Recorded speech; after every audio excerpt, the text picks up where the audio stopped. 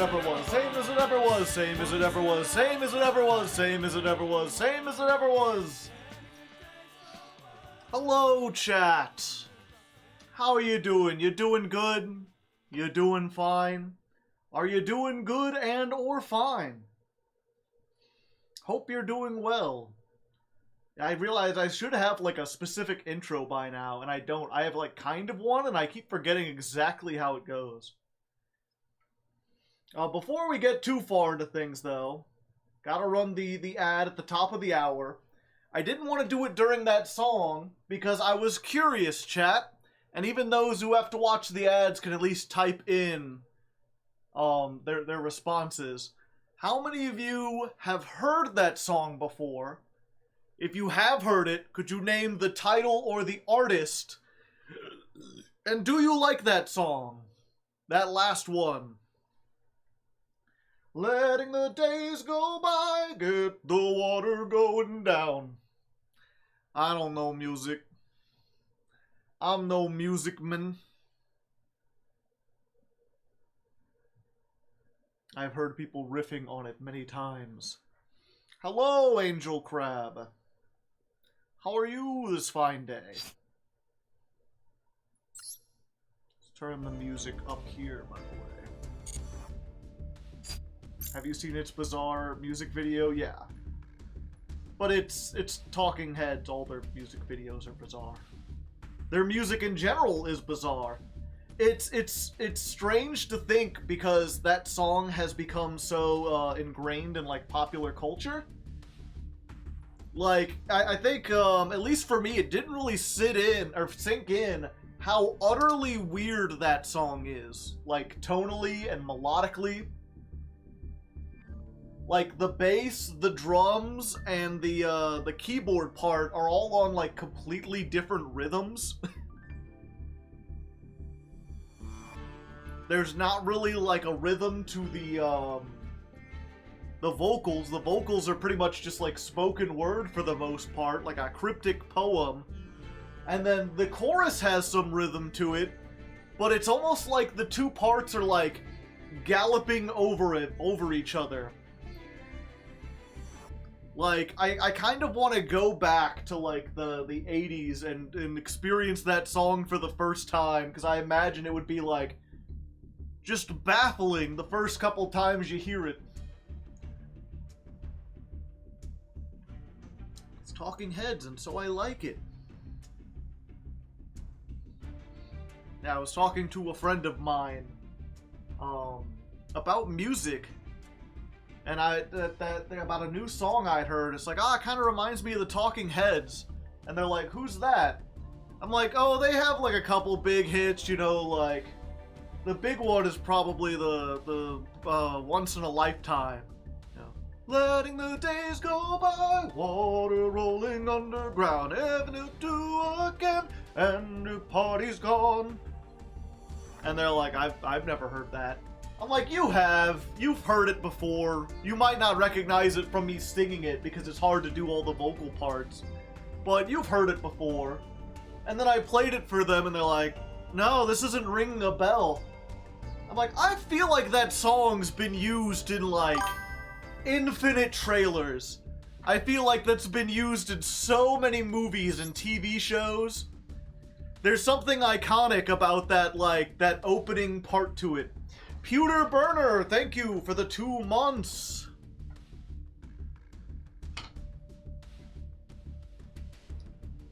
Have you heard the Muppet version? I have not. Yeah, and then their other big one, I was like, well, you've heard, like, you know, Burning Down the House, right? Burning down the house.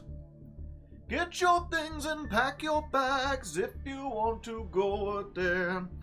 Fight fire with fire. No. Hadn't heard that one. But then I started looking into it and I was like, Talking Heads have a whole bunch of... I mean, there's Psycho Killer. Some people know that one. I only know it because it was in Rock Band. I feel like that wasn't a huge hit or anything, although it did get a music video, so I guess some people... Psycho Killer is kind of a weird one, though. But I was like, they have a ton of other hits. They did, what was it? She drives me crazy. Oh, oh. But no, that's not them. That's, that's Fine Young Cannibals.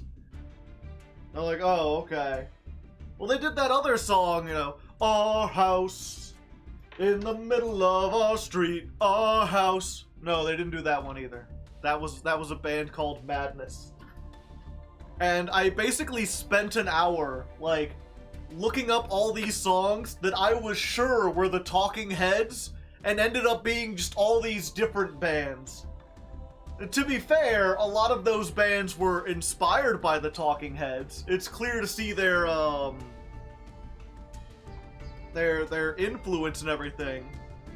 What was the other one? And I should have known this one because the guy was like famous, but I guess I confused it because it also had like a big music video that was popular at the time that was weird. Sledgehammer. So many 80s new wave. I'm not even sure if I would necessarily call them new wave, but they were kind of this weird synthy experimental band that still had like a rootsy vibe to them. But yeah, so it just made me re-question where I was like, like I always thought of the Talking Heads as like this big, huge thing. But I wasn't sure if like, do people actually know the Talking Heads? Are they like a popular band, or are they only popular in like musical circles? Like if you make music, you've heard of them because they were really influential, but your average person doesn't have any idea. Yeah, that was Peter Gabriel did Sledgehammer.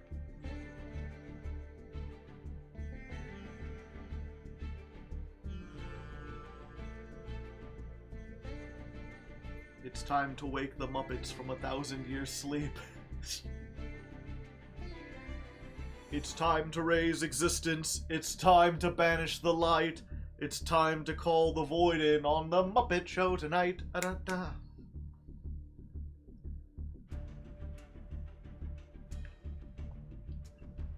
Kermit singing in an oversized suit. And you may find yourself in a shotgun shack. And you may ask yourself, well, how did I get here?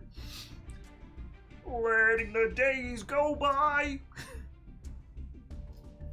I don't know. As cool as the Muppets are, they're not like Sesame Street. I feel like the Muppets were so tied to like Jim Henson and the people who did the original voices that they really shouldn't have continued past him. We really need to come up with like new Muppets. A new idea that's similar to them. I'm tired of seeing the same stuff. The thing is, too, like, we're getting to the point where, you know, it's 2020. Well, I guess it's not that far away, but yeah, just stuff from like 50, 60 years ago at this point. Do you know when next month you do your medical stuff? I don't know how you call it. Yeah, I'm doing a surgery next month. I'm getting several teeth removed. And I have it scheduled in the middle of the month. I don't want to say exactly when. I like to keep a little privacy, but it'll be towards the beginning of the month.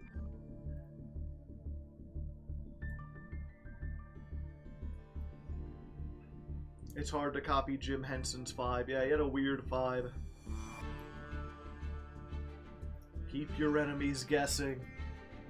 Yeah, I start to work, you know, for the longest time, I was very much like, I don't share my face on camera. I don't tell people anything about me. I would purposely, like, make up new, contradicting, and obviously false backstories so no one could know anything about me. And now I'm being more open, but I'm still cautious about, like, you know, I don't want to tell people every medical issue I'm dealing with and when I'm dealing with it. Find a game you really want to play. I plan to sleep. And maybe watch some Netflix or something. Just tell what you're comfortable to tell, yeah. But, yes, today we're doing viewer duels. I guess for those joining us on YouTube, it should probably be clear what one of the weather songs was, unless I cut this out, but it was Once in a Lifetime by the Talking Heads. And then we also did Tom Sawyer by the band Rush, which is another one of those strange bands that, like, if you're into music, it's like everyone knows Rush. I don't know, like, if you I don't know how you could play guitar and not know who Rush is. But you talk to, like, you know, talking to my friend who's not really super into music, or more into, like, pop music and a little, like, folksy music and stuff, they're like, what song do they have that I would know? And I'm like, that's a good question. They didn't really have, like, big radio hits, right? And the big hits that they do have, you know, you'd be like, Tom Sawyer, and they're like, how does that go? Be like, well, I could sing it, but the more iconic part is really just the, like, the synth line, which is like, do do do do do do do do do do do do do do do do do do. They're gonna be like, they have an instrumental song that's really big called YYZ or YYZ. But it's like an instrumental. Oh hey, it's Golden Nova! Welcome, Nova. We're talking about musical stuff. Are you familiar with the band Rush? If they're gamers, Tom Sawyer was on the original rock band, yeah. Invaders! No, don't shoot the invaders, it's just Nova, they're cool. We're going Nova! Yeah, I was just talking about, like, anyone I know who's, like, into music, who plays music or is, like, into rhythm games or whatever, like, if you have any slight inclination, you know who Rush is, because Rush is, like, very popular. They've got a lot of really big songs. But if all you know of music is, like, pop music, or you're just not really into it all that much, they're really one of those bands that's, like, hugely influential, hugely popular, and yet, it's not like any of their songs were used in movies famously. No one's done, like, a big cover of any of their stuff. None of their songs were big hits on, like, the mainstream stations. You could be like, oh, you've heard Spirit of the Radio? Is Spirit of the Radio a hit? Like, that's probably my favorite song of theirs. Oh, and thank you, Slash for the gifted sub. Rush Jukebox Musical. The thing is, I feel like they weren't lyrical enough to really do, like, a musical. Except for 2112. But, like, I don't know. I get that 2112 was, like, this big thing for a lot of people. It was, like, the first rock opera kind of, or, like, concept album they had ever heard. And it's really neat to sell 2112. If you haven't heard of that, it's an album, but it's also, like, one long song. And it's about this dystopian future in the year 2112, where music has been outlawed. And it's been so thoroughly destroyed that it's been lost to humanity. There's, like, a fascist government that runs everything. And then this kid out exploring a cave finds a guitar and rediscovers music, teaches himself how to play, and then comes back and ends up disrupting the entire, like, society that's been built.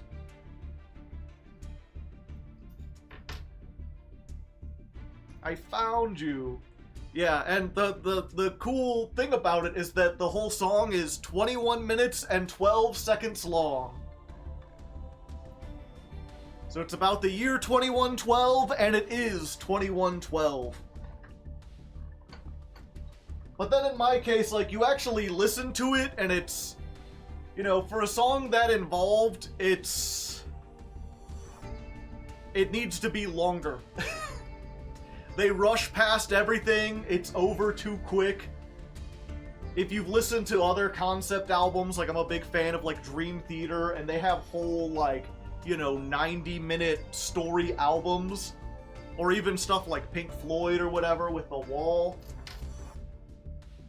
Like, 2112 always just struck me as like Baby's first concept album. It rushes past, yeah. I could never really get into it that much. The one part I like is like it's like the least song-like part, but there's a part where it's representing the kid in the cave with the guitar learning how to play guitar, and it does this really good job of like basically having a song where someone slowly gets better and better at the guitar over the course of a few minutes, and it has the feeling of someone like learning guitar. It's like really neat conceptually. Also, the other half of the album, I didn't know there was another half of the album.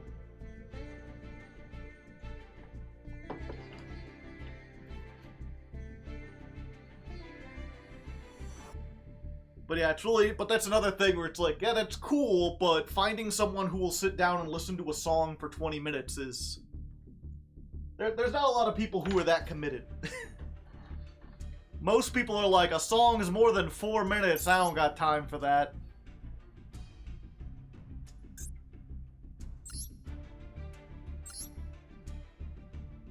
But yeah, still a good stuff. Also, someone was asking about subdivisions. I've been learning that on drums. I haven't listened to the lyrics. Limelight's like a really good song. I feel like every creative person I know loves Limelight, like if you're into entertainment at all. But everyone else I know is like, eh. I feel that's probably... I know that's been covered a couple times. Let's create a room. Let's not do standard. We're gonna play the TCG format.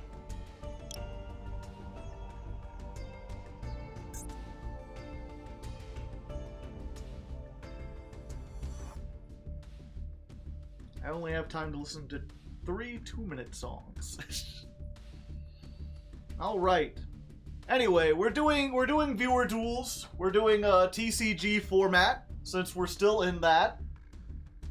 If you're unfamiliar with how I do the viewer duels, if you are a patron, you can claim a duel, and we will run through all the duels that the patrons claim. They will go first, and then once they're done, anyone can join.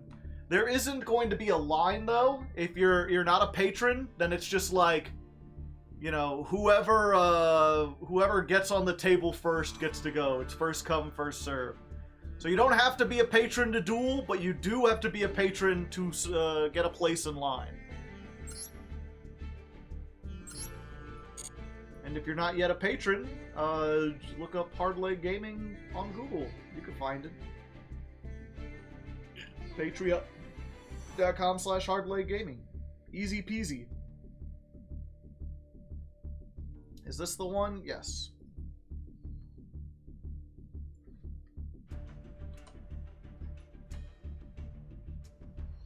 And we'll do this for a little bit.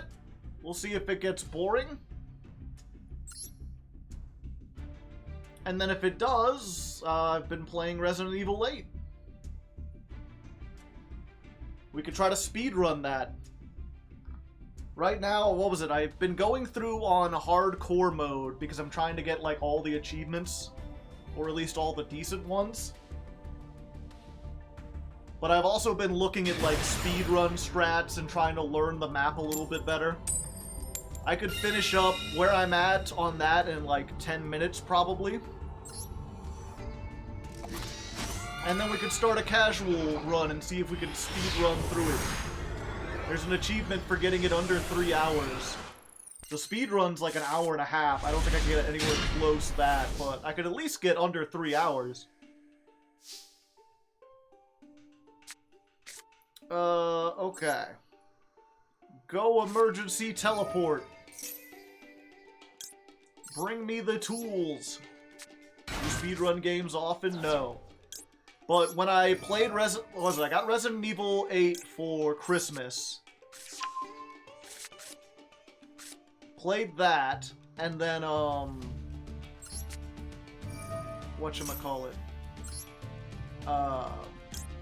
Yeah, I got it for Christmas, and then I was playing it for the first time, and it was so easy compared to all the other games that I pretty much did a knife-only run my first time through.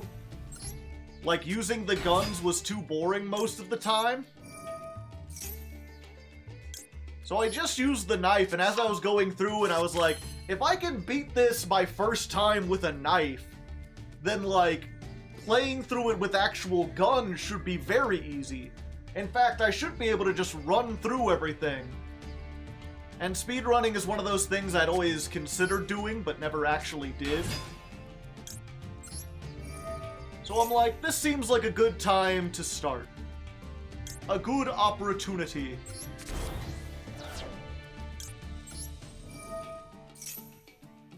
Especially because there's, yeah,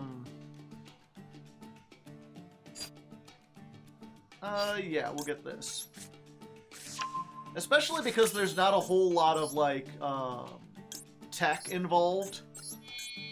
Like, if you look at the any percent speedrun versus the glitchless speedrun, the any percent is only, like, 5 minutes faster. There's like one major glitch and it only saves a couple minutes. So I don't have to learn a whole bunch of weird tech. I could do the glitchless run. And it's just as good.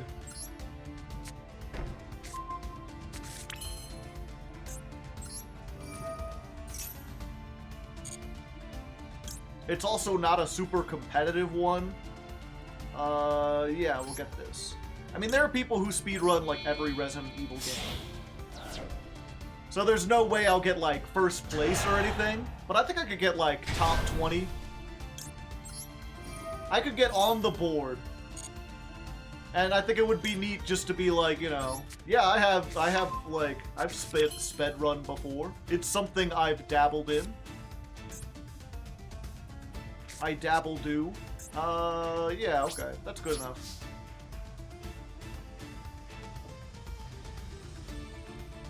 Oh yeah, goodbye, Geek Boy. No, it's okay. I've watched a lot of Summoning Salt. So I know theories about speedruns.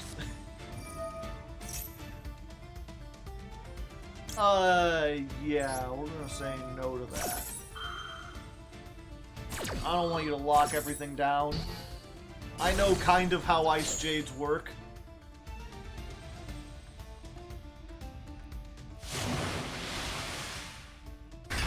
But there, oh, it's just if there's a field spell, okay.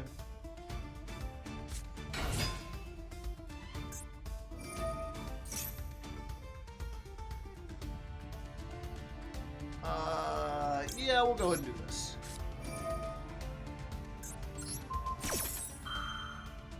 No searchy for you.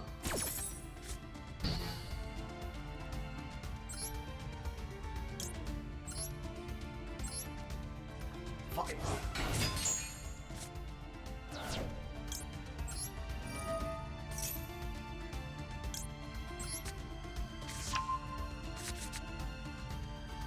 There you go. That's all my stuff. If you could do anything from here, you got free reign.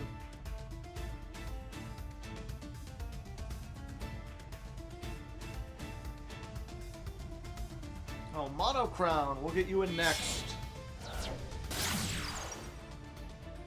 Anemone.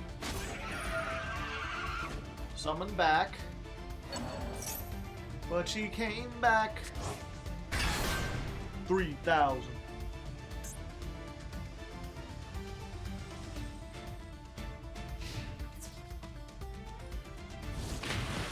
Ow, my most of me.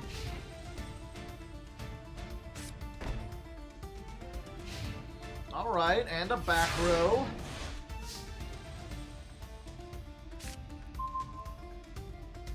just out of time. Activate the effect of Verone to floor? No.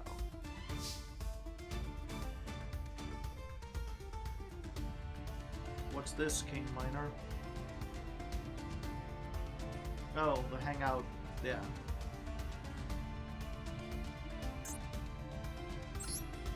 Activate. Pop. Oh, okay. Summon. Send this. Pop that back row. Ice Jade. I see, I see. Yeah.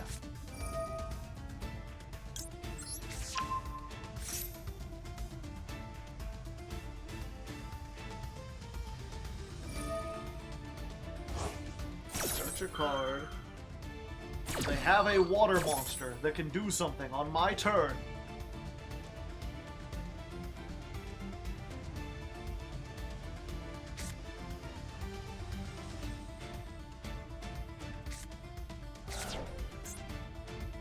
Tremora! Get back the searchy dirt, alright.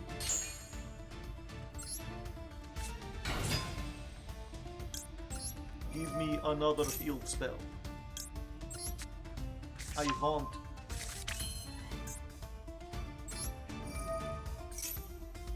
Alright, let's go for Fire Burster.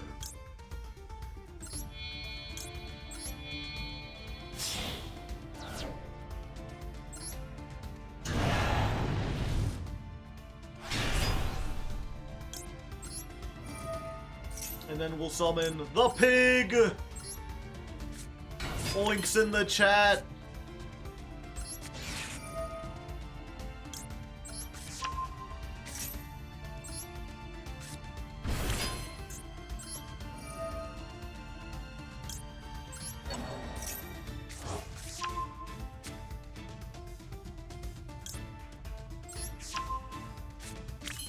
Put that back. And then, what can we make? Race Cargo Vroom? Sure. Race Cargo Vroom.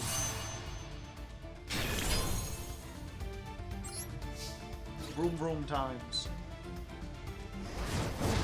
3,000. I know you got something in your graveyard.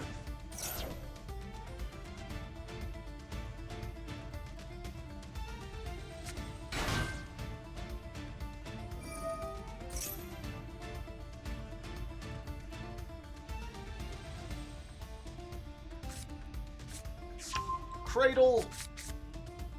Rock the cradle of love. Rock the cradle of love.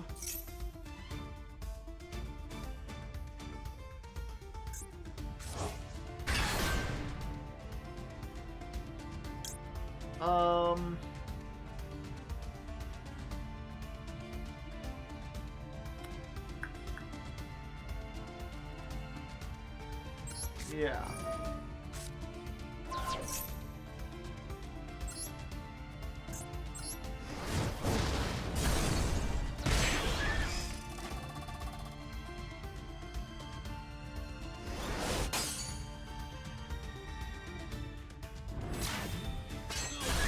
Alright, you survive.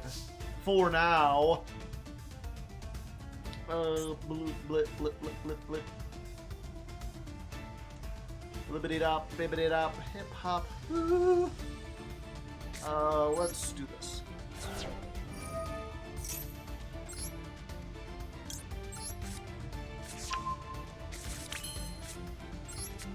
Fire. Boo-da-boo.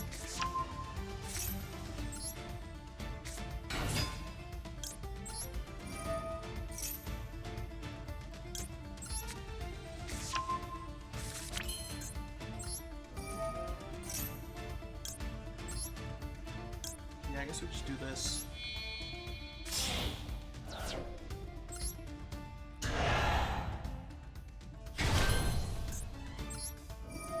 Let's broker some doom. All right.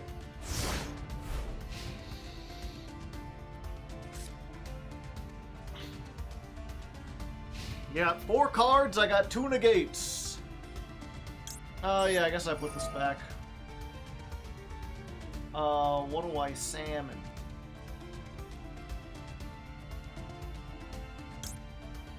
It's this one.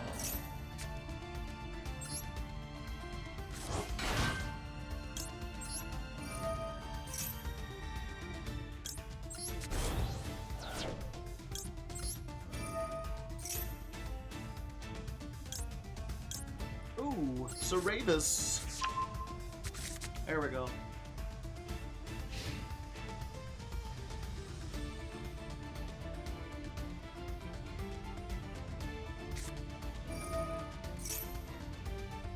Yeah. I'm sorry, little one. My race car must rule.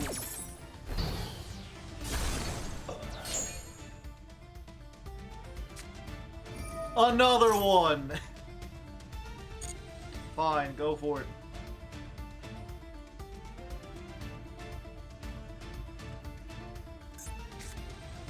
Not once per turn.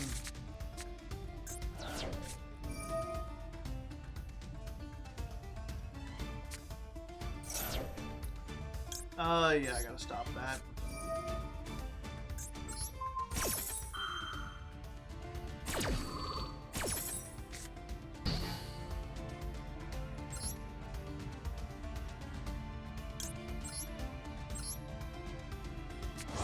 Turn back into an agent.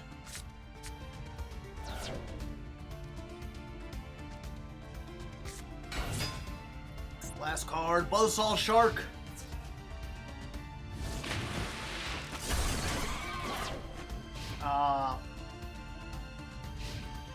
Damn. So close, and yet so far away. Oh, hi there.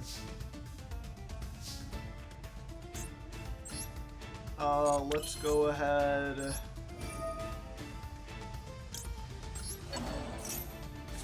Add back this. Put it back. Sure. I think this does it.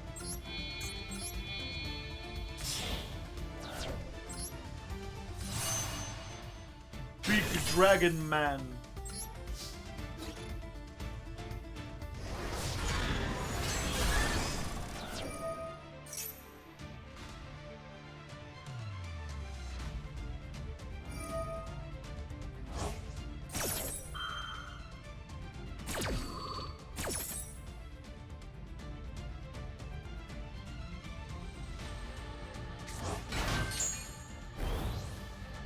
Oh, I thought this inflicted damage. Manifestation, I see.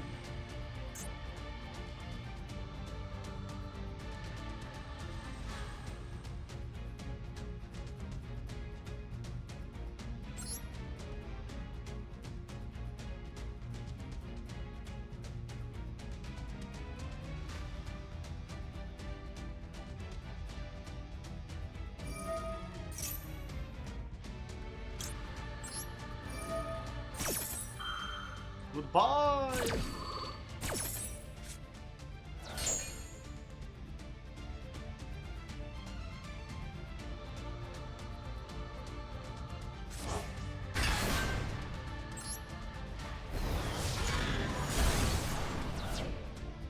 Oh, it's 2018. I should have I felt bad. I don't want to summon more because I already got a whole bunch of stuff on here.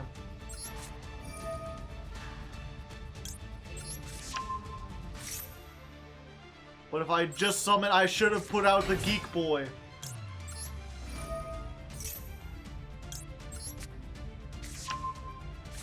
He was a geeky boy. She said you're a squeaky boy. You aren't good enough for me.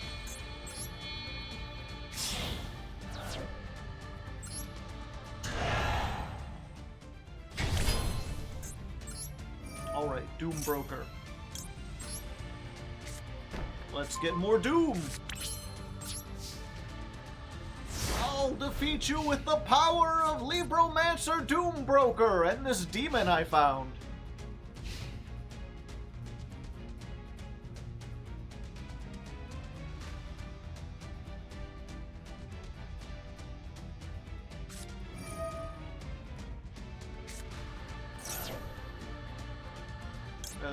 Yes.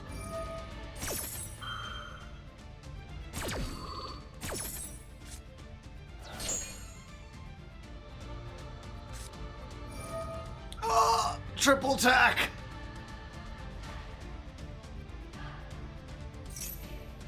I'll allow it. I want to see what you can get.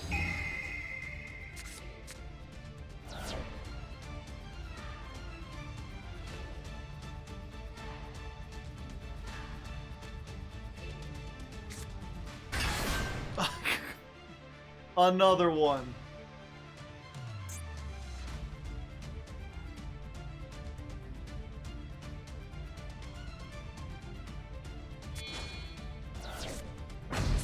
Oh. Ah. Surrendering to the demons, I see. We've all been there.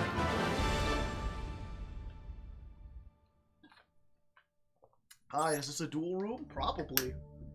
I mean, this room code's gotta be something, right? Hard to say. It just kind of appeared.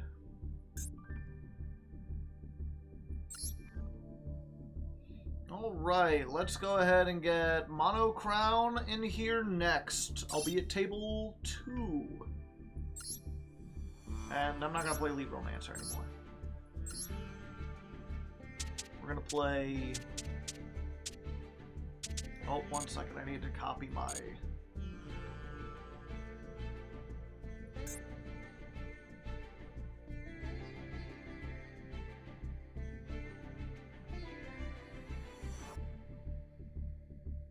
Wouldn't taking control of Berserker win the game? You hit the other guy, then he's able to attack again? Oh, I guess so.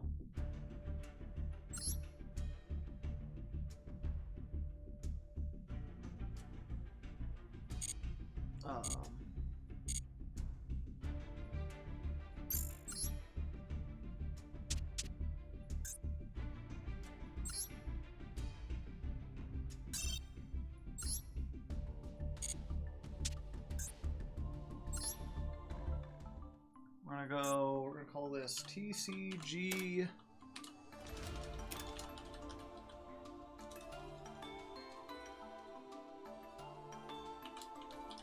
Godic.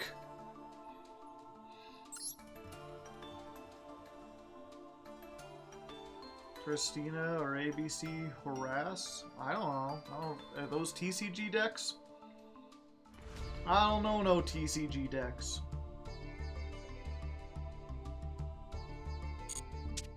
If they're not out here yet on Master Duel, I'm not caught up.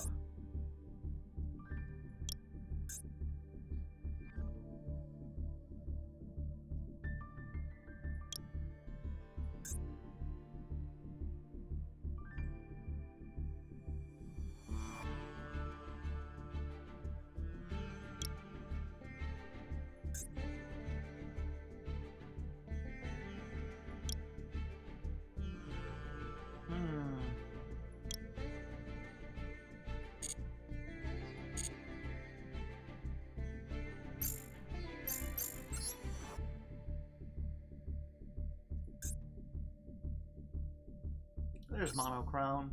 Oops. It's on the TCG. 1 second. Let's go for Godic.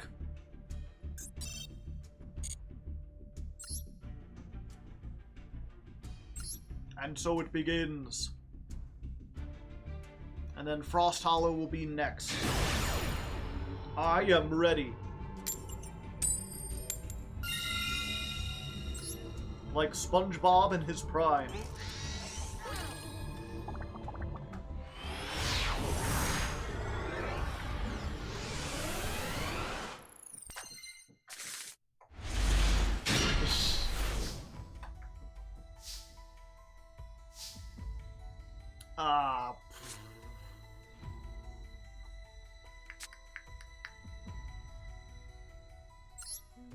Yeah, we're gonna start with this one.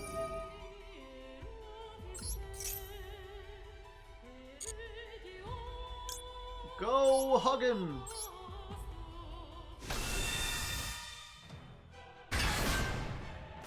Fetch me the tools!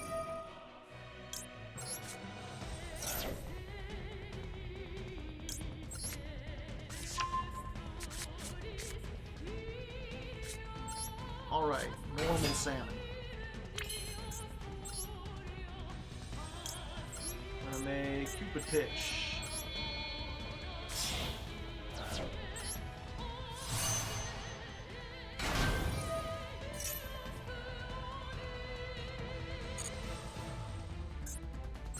Decrease. Fountain.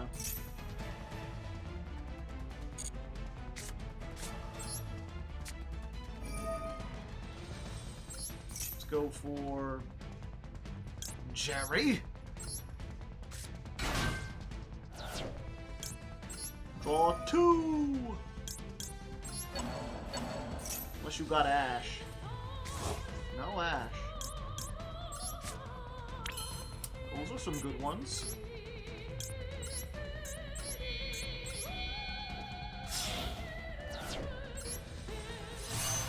Go Ariambos!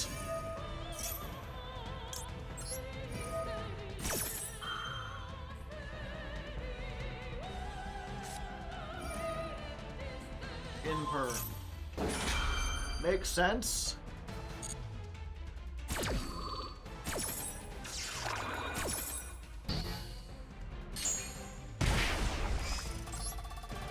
Add Hop-Eared.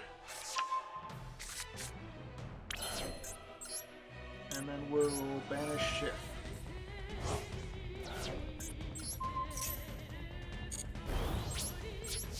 There we go.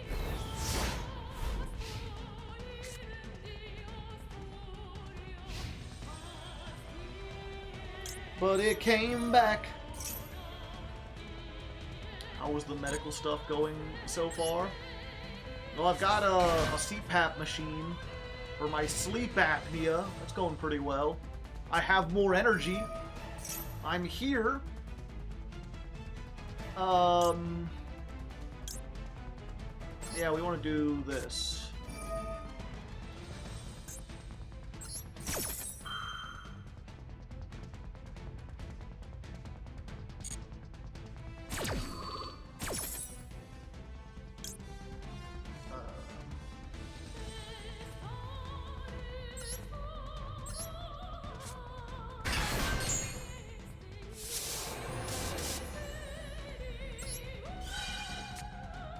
Protect me, Squire! Now I am not so Sleepy Joe.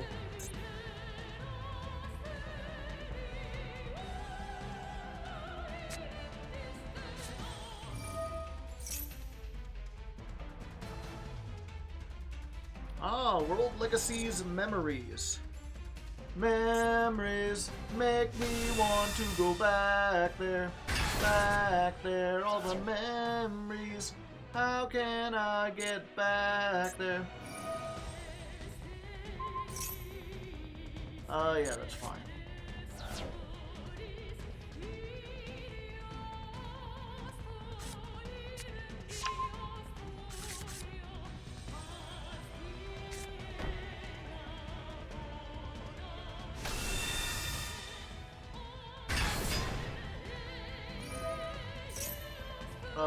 Let's go! Hop-Eared!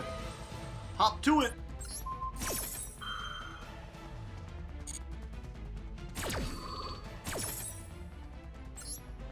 Boing!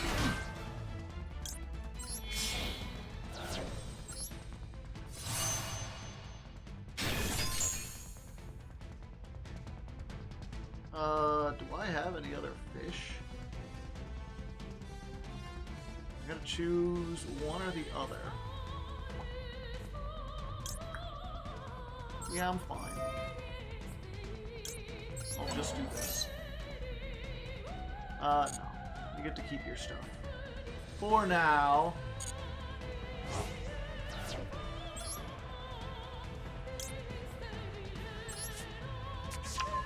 get started for next turn.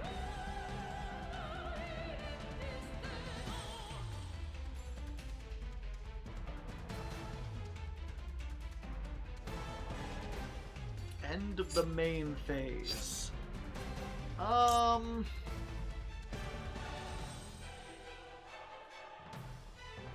Okay, we're gonna do this. I'll banish ye.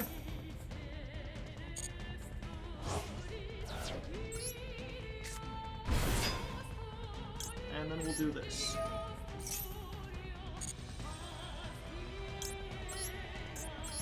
Another one.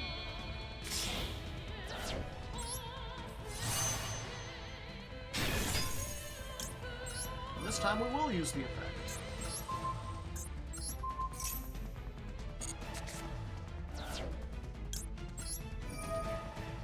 Because I got a fish to banish.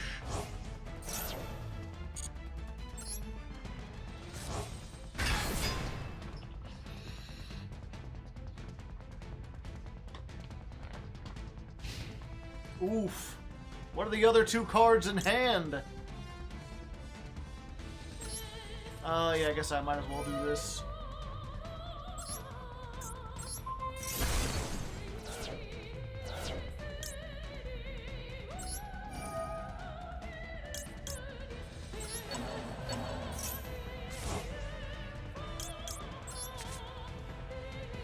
Nice.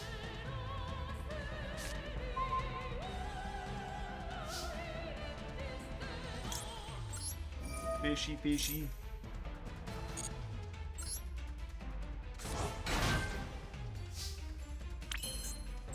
Okay, let's just go ahead. We'll make you.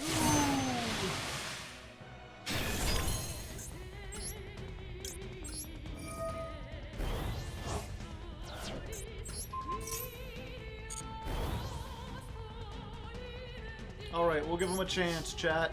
Oh, wait, never mind. I can't battle. Fuck me, I guess.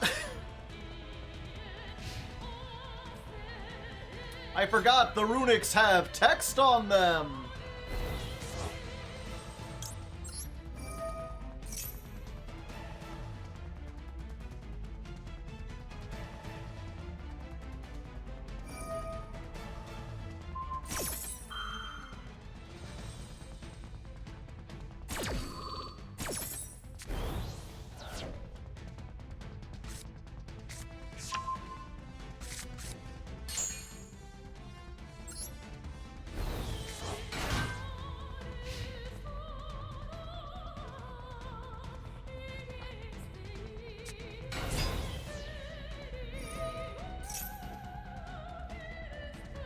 Sure.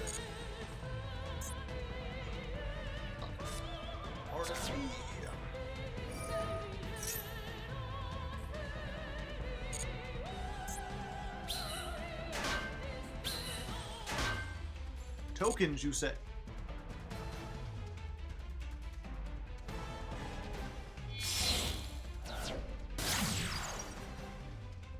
It's Lieb!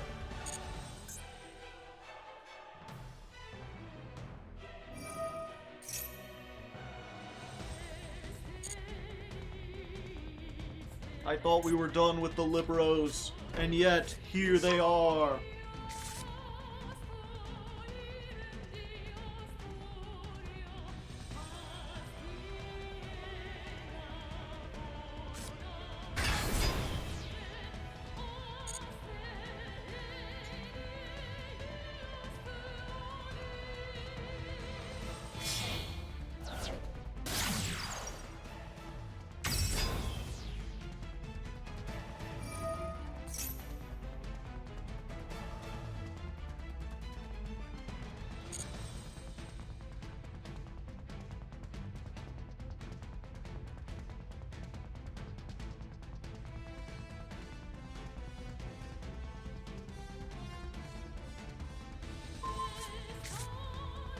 My tuner!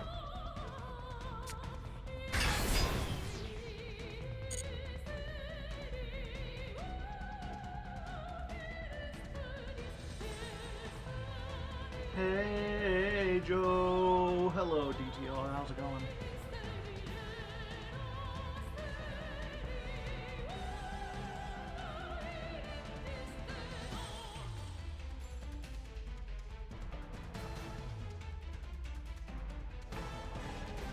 Hey, you were supposed to...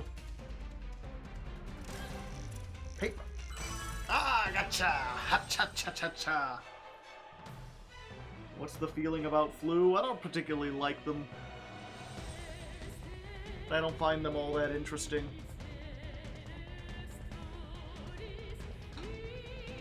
Coming to hand out with you? Ah, I see. Sure. Fatal phase. No token for me.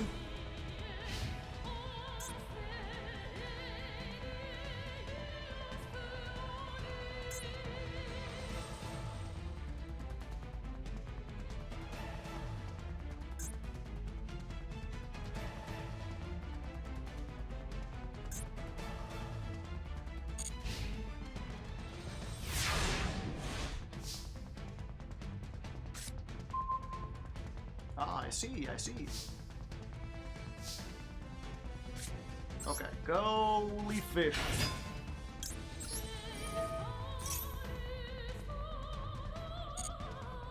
We'll get this back in a rotation.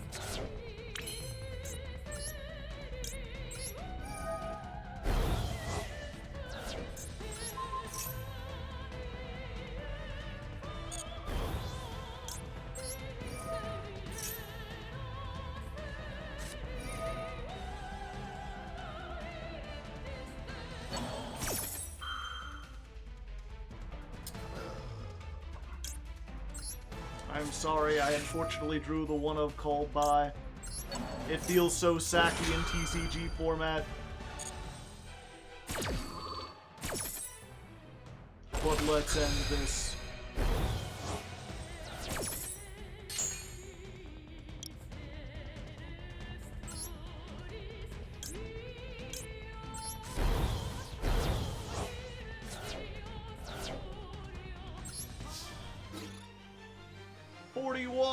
Oh wait, I needed to attack. Oh wait, no, the guy's gone. Okay.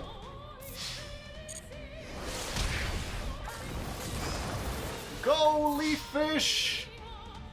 Fish! Finish! Fishish them! Or something.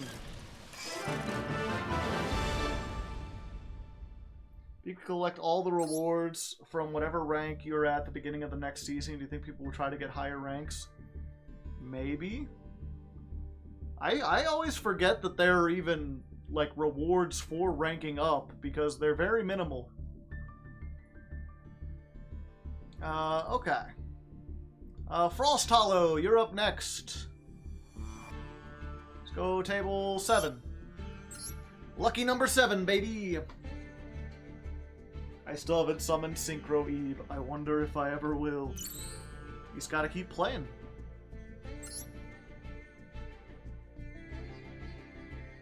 There are no bots here, Auto.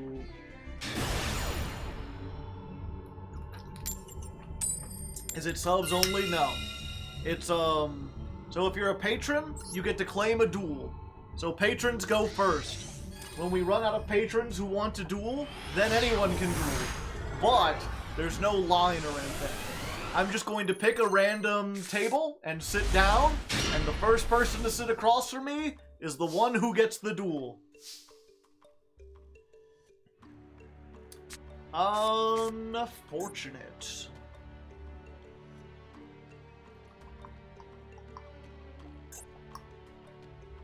People like you make this game fun. Well, thank you, Blood Libra. Yeah, let's do this.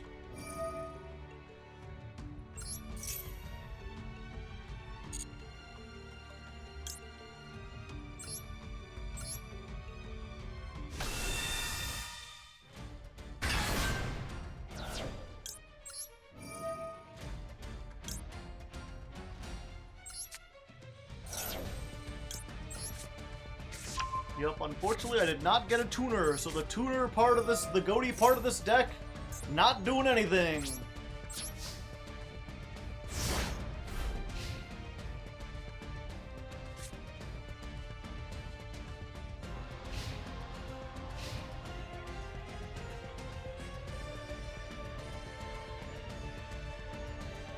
Yeah, and as far as the duels, this is the last person in line so far. There's always a chance that another patron could show up while this duel is ongoing. But assuming they don't, then it'll just be open. Oh, it's you again. Oh, yeah, I'll do this now. Negate.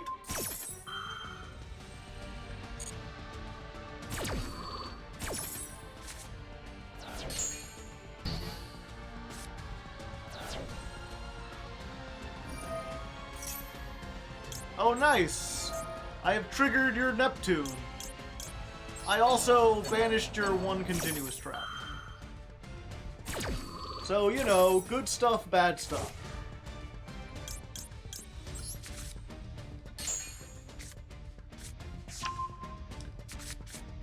Going up to the sanctuary in the sky. That's where I go when I die. Oh, they're both tuners. Okay.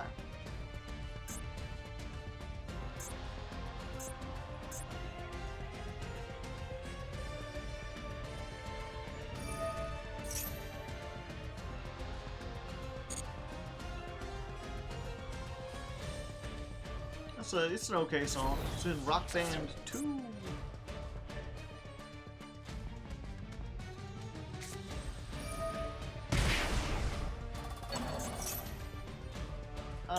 Might as well.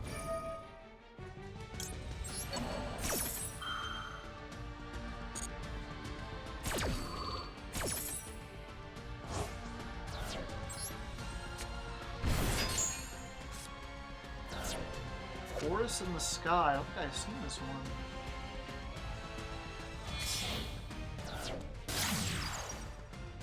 The moon. Do do do do do do do do do do do. Do do do do do do do do do do.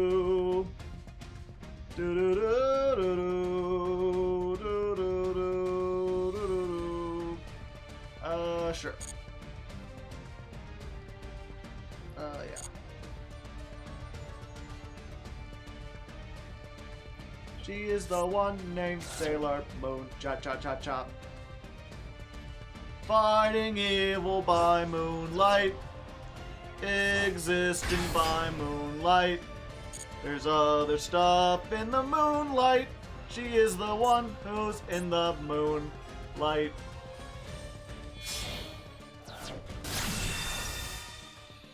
Harshath. Yeah, that's fine.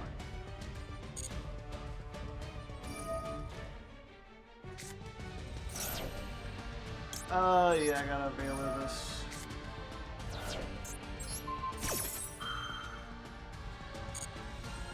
I feel like this has happened every time we've played Frost Hollow, and I feel kind of bad. Would you like to go again and try going first?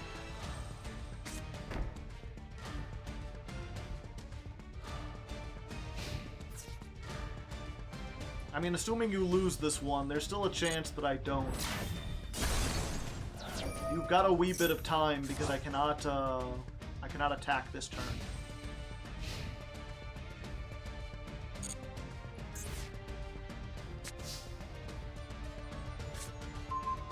Ooh.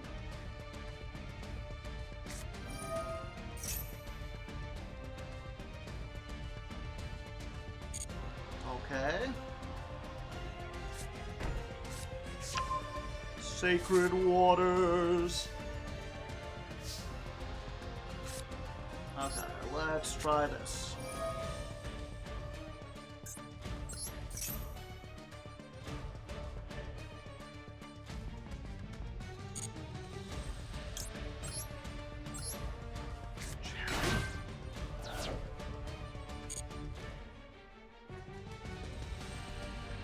I've got to say it that way every time.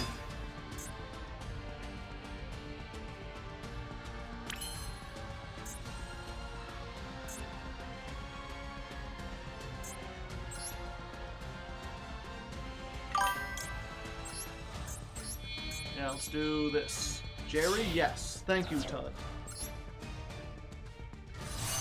Ariampos extamanos.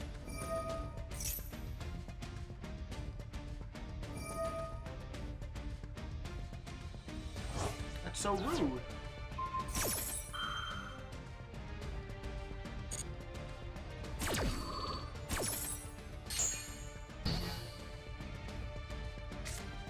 Let's try this.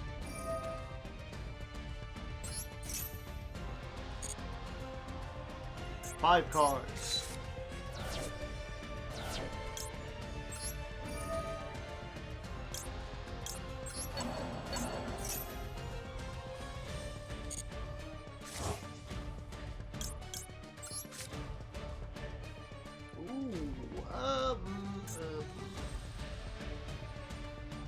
Oh, I took it out! I don't think it would have helped me much anyway.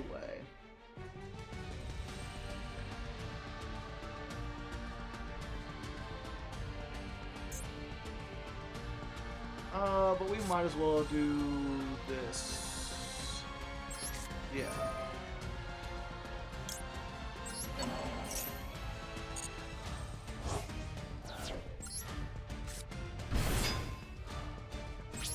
Battle phase is skipped.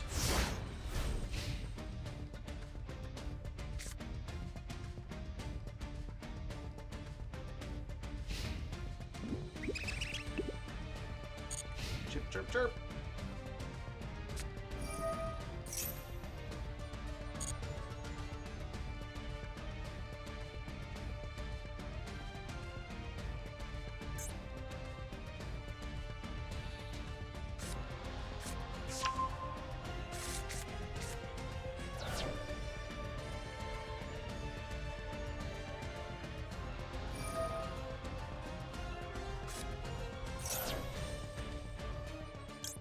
We'll go ahead and do this.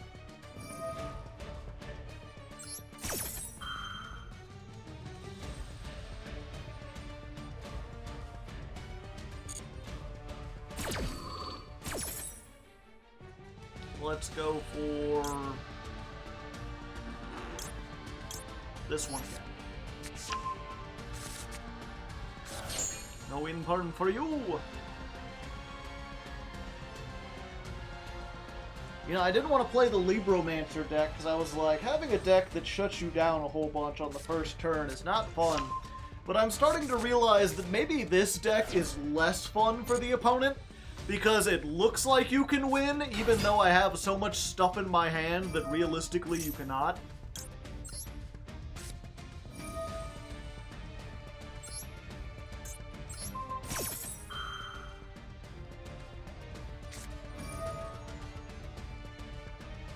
Oh, good point. I didn't think about that.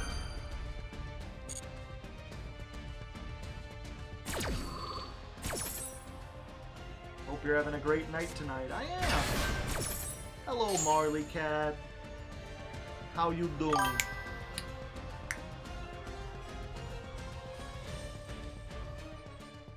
All Wilson, 96. Thank you for the primest of hype.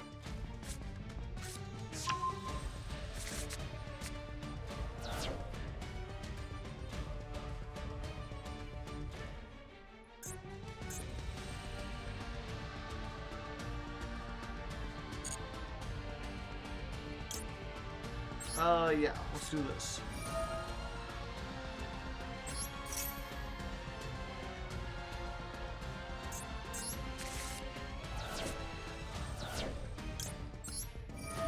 I didn't mean for this to be my win condition, but it's slowly becoming my win condition.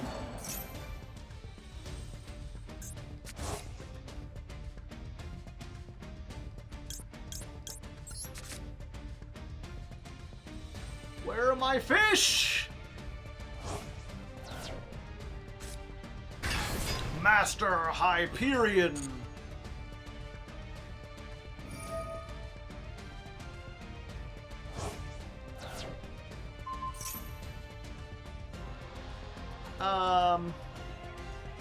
Yeah, that's fine.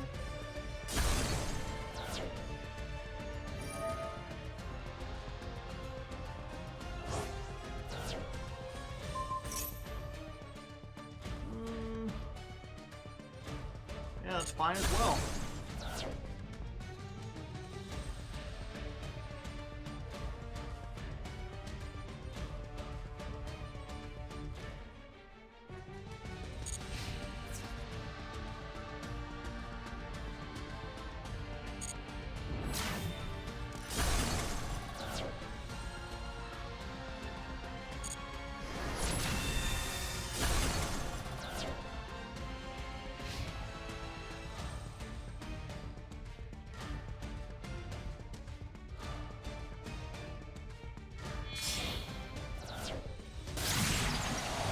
Appaloosa!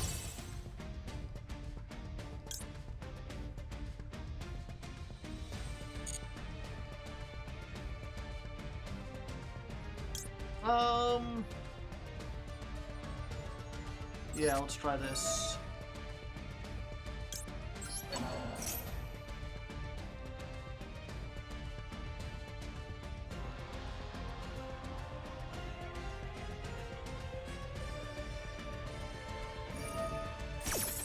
Makes sense.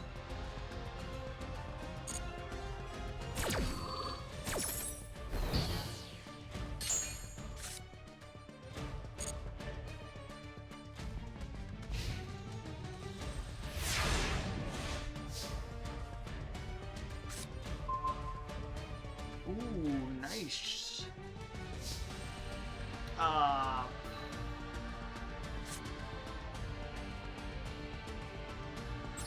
Let's try it again.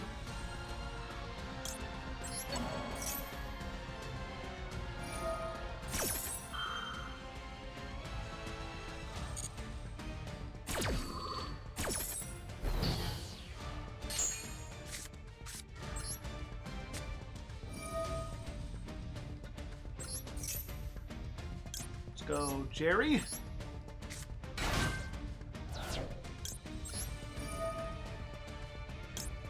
Give it back.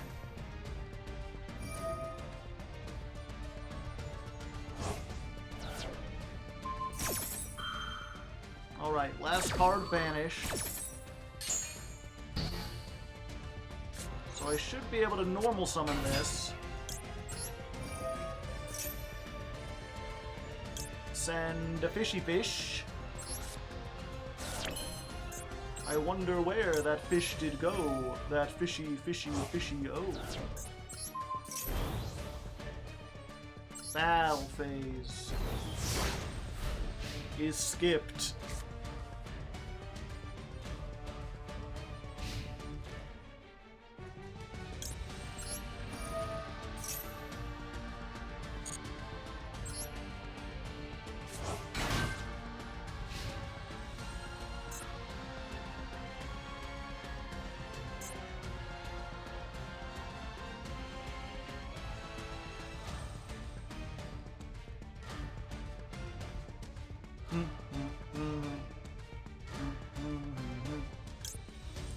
Yeah, let's go for it.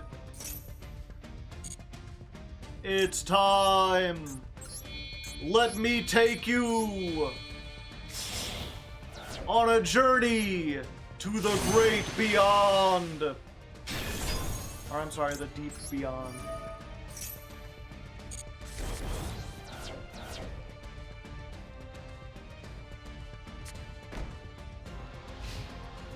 One back row. To be fair, if that's in perm, it buys you a turn. I think. Yeah, because this has effect. But it came back.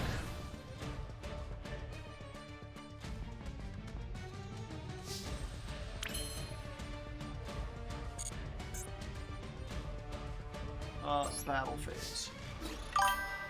9,000 Nemesis Twisty, thank you for the 6 months. It is in per. My fish.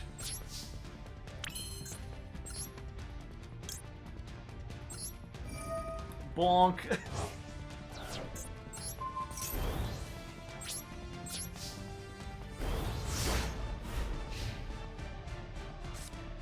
But yes, thank you for the prime hype. I don't know if I said that already. I forgot.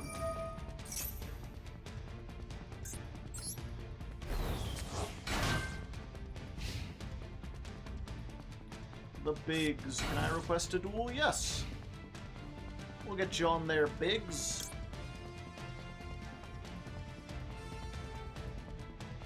Sure. At least it gets back its attack, yeah, because it's a continuous effect.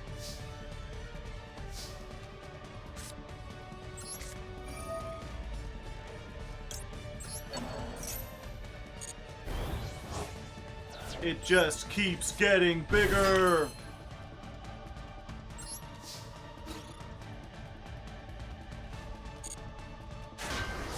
Ash Blossom. You had the top deck of heaven, and yet there was no way.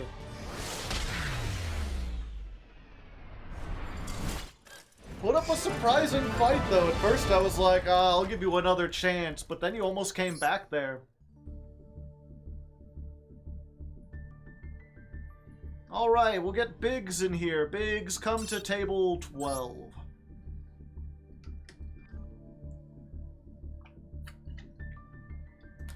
Oh, and I've got thematic snacks today, chat. We're playing fish. We're eating fish. Not sure why I keep begging agents. I mean, fairies are cool.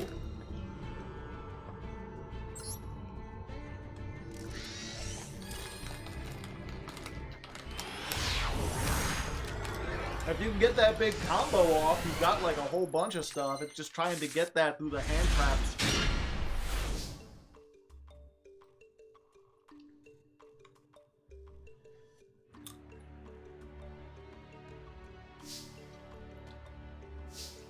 Okay. Hello.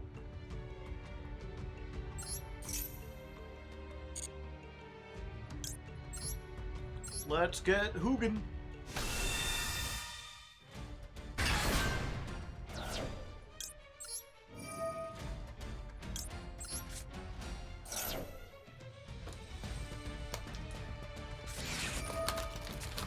Ash. To be expected.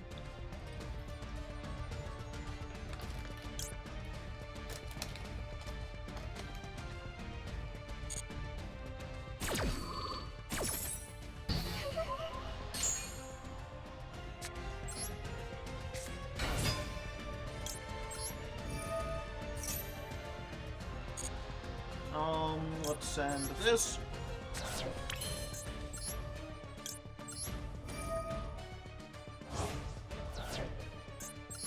Big.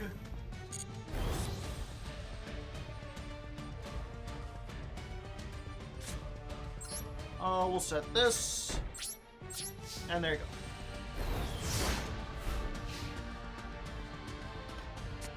If Frost Hollow had gotten this kind of hand, they would have been a lot better off.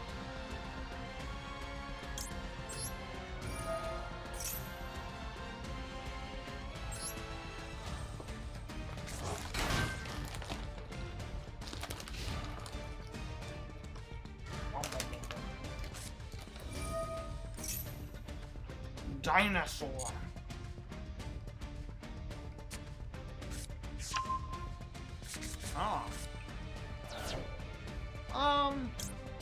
Sure. We'll try it.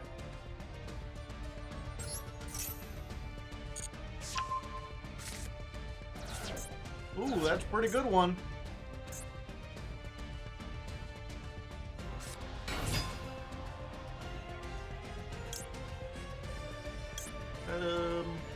Oh, they had another one. Mr. Leg, hello, Wooda.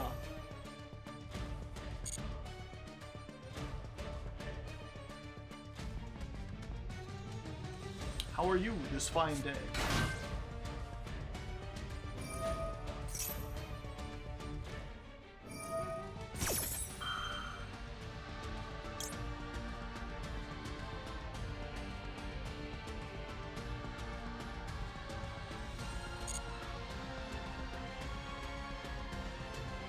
Let's see what you got. Why are we playing fish? Because we're doing the TCG format. And if I played a deck in the TCG, this is what it would be.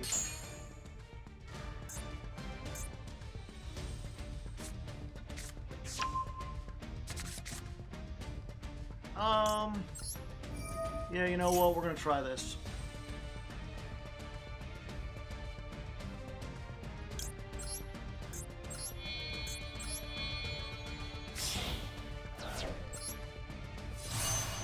Arianpos ex Dominos.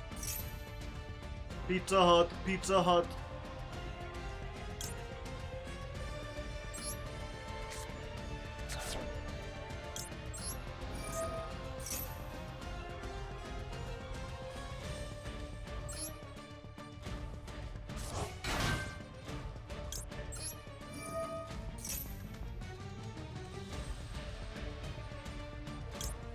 Let's do it. It may be a little early, but the fish are back in town.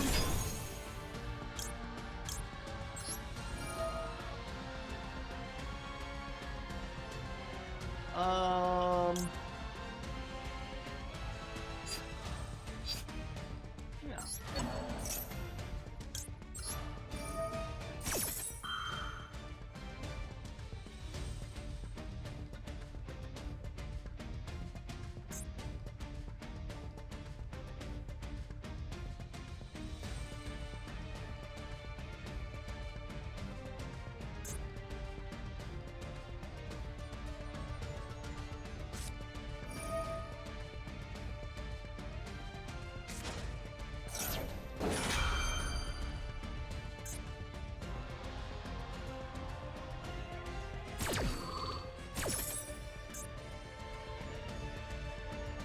Wait, no, I take it back.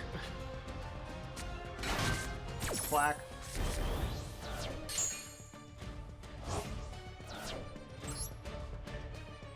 Ariampos. Snopios. No.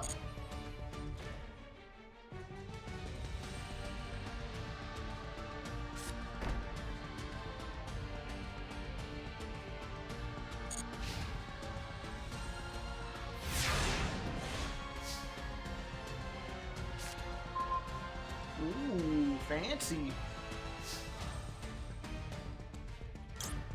Okay. But it came back. It's not very big, though. He's a tiny fish.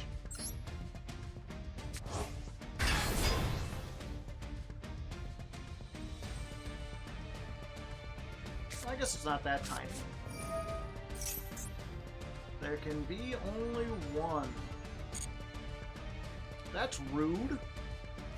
Why you gotta be so rude?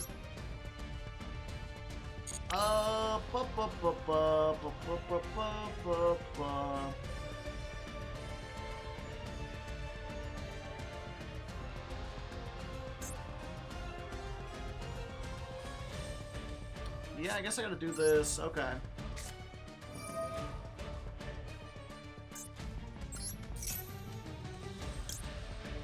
Let's try this again.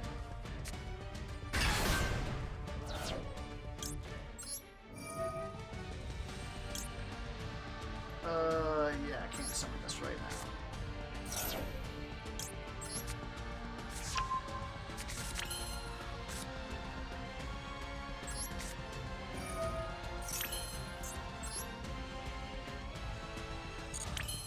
now. Ooh, I could...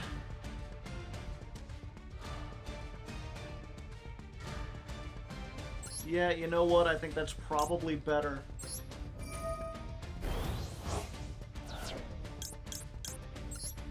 See if I can draw my way out of this.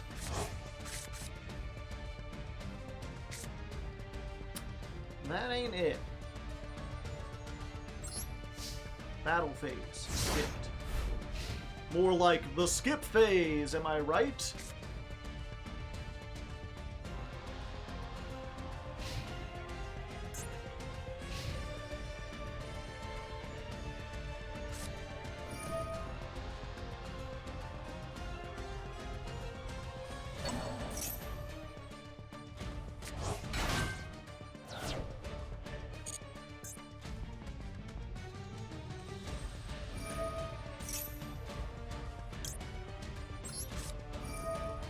No.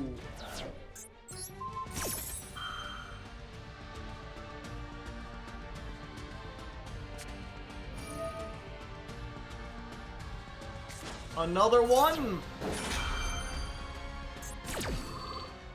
Or is that the same one? No, it's another one.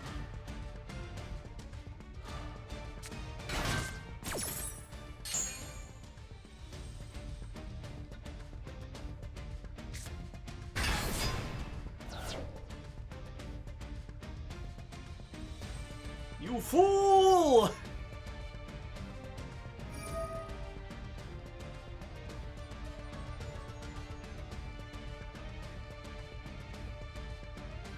This is going to be a strange interaction.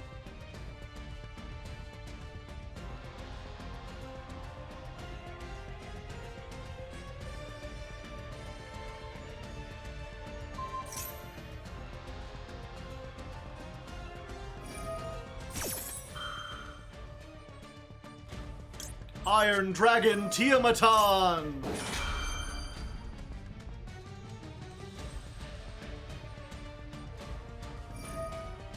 Columns are suddenly important.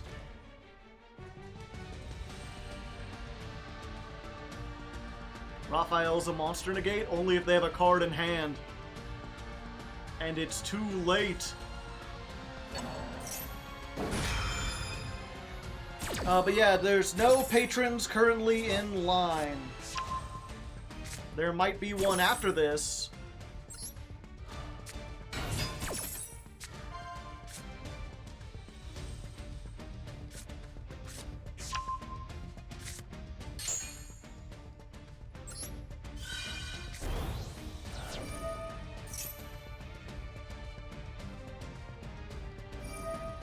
Oh, this activates after it's summoned. Okay. For some reason, I thought it was part of the, whatchamacallit? Part of the summon effect.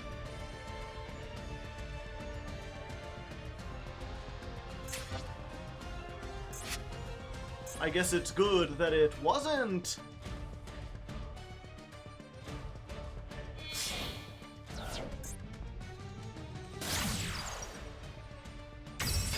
Dagger.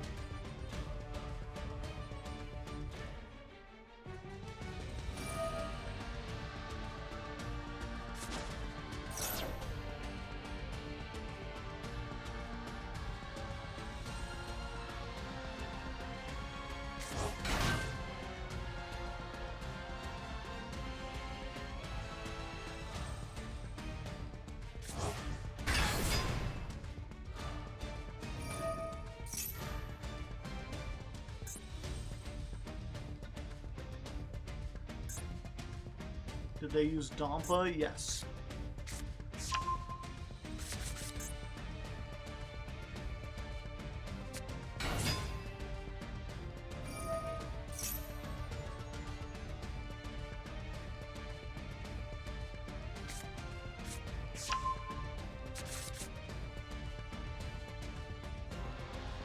Of course, now they get to draw 2 or 3.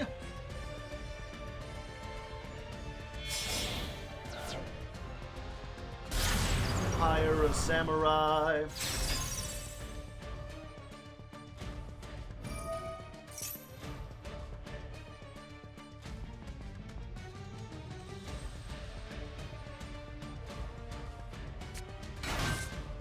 Quacky ducky.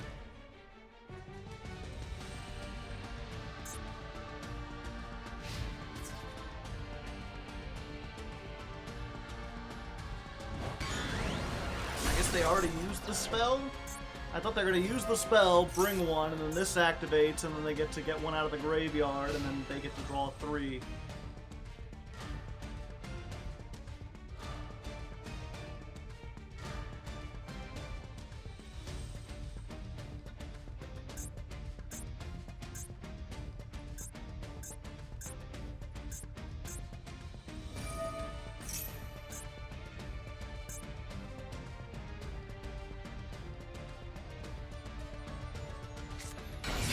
Unfortunately, because of their own Folgo, they can't summon Dompa because it's also a beast.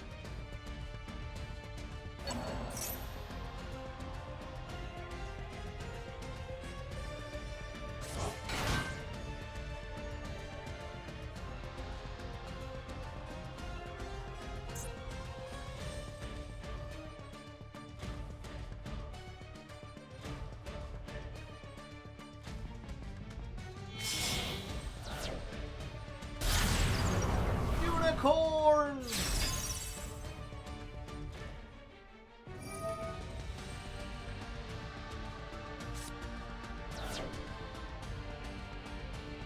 Goodbye, big dragon. Alright, now I'm in a bit of a tricky pickle.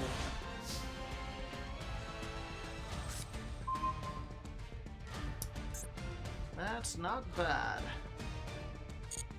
Unfortunately, we know what they have, right?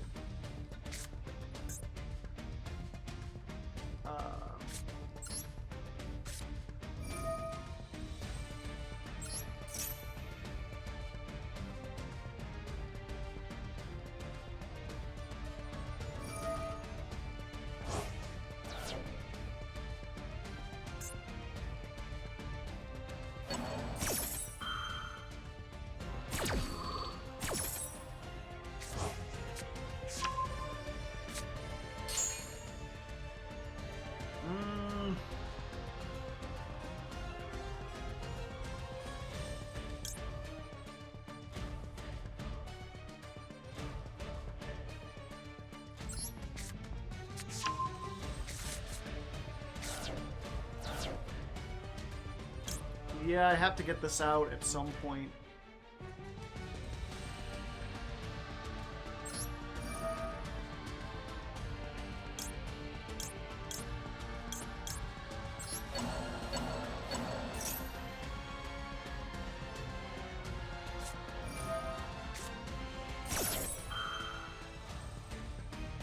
Yep, and then I activate this.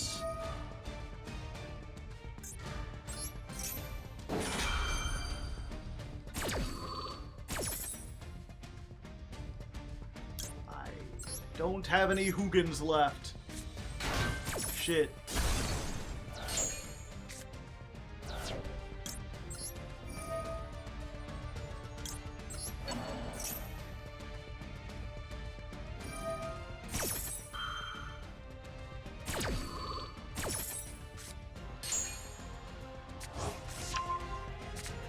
Yeah, I thought I had a Hoogan.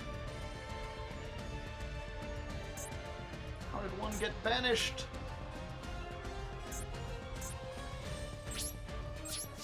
Yep. I'm dead! I'm a dead man!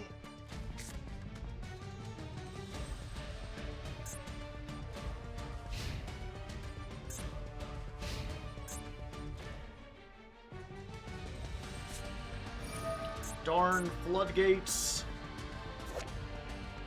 Wait. TCG bandwidth.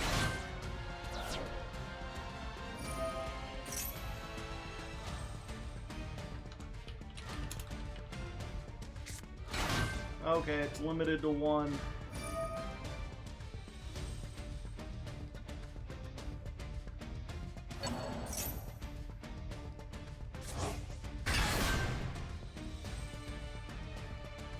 You have the room set to unlimited. I know, but that's so I can so we can play the TCG ban list. I thought the TCG banned all the floodgates. There can only be one at one, like one for one. It's thematically appropriate.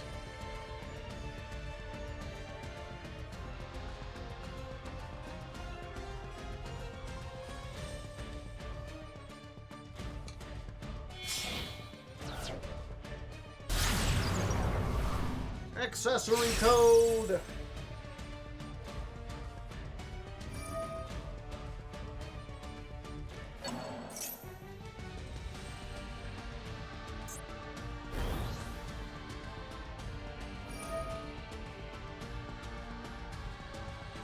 Only destroyed by battle.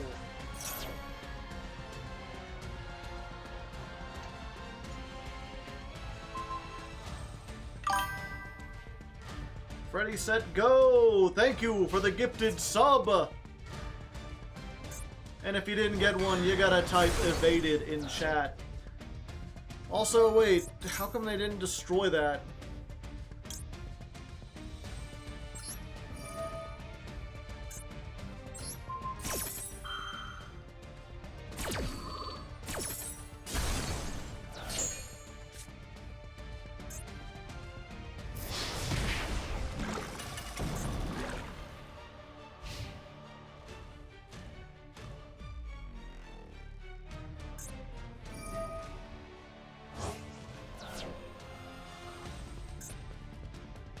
Every single Rex banished.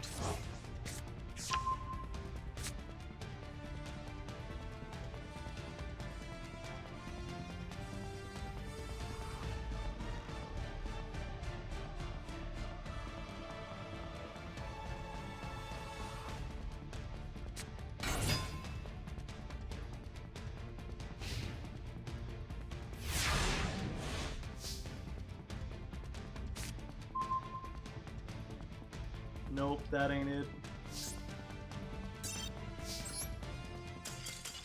I feel like you had game if you just activated the access code talker.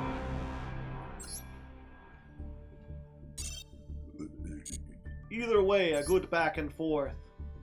Alright, all the patrons have dueled, so we're on open duels. Whoever gets to table 25 first can duel.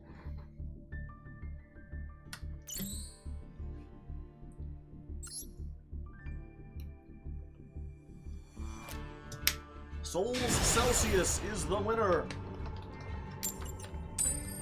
Even though I prefer Souls Fahrenheit.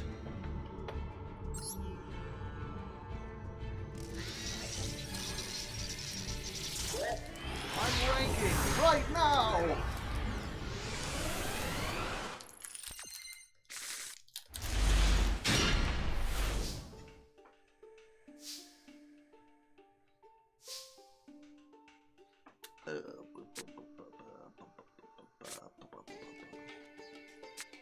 Pump up the volume, pump up the volume, pump up the volume, jam, jam.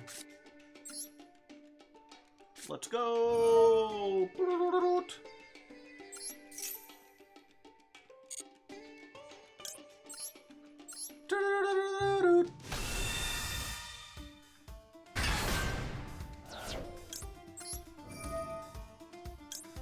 Goodbye, Druis Worm. I'll remember you in therapy. You worm. You craven coward.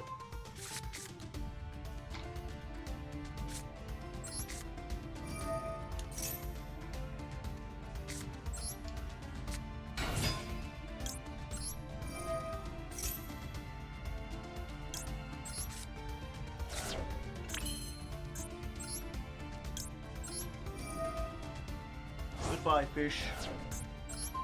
Into the banishment with ye. Did you hear, by the way, chat? This zone has a name now. It's called the Banishment. Or your banishment. Your opponent's banishment.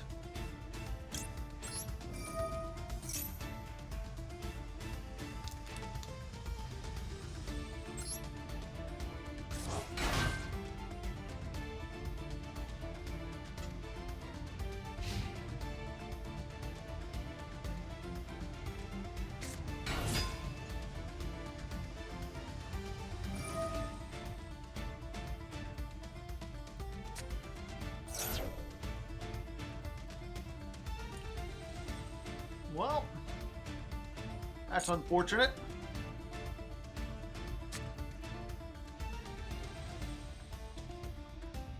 Oh, I should have activated this.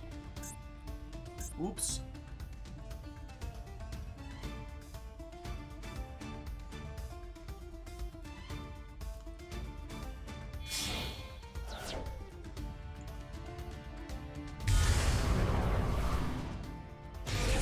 Well, that's unfortunate.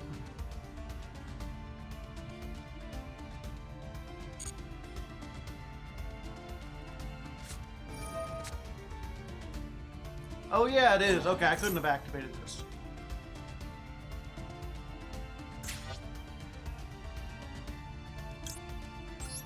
Oh yeah, let's get rid of that.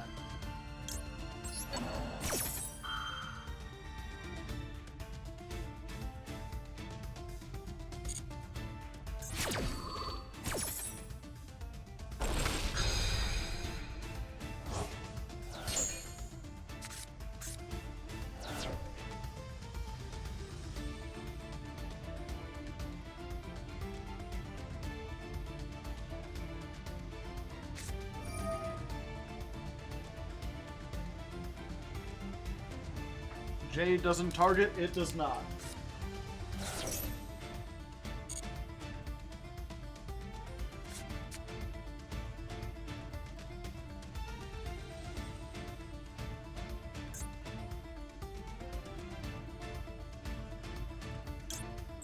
Let's try it.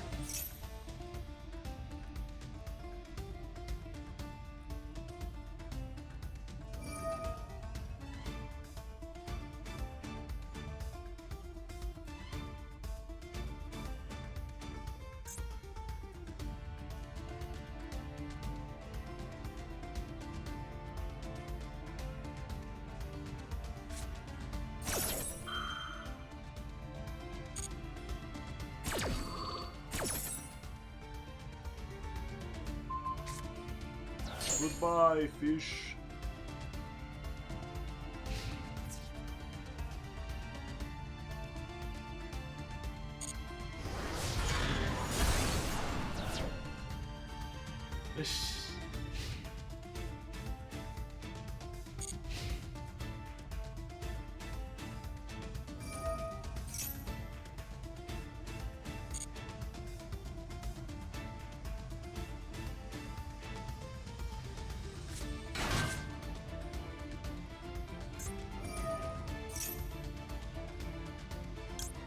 Yeah, let's do this.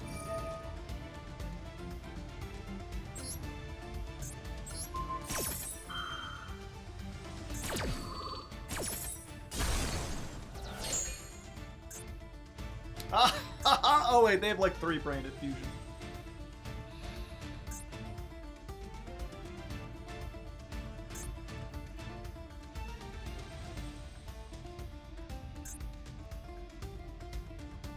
Unless I didn't craft the 3. I mean, I didn't craft the multiple fountains, so makes sense.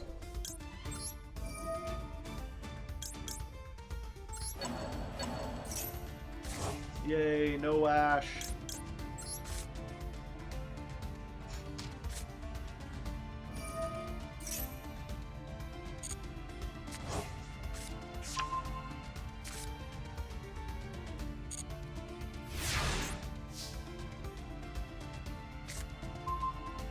Oh boy.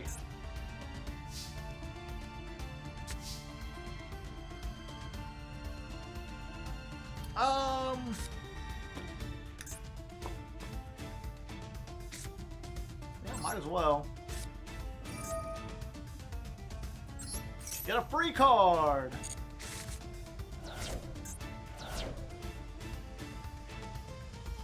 No.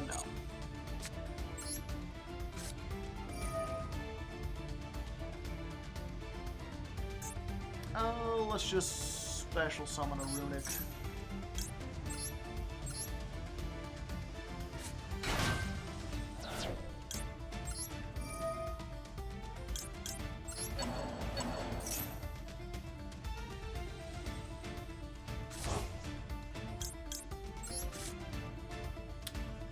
That works.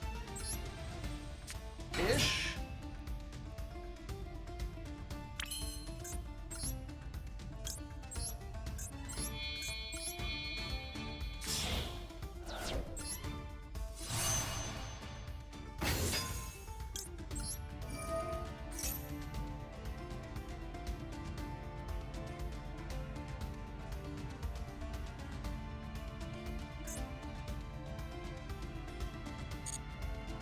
What do they got that they can activate?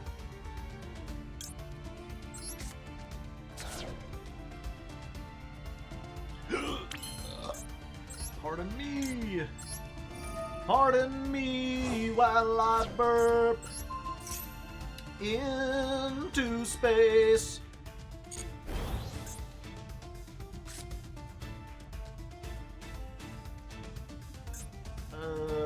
Yeah.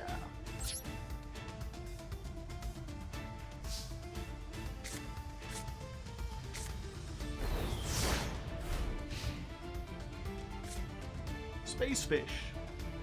That's just how it is.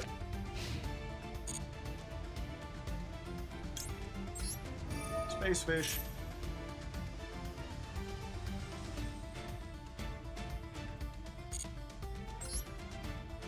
He's the goat.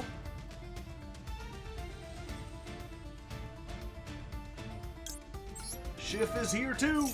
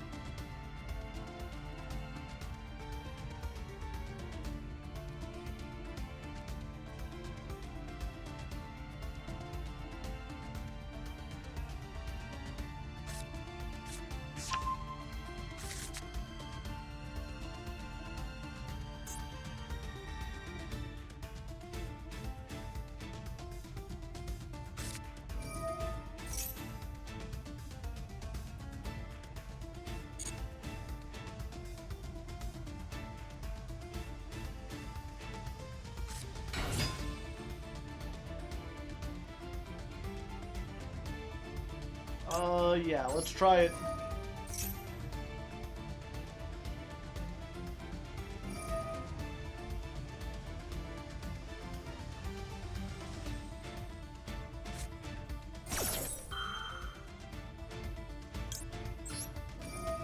I've got the other one.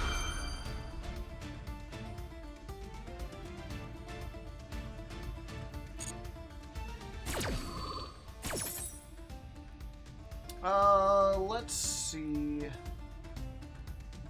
None of these will activate either way. I don't think. I mean, if this does, then it's cool.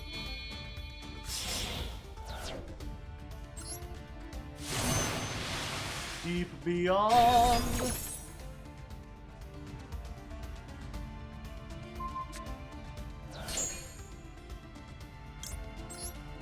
What this activates.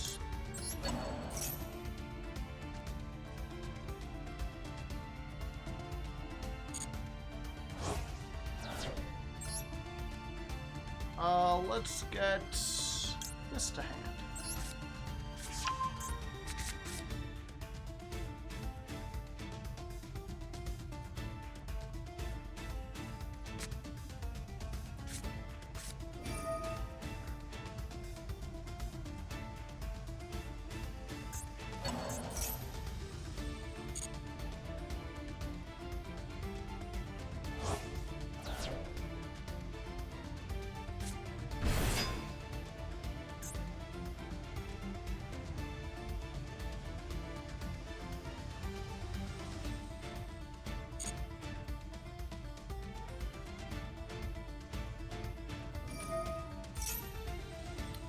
Yeah, we'll do this now.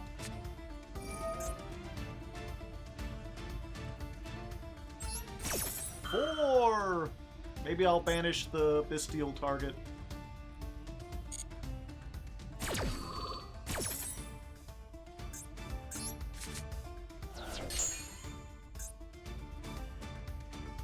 I think I did it.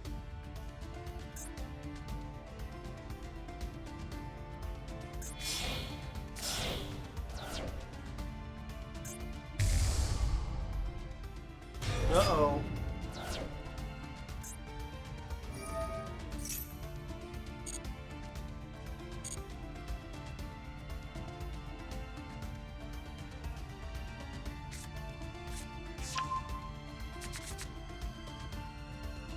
Not the tax dragon! I have to pay enough taxes as it is!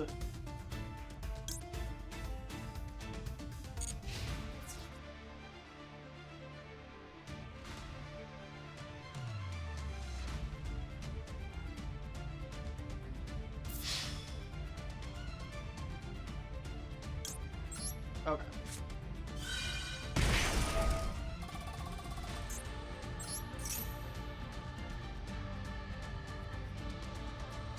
Cherry time! Ha cha cha cha cha!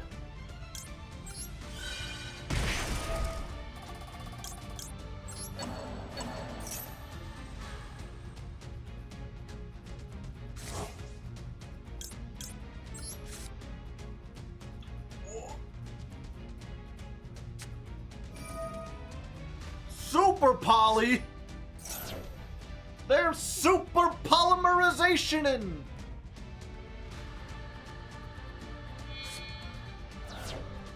My monster!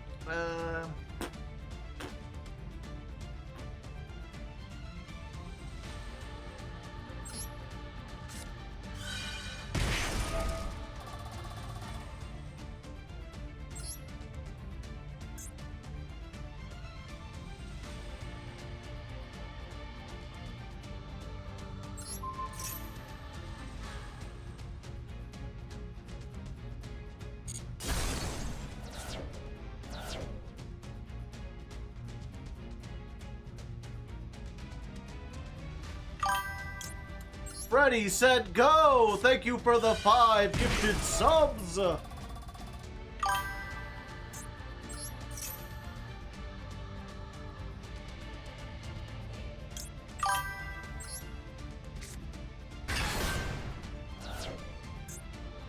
Is this a mandatory effect? No!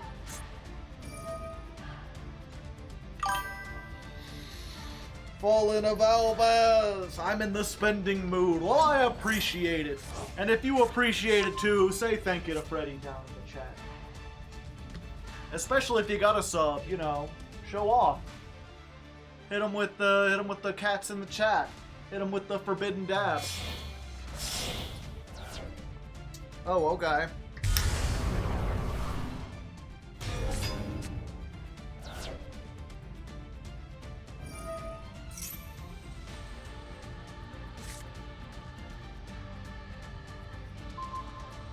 Oh, thank you.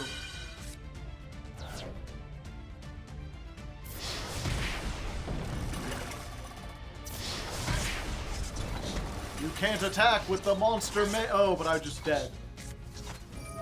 I'm just dead from the tax dragon.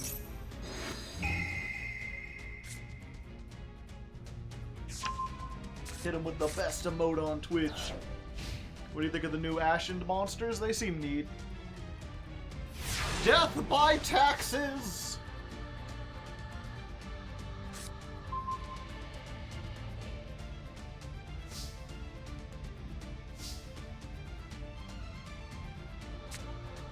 I can't activate anything.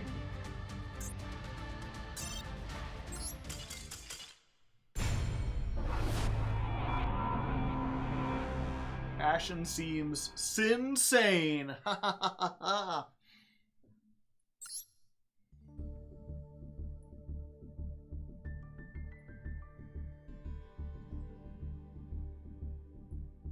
True Tax Gaming. I'm not at the right table yet. I'm going to table 20.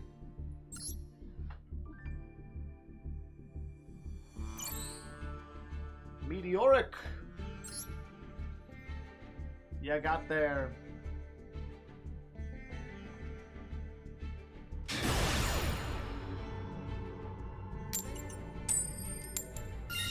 Ah, I just won like every coin toss. Hype, hype, hype. Gotta get that.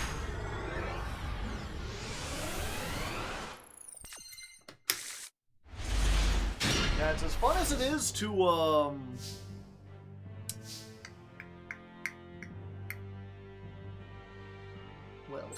as fun as it is to play patrons, or not patrons, but fans. I know fans like the duels and everything. I feel like my commentary isn't as good. Like, I don't have as much to say because there's, like, I'm deeply aware that there's no stakes, right? Like, it's just win or lose. Doesn't matter. But also, they're probably listening. So I don't want to give away all my plays.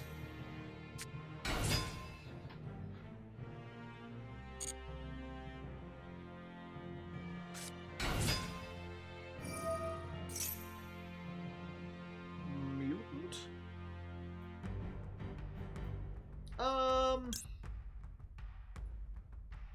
Yeah, I'll stop that.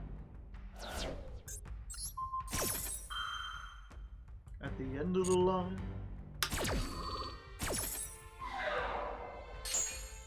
I get value out of talking. Oh yeah, I usually in the things I talk about all my plays. It's just when I'm playing other people, I don't want them to hear what I'm doing. Because even though there's no stakes, it's also, like, not fun if they know exactly what's going on. 50% chroma keyed shirt. Yeah, I specifically tried to get shirts that have, like, green tones on them so that it's partially invisible.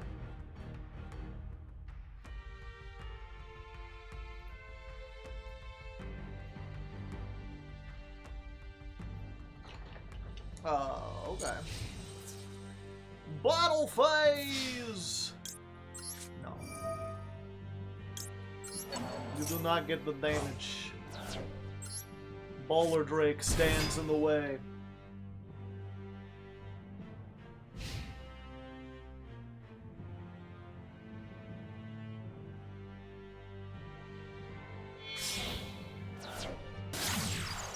Abyss Keeper! More like Abyss Creeper, am I right?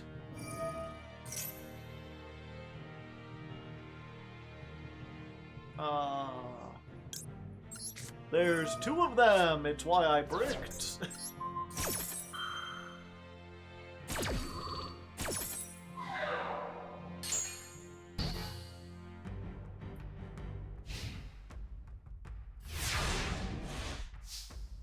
Creeper, oh man.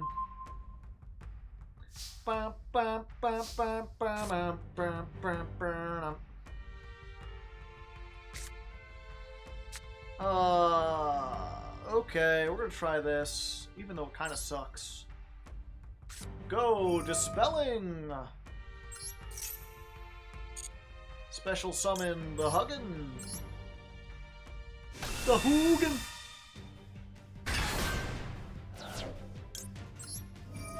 And then we'll just get rid of Snopios. We'll get that eventually. We'll get that back. We'll get that Snopios back that you used. Okay, and then you get to draw a card. And then banish 4. Do those 4 do anything when banished? I don't know. My mutants. I never learned that deck very well. That's a good one. Normal salmon. Activate. Send the shift. Now we can shift into maximum overdrive.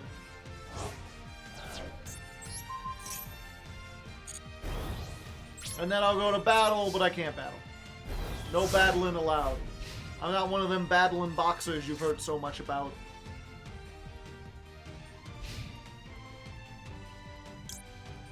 but it came back.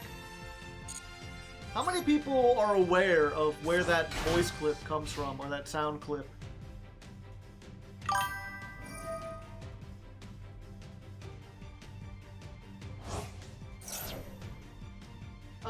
Yeah, this seems like as good a time as any. Also, thank you, DJ Ben Jakilla. Thank you for the Prime Hype. Bill Wirtz, yes. Brand new road to the world. Oh boy, you got a bunch of stuff.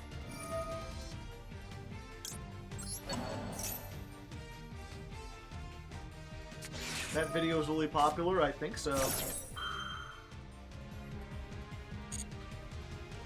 I thought it was. The history of the entire world, I guess.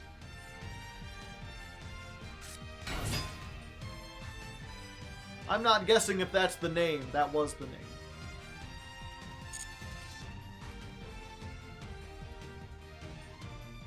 Bill, Bill, Bill, Bill.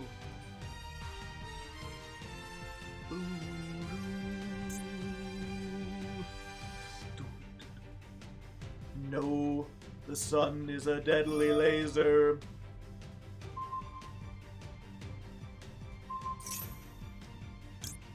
Okay.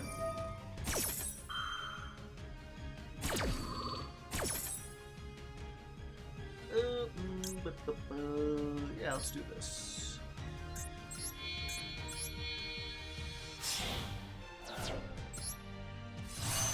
Bill was great. 164 million views. Yeah, that sounds pretty popular.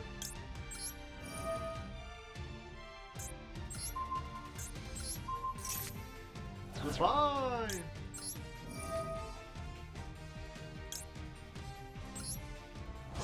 Banished the Snopios, but he came back.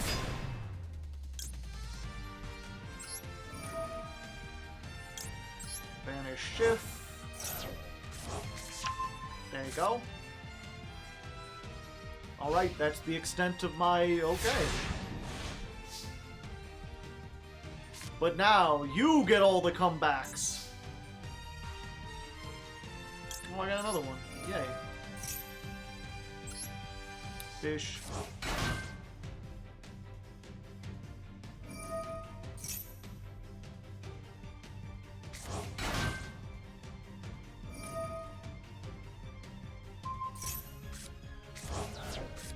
Oh, the field spell.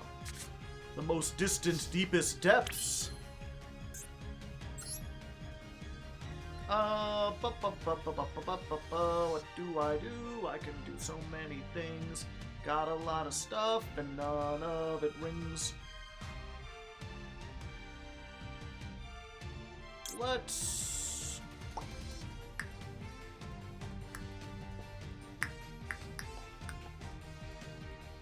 yeah, let's go for this.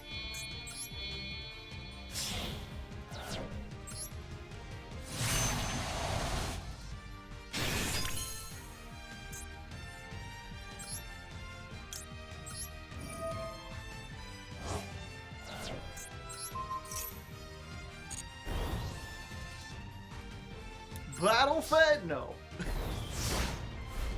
The problem with this deck, it can struggle to close out games sometimes.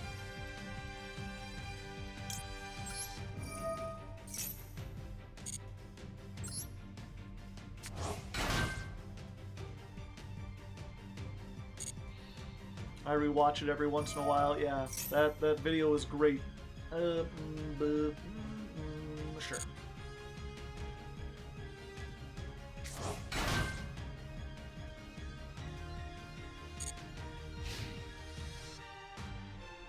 Yeah, I've gone through. Well, I remember when it came out, I watched it like 20 times,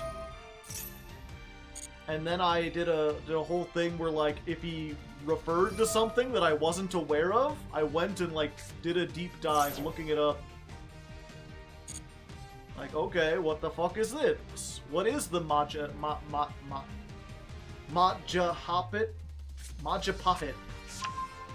What's the Majapahit? What is he talking about when he said Axiom builds a very big stick?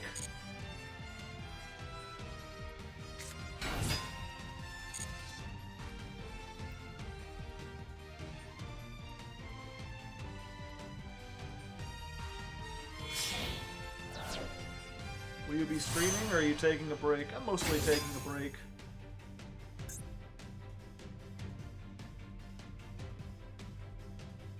I might stream from time to time, but if I do, it probably won't be Yu-Gi-Oh! Stuff.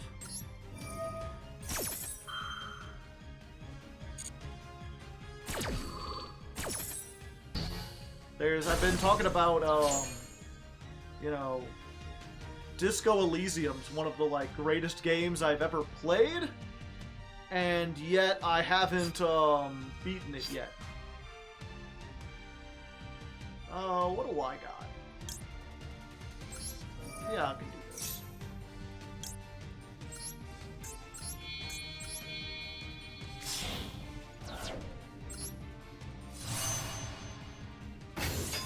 You deserve it. Well, thank you. I am going to be, if you haven't seen the video, I am also, like, upgrading everything in the office.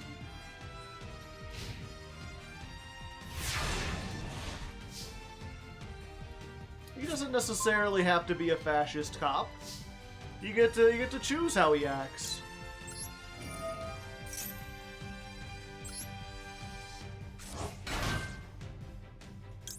I already used this negate, right? Yeah. Away it goes.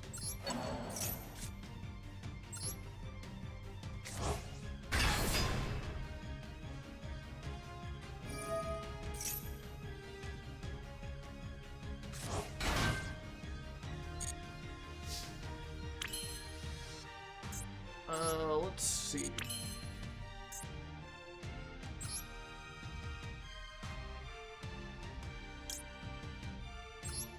Yeah, let's go for this. Stardust Excel!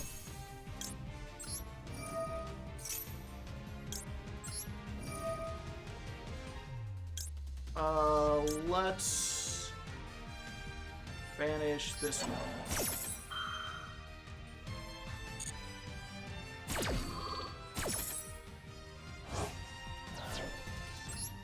And we'll add Zep. Zep's good for things.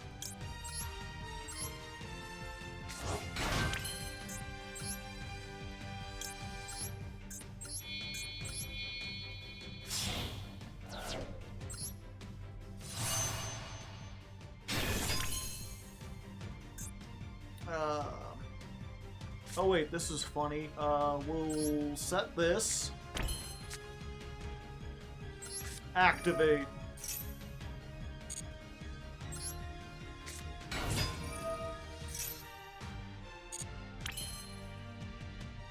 And then we'll pop your dude.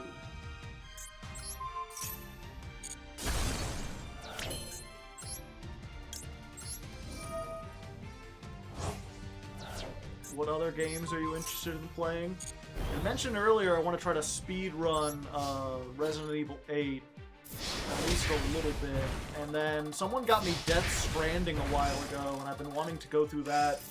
But I knew it was one of those games that would take like a while. I'm not sure if that would be very interesting to stream.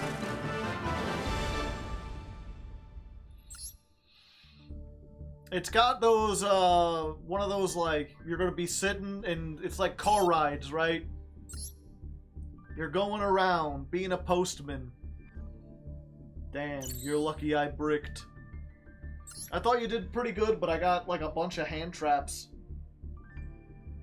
Death Stranding is long as hell, yeah. But I can hopefully, chat with chat, you know? We'll have like a topic. It'll be like a radio show as I wander around.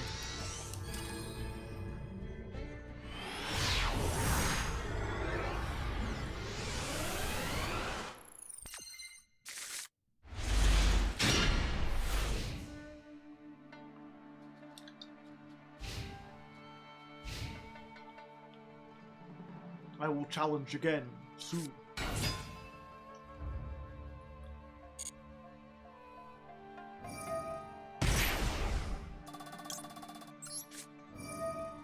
I'm just going to hope this ends your turn.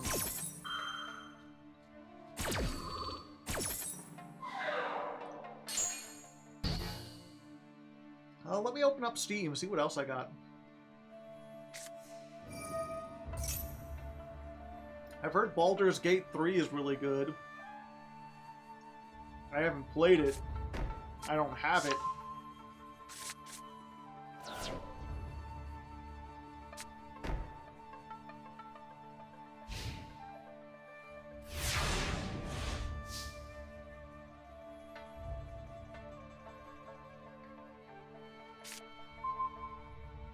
Oh, hey. Neat. Okay.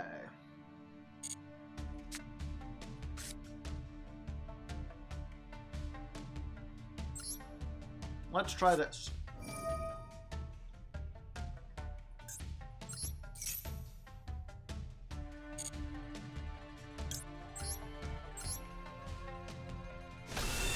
Hugin.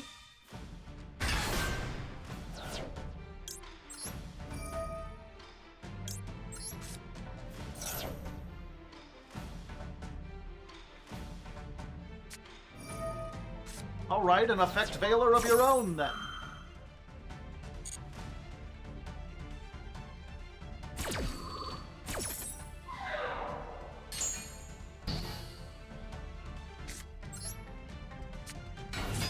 Summon the Hopper.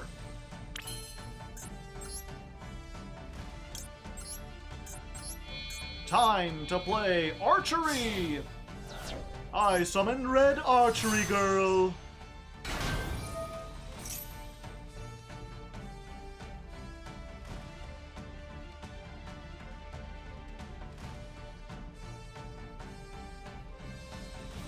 People reading Red Archery Girl for the first time, like, the fuck does this do?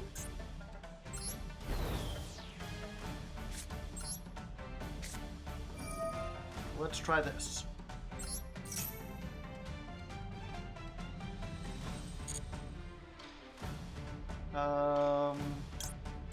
Fontaine!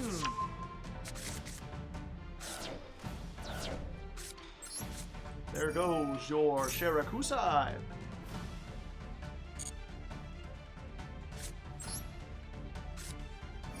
Flash the fire!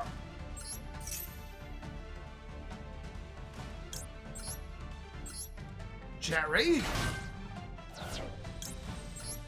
Can I draw the cards?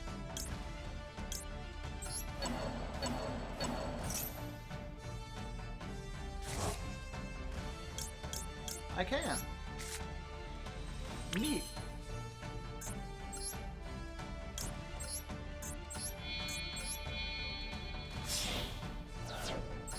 All right. Ariampos.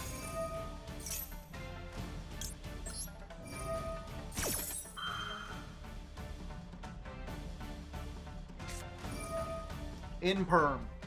Understandable.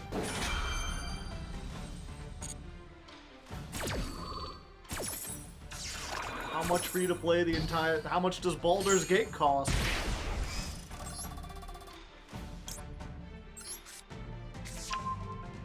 I think I pronounce it Jerry because it's funnier to pronounce it that way.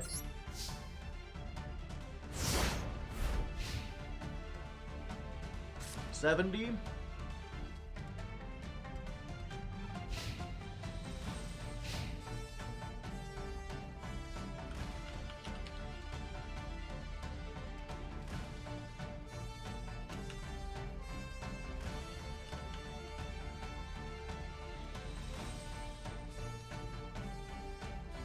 How do you spell Baldur's? Never mind. More like Baldur's.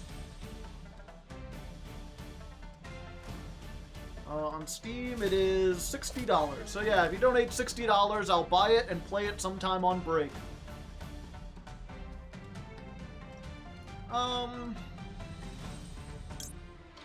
Yeah, let's try this.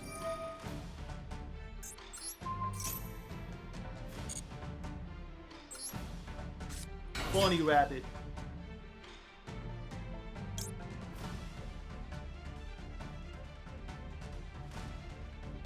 Uh-oh.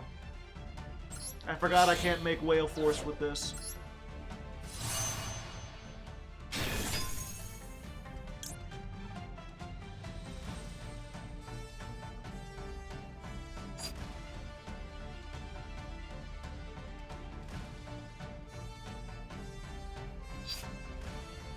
Yeah, I just gotta do this.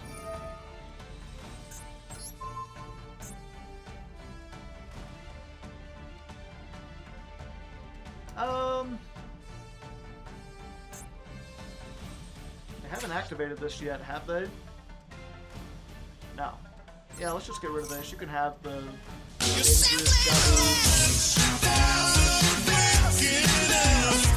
Todd Sampa, thank you for $1.09. You know what? Let's go ahead. I don't care if this gets banished. I would rather have a starter.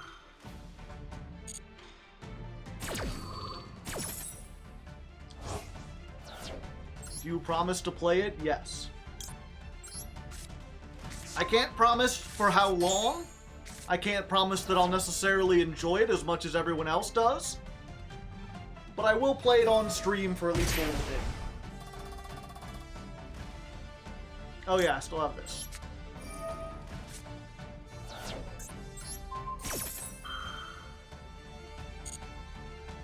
That scared me out of my shorts. Some people pay extra for that.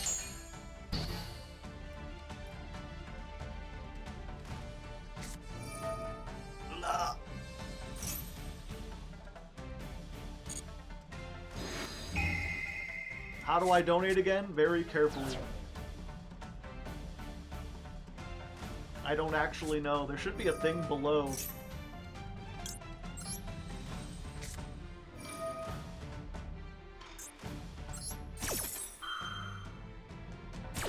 Like a donate. I'm not sure if it depends if you're on PC or mobile. How do I donate responsibly?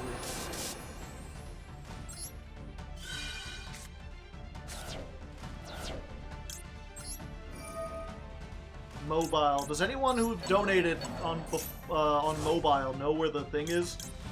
I always watch Twitch on PC.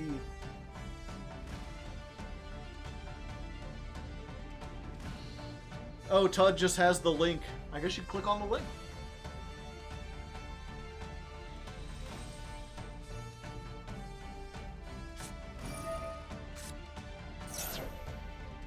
They had one the whole time.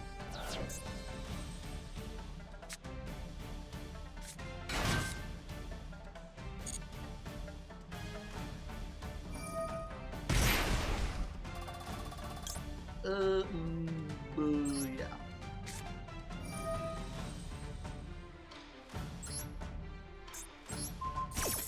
Listen here, you punk.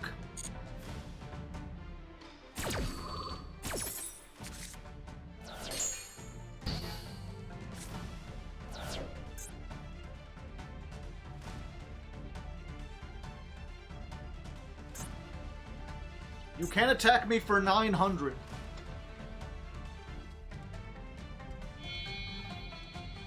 Oh, Fortune Tune. Well, fuck.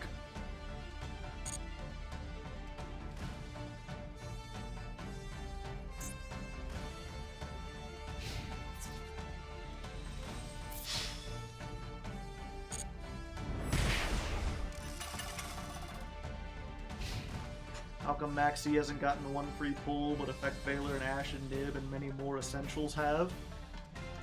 Because hopefully, they're gonna ban Maxi. Oh, and they've got the Downer too.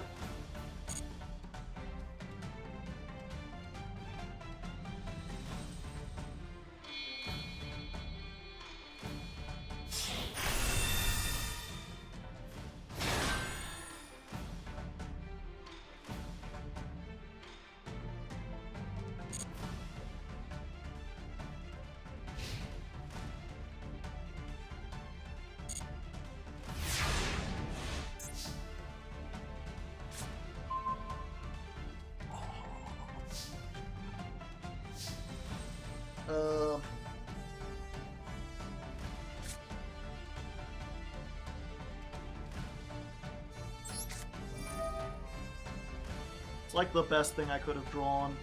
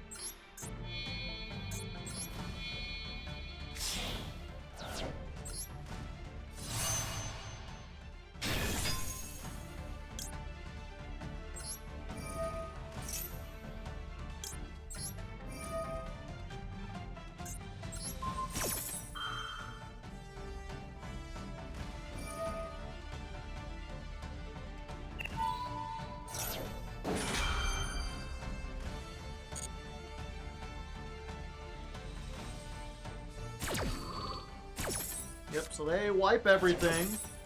That sends you. And then Excel gets back a level 2 tuner of my choice. Shift!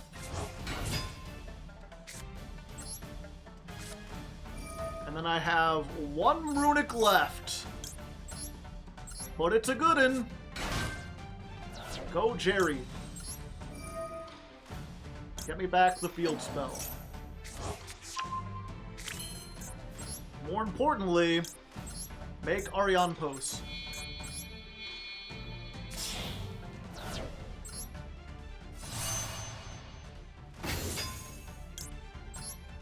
And we'll banish Aces. We're on dangerous paces. Make it 26, and then end the battle phase because I can't attack still.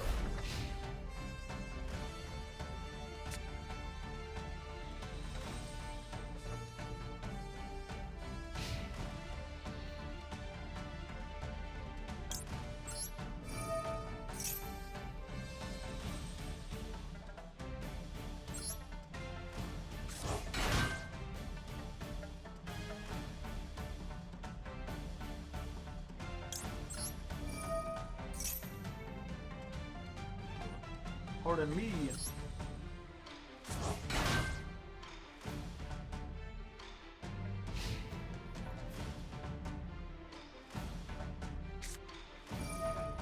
E-Telly. All right.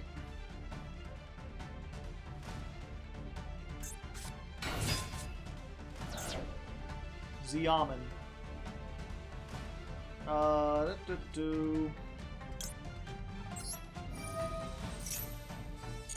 Alright, let's do it.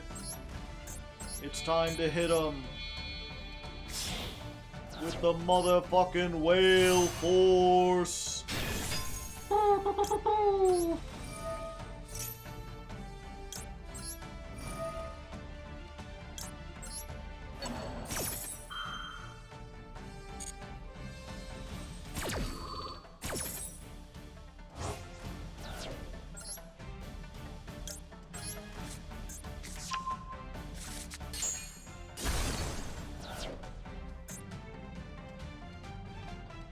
It's like Mirror Force in the form of a whale. Can I end it here?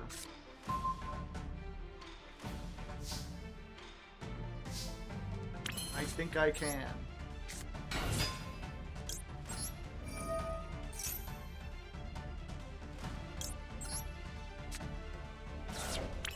Except I don't have any more level 6s.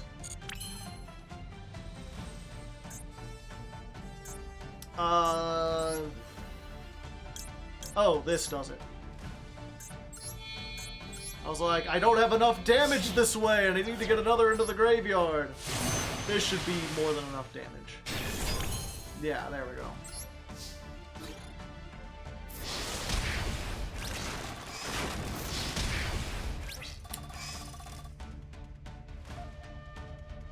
I don't know. I should have been able to easily calculate that. I don't know why I didn't calculate that. I should have just used... I was like, yeah, that's more than they've got, right? Yeah, we're good. I'm sorry, Demon. I didn't mean to drag this out. I meant to go fast and ended up making it last longer. Mistakes were made.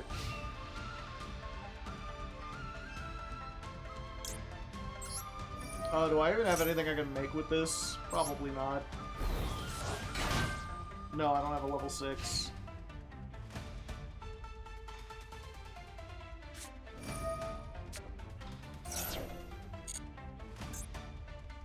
I'm critically low on stuff, actually.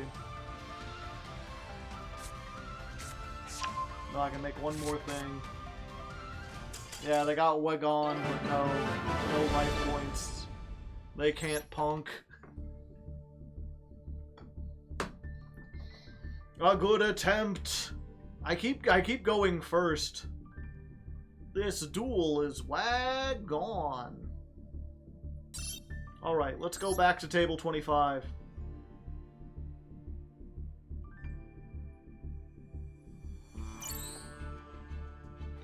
Lens ban. You want to ban lenses?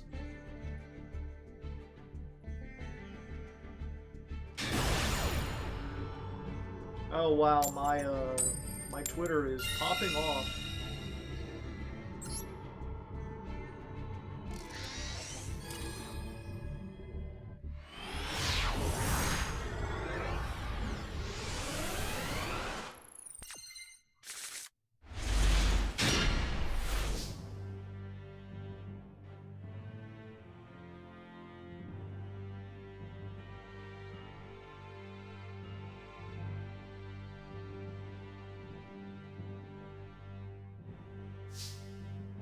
Alright, interesting. That's really interesting. Let's start with this one. Special the Runic. Go Hugin.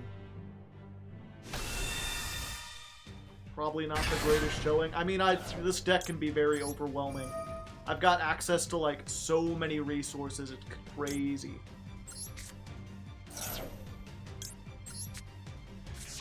You did the best you could. The fact, like, getting the 2 level 3s and going into the Fortune Tune Zeus was actually a really good play. If it weren't for the fact that I top decked exactly that Druis Worm, you know, I'm not sure I would have been able to come back. That's the only, that, like, hard counter is Zeus, because as soon as it hits the field, it's like, yeah, you Zeus, but you're losing everything.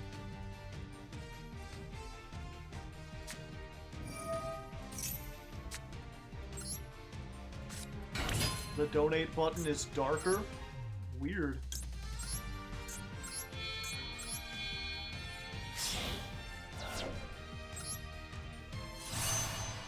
Two level 3s, Met Chariot, yeah. I mean, either way, I didn't have anything on the field, so...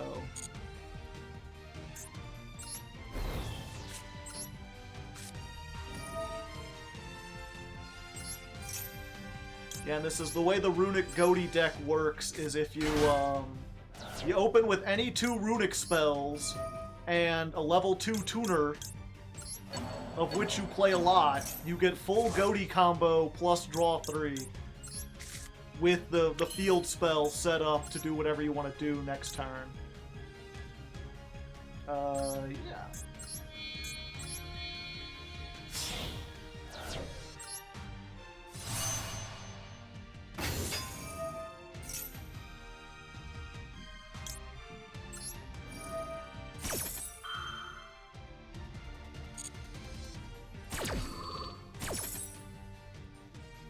We'll banish this one. 600, and that's time in the round. Your go.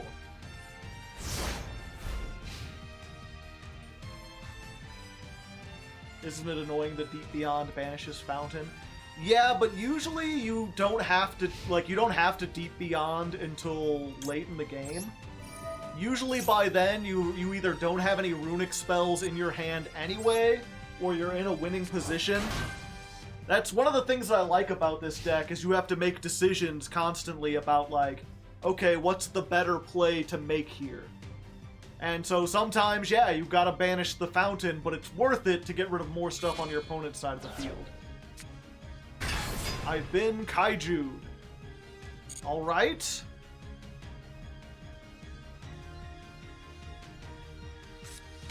Normally, that would be really worrying. Except I can just do this. Oh, I can make 10? No, we'll do this.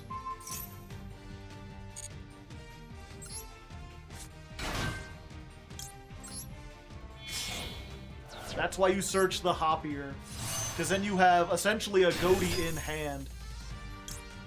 Do I have one? Yeah.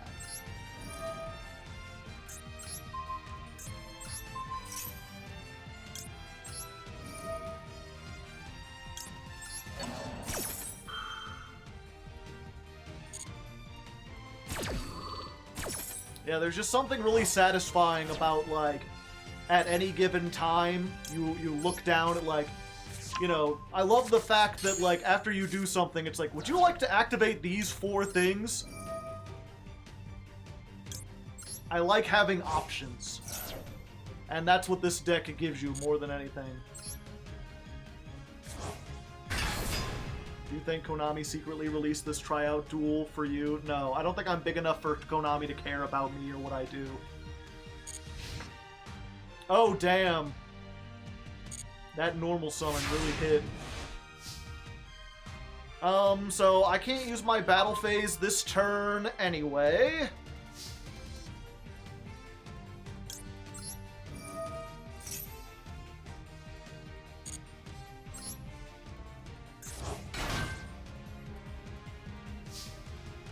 So I might as well, while I'm here, just do this.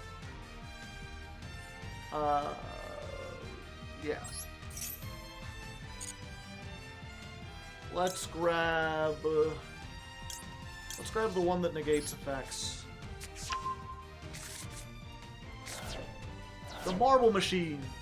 Do do do do do do do do do do do do.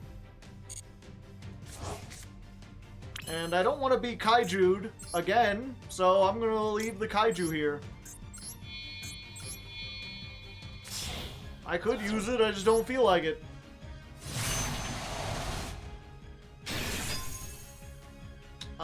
One, two, three, 4, 5, 6, 7. I guess I'll set a card. I usually don't have this problem. Good old Winter Garden. They'll finish another project at some point.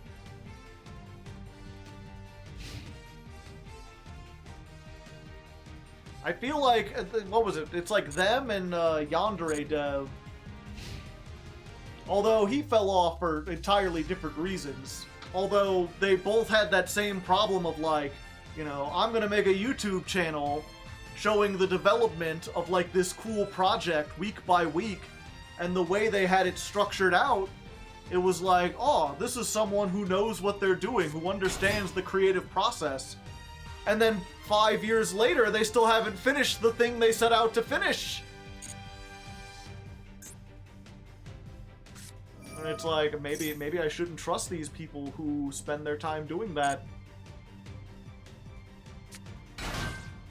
They were a spiral of death, yeah. Now that's a name I haven't heard in a long time. I remember I heard about the game and just wasn't very interested at all. And then I remember seeing the when a level 5 activates the field, you can negate it. Okay.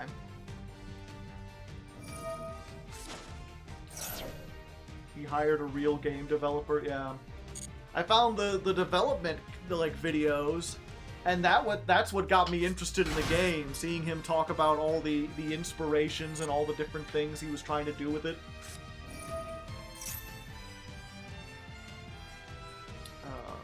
Okay.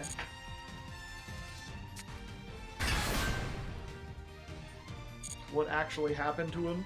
He just, well, one, he was much better at making videos talking about what he'd like to do than in actually doing it.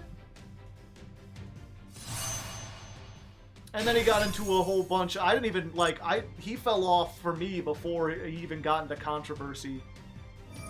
But some sort of controversy with something. He's being a cringe weeb guy.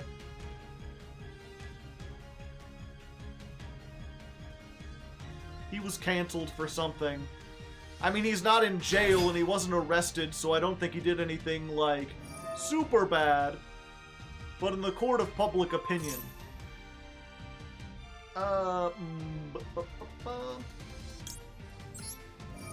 Yeah.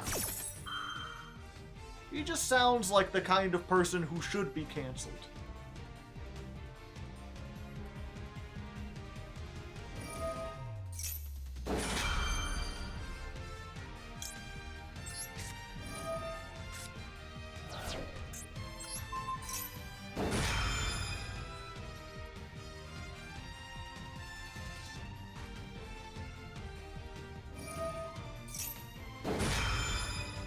Oh, fuck. I didn't think you could use both effects on the same chain.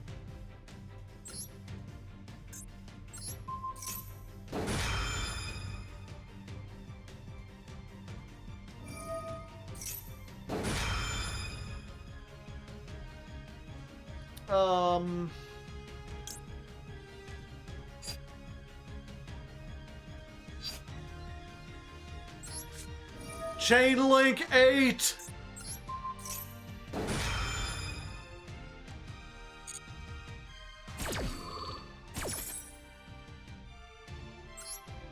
It was fun dueling, sorry about the Tikaboo. It's all good.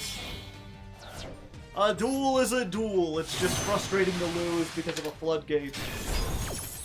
But like, you're allowed, I didn't say like no floodgates or whatever, you're allowed to play whatever you want.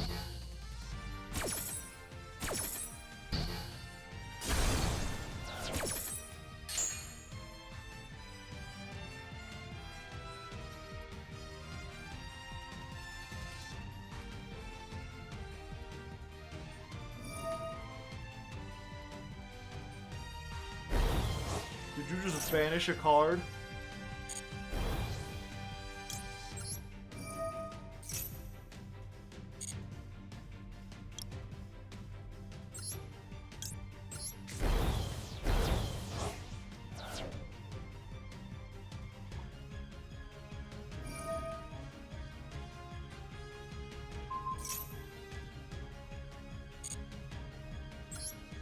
Unfortunately, I can prevent myself from being destroyed.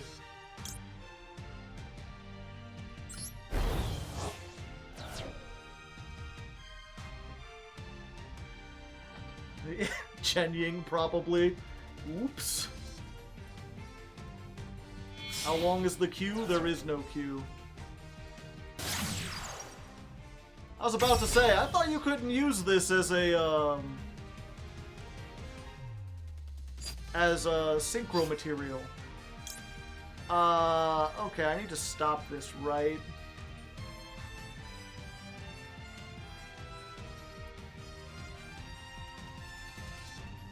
Yeah, I need to just stop this. Okay. Go this. Banish the Cupid. Go Snopios. Banish Zep. And this.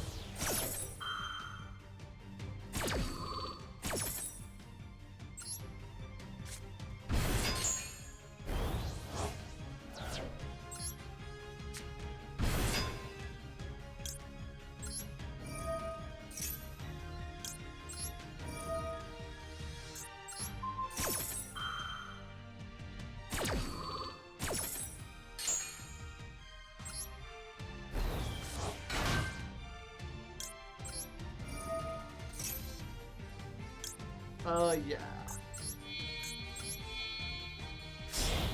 Your turn, our turn. The transaction keeps failing. Weird.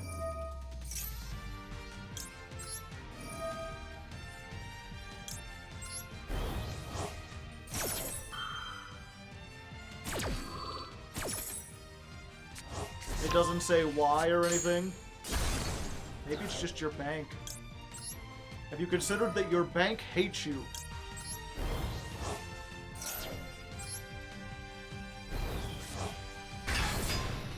Big synchro!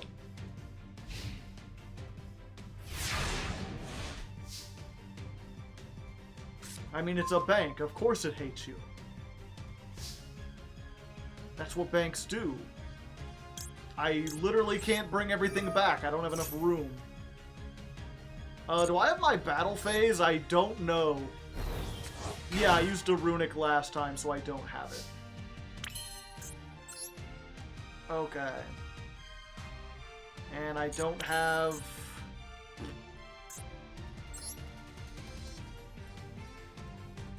I don't have, that, yeah. Due to this card's effect, the battle phase is skipped. Okay, if there's a monster card inspired by you, what's the one thing you'd want it to have? Would the one thing you'd want it to have is some form... Oh, yeah, I feel like it needs to have a top hat. Some kind. That's like my defining mark.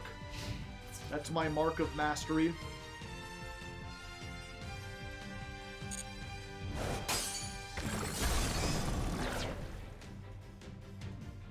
I really want Joe to play Baldur's Gate. Is it really that fun? The thing about Baldur's Gate is it seems like it'd probably be fun or whatever. But when it comes to a story-driven game, I really want the story to be something like that sticks with you. And I haven't heard anything about Baldur's Gate other than there's like a lot of ways you could solve problems and you can have sex with all your NPCs. They're just sitting there menacingly.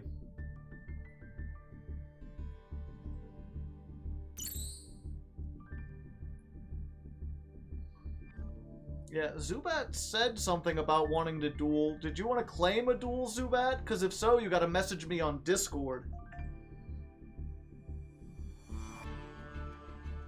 That's how I know you're the patrons. I mean, I guess I know you're a patron.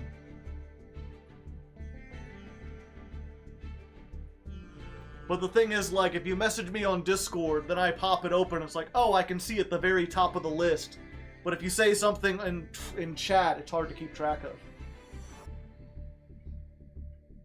If you're here now, we get it. I guess come to table 1. We're gonna go to the very top.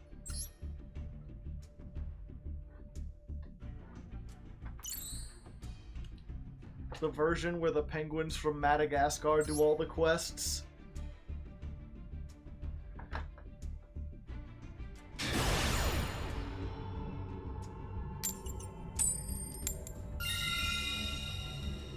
Can I lose a coin toss?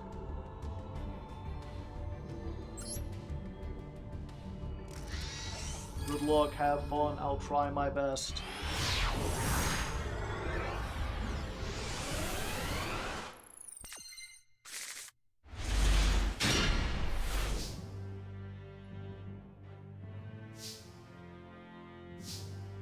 It's the same old story, same old story, same old song and dance, my friend.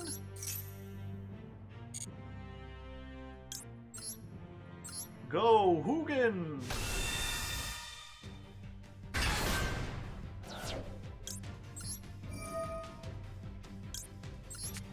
Give me the field.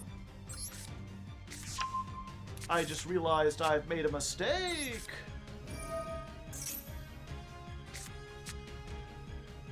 I should have kept the one. Well, that's fine. We're just playing Runic this time.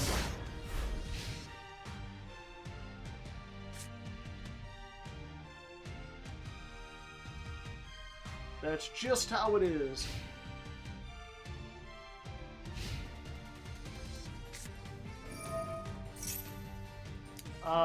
Wait, I know where this is going. No.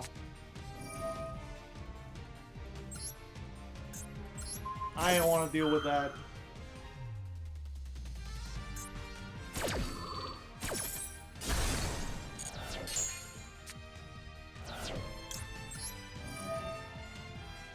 Good evening. Thank you for the duel. I'm enjoying Master Duel again. Keep it up. You're great. Well, I appreciate it. Maxi! Yeah, we're playing the TCG format, Zubat. It's fine, you can stay in. I mean, you're playing frickin' Valence. It's fine.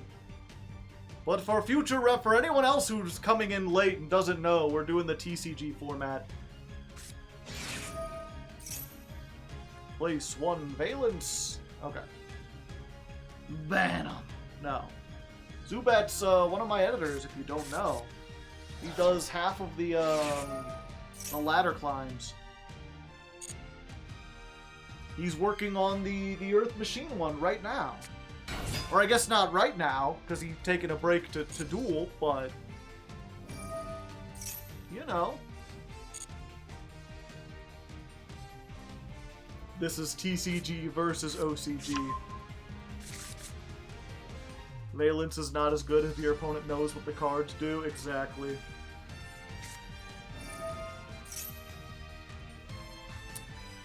Yeah,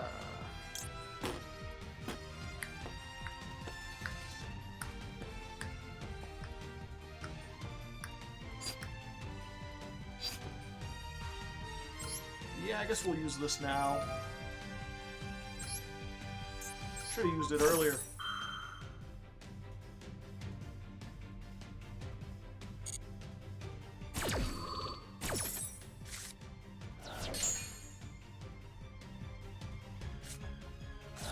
My field! They've replaced it. Yo, is that a runic deck? It's Runic and Goaty. Goatic, as some people call it. Or Fish and Familiars. Is that a fucking samurai? Since you're a proprietor for banning Maxi, is there one card you want unbanned? I can't think of one. Yeah, go ahead. There's not one in particular.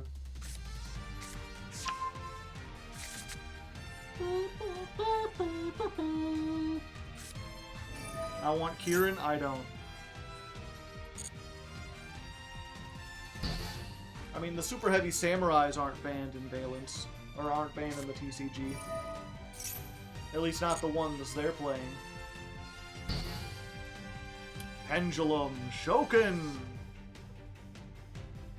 You must be joking, but no, you're Shokin.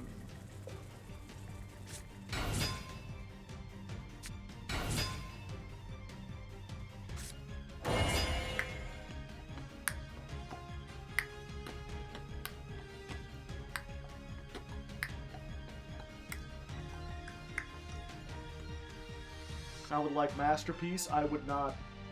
Yeah, I guess that's the better... If any of you have cards that you want banned, let me know in the chat.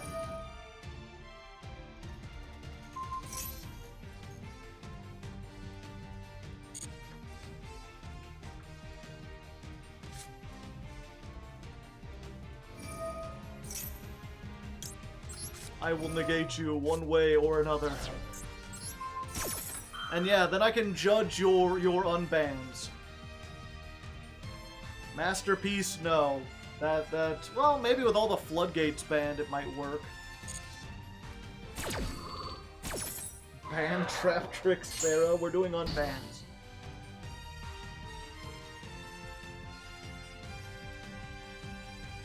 They're unbanning all the zoos. Why not just unban Broad Bull while we're at it? It's like you have no idea how awful that would be.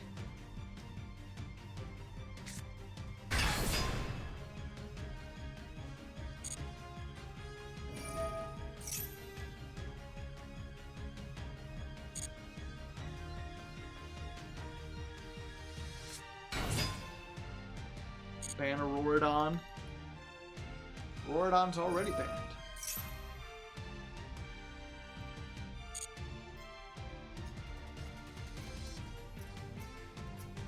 Is Maxi not banned in Master Duel? It is not.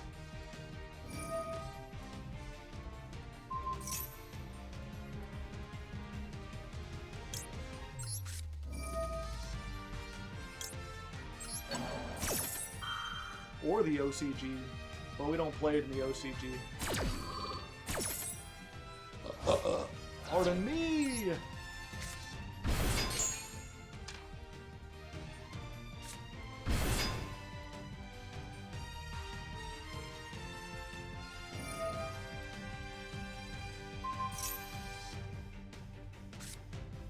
I forgot. I thought they already used that.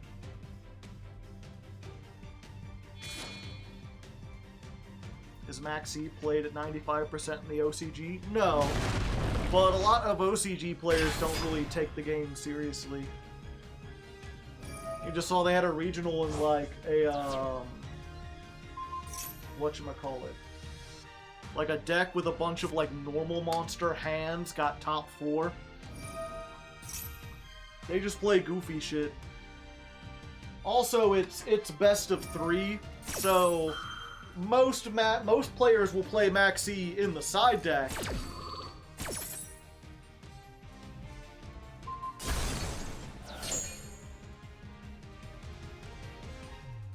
But they don't play it in the main deck. Uh-oh, back to the lab again. Oh no, back to the lab again, not again. OCG deck building is bad, yeah. And it's not as if there aren't, like, good players in the OCG, there are. But they don't have, like, they don't have a tournament set up like we do. They don't really have, like, YCSs. They have their regionals, but their regionals, you know, a lot of them are like the size of a locals, you know? I think that one where the hands got top 8, there were only like, or top 4, there were only 7 people in that locals. Or 7 people in that regional. At least that's what I had heard.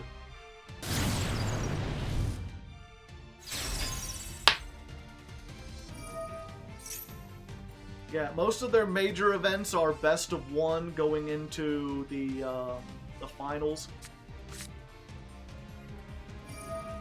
And then once they get to like the top cut, then they do best of 3. Subat playing all the banned cards. Yeah, he just didn't get the memo about this being TCG. But it's fine, they're taking a break. We'll let them have a little fun. Joke format. It's not an entirely joke, but because again, they do come up with FTKs and stuff. They get all sorts of like combos. I'm not gonna pretend like the OCG players are like terrible or anything. But on the whole, they just seem to take the game less seriously. The attitude over there seems to be a lot more of, like, Yu-Gi-Oh! Is a fun, silly game, and trying to play it competitively is maybe not a waste of time. But they're more interested in seeing, like, big blowout, like, FTKs and stuff. Feel the wrath of the pendulums. Alright. Next up, let's go to Table 7. Whoever wants to go into Table 7.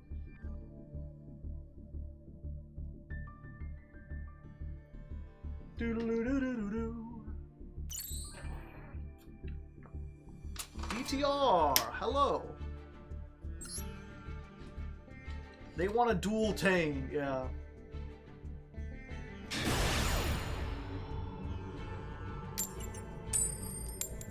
Yeah, it's always hard to tell in the OCG because again, it's you know, the thing that it's always difficult to do with anything is to remember that, like, you know, the OCG is not one guy with one opinion. Like the TCG, you know, it's easy to look at TCG players and be like, they want to ban Maxi.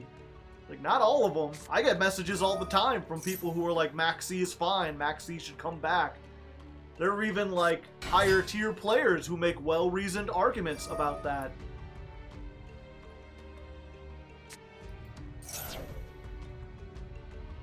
Like, they don't all agree, so I can say something like, you know, the OCG doesn't seem to take things seriously. Because you look at their top lists and they have, like, weird ratios and they don't seem to, like, make as many competitive videos about it. And they often play joke cards. Like, the hand deck, I remember that, like, even though that's an anomaly, I seem to remember there was a guy who kept topping, and he had some random card, like one of the foot, like his deck was like 41 cards. It was like all good, and then he just had the leg of Exodia there, like, as a joke. He's like, it's a thing between me and my friends. We always, like, put one card that doesn't do anything.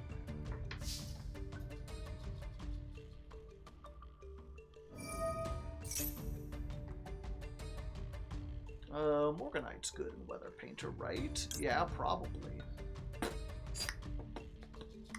Okay, what do I got in this hand? Yeah, I'll wait.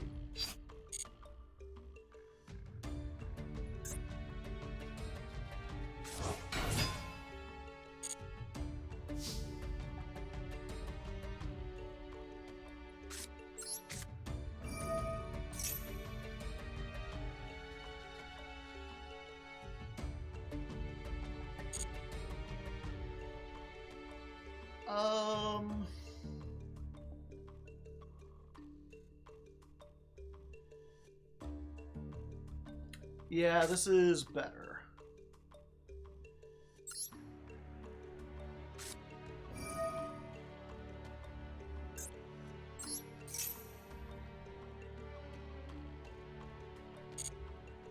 Let's go for Jerry.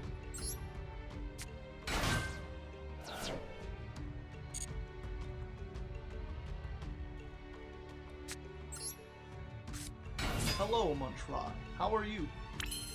Are you munching today? You're gonna munch. You're gonna crunch.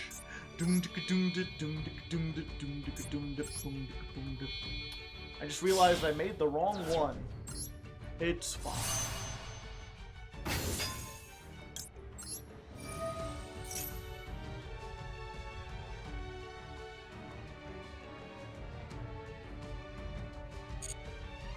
Okay, let's banish this one. Then let's activate this.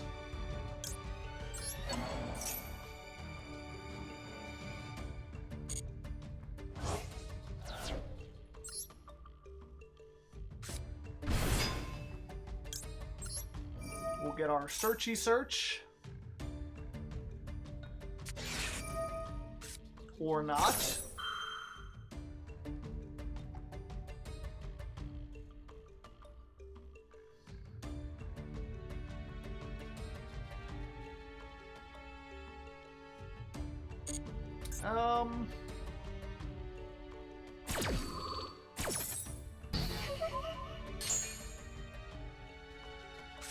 And then let's try this.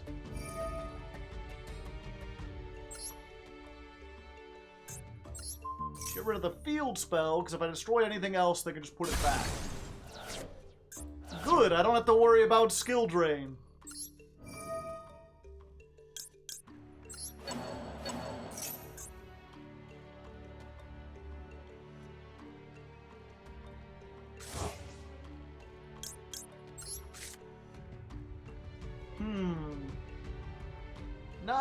Not great, but it's fine. Battle phase is skipped.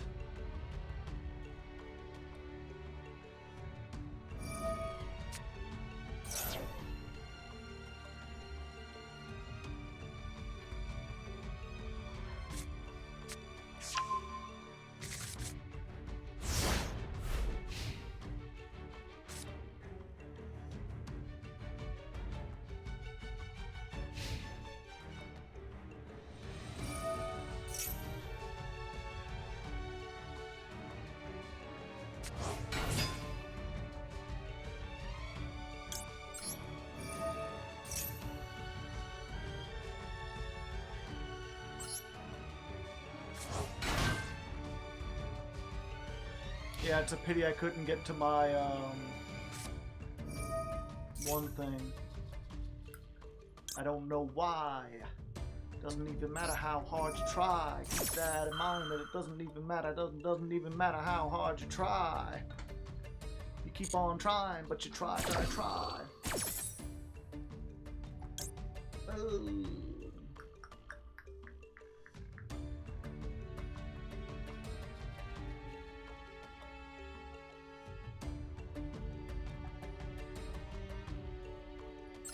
Yeah, let's do this.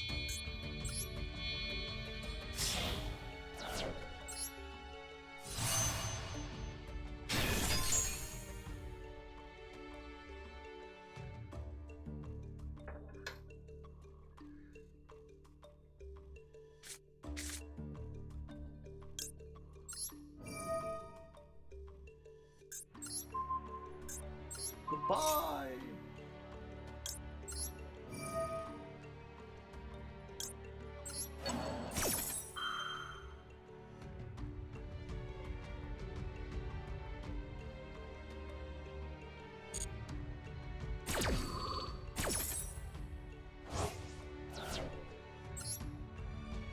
Add cards, yeah, we'll get Zep.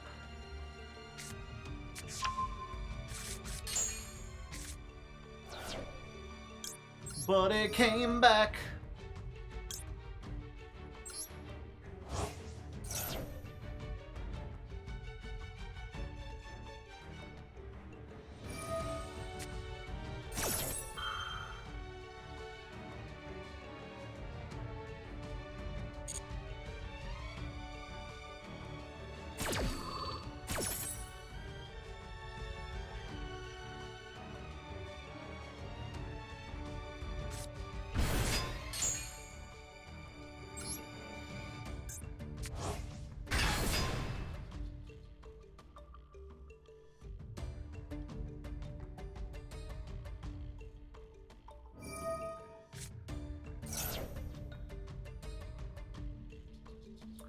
Did they normal summon this turn? No, not yet.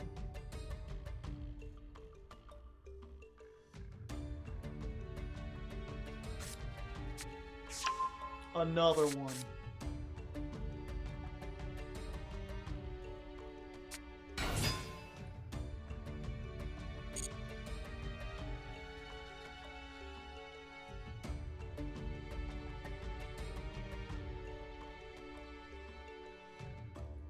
End of the main phase.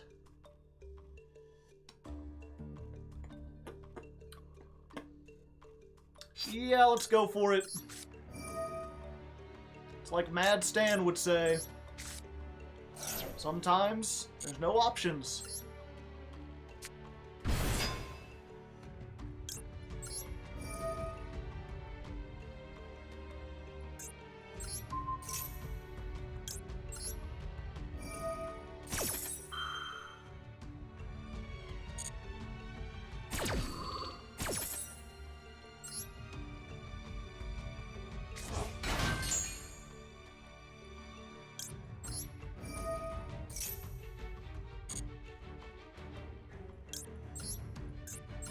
Let's go, baby! That is a nice field you have built. It would be a shame if someone were to banish it.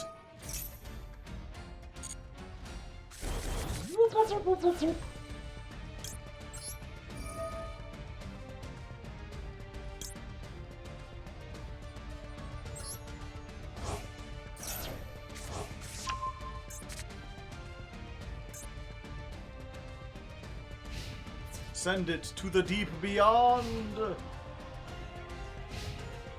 you allowed to take silly deck? Sure.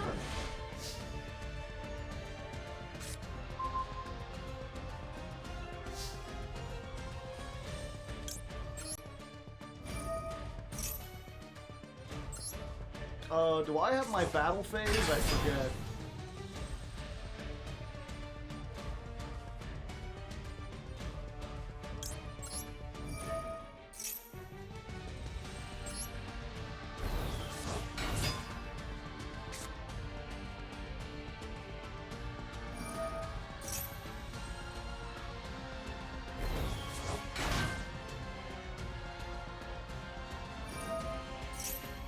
but they come back.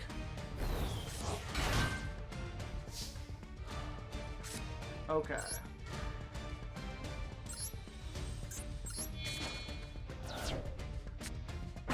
Tribute.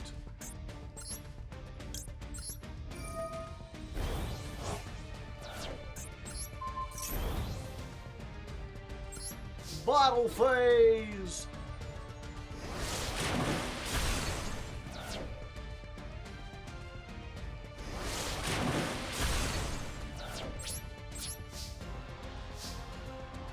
I was saving up my dailies and they all got reset. Ripperoni.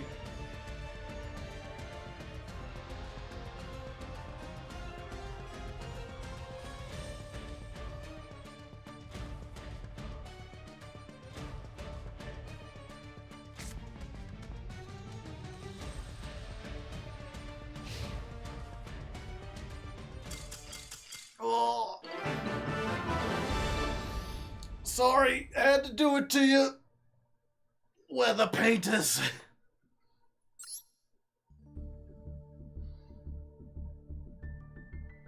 You gotta be aggressive against them, because if you're not, if they can get a foothold, they will absolutely destroy you. And that field spell, oh boy. Talk about custom card. They're like, what if we gave them a field spell that said search a continuous spell when it's activated, and give you another normal summon, and you can use your back row to make link monsters. Absolute madness. I don't know about ye. I'm feeling 23. If I could get Rainbow out, it would have been different. Oh, I know. That's why I tried to stop you from getting Rainbow out. If you get Rainbow out, it's Jover. Then it's like 5 negates.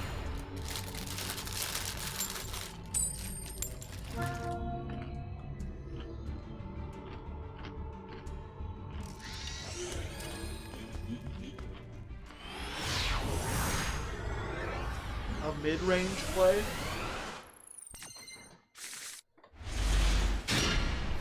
What do you mean by a mid-range play?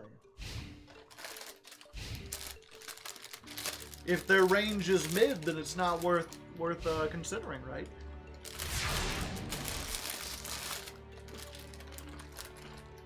When your hand is just that good.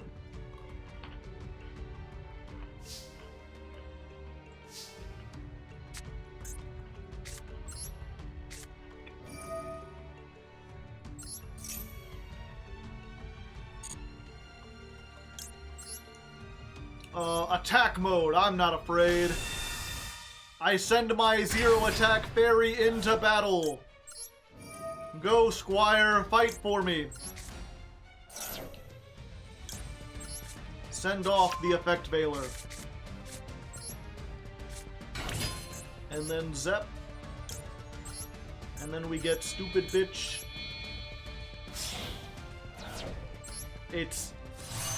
Again, I can't say, every time I say it, it makes me feel bad. It just sounds like such an insult, but that's literally... Why'd they make a card that rhymes with stupid bitch? All you gotta do is barely change the letters.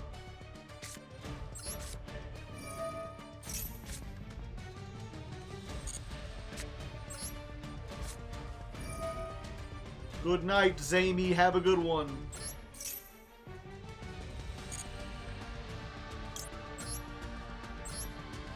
Jerry, also in attack mode. Everyone goes into attack mode. Aren't these supposed to be monsters? That's just like a kid at summer camp. I don't think that's a kid. They've got that confident stride. They're like a young adult. I mean, it's right there. Well, they made it so easy. Bada bingo, take 600. Cupid blank is an archetype, yeah. Cupid dunk. Oh, it's in my hand. Yeah, look at this one. Give me the hop-eared.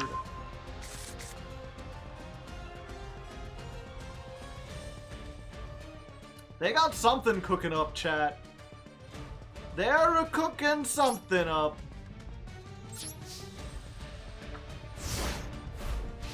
Cupid Archer is merely at home.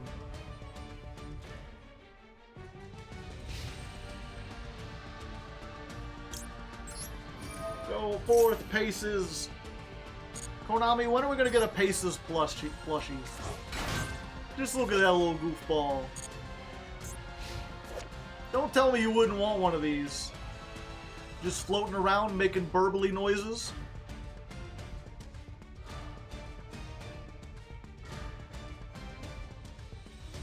Burble.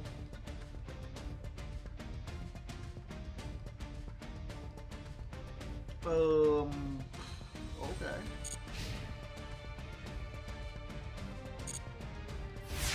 What you got going on there? Your name is God Emperor. It's a 46 card deck, 47 card deck.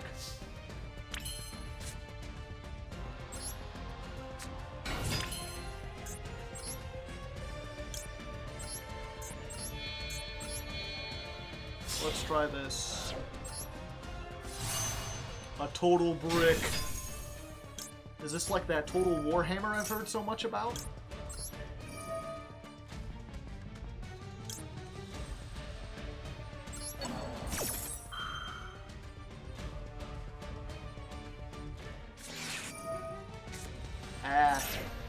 Well, there you go. You're weighing down your meme deck with Ash Blossoms. It's a terrifying card in your deck, yeah. And the combo I have searches it.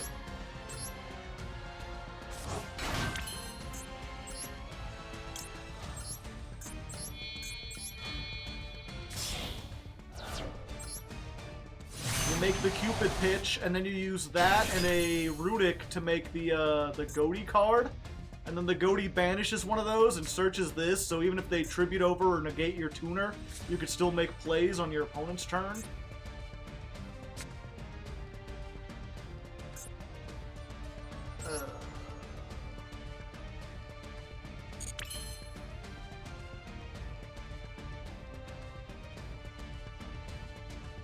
I guess I just attack.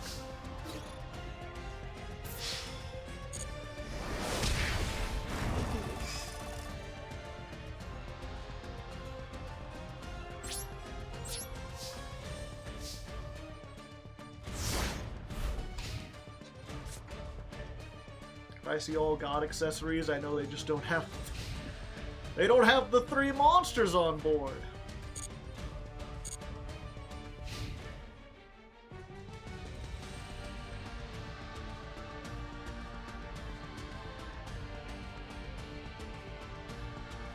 The great ball in the sky. Great ball of the sky, hear my cry. Blah. Add 1 winged dragon of Ra. Okay.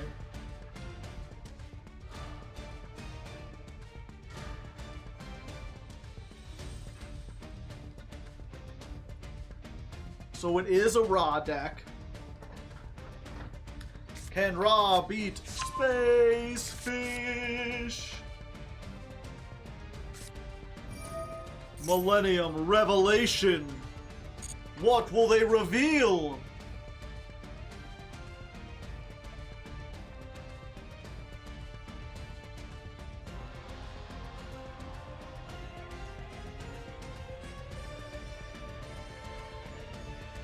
Not with 4,400 life points, they won't. Oops. I love that the Egyptian god deck is like, did you lose some life points? Well, you can't win now. Maybe you should consider not losing any life points.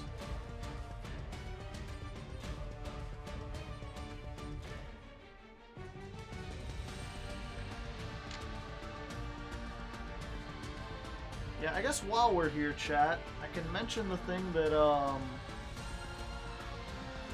that I'm looking at on Twitter.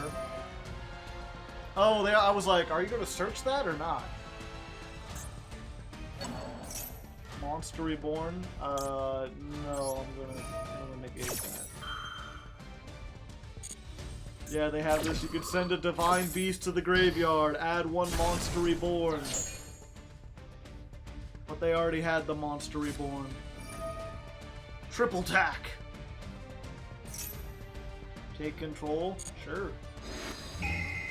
Which one do you want?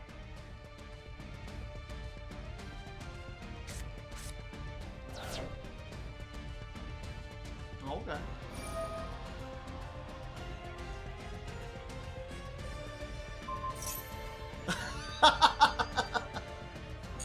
Just target itself. That's one way to get rid of Burrow. It truly is that mind control of, like, turn the gun on yourself.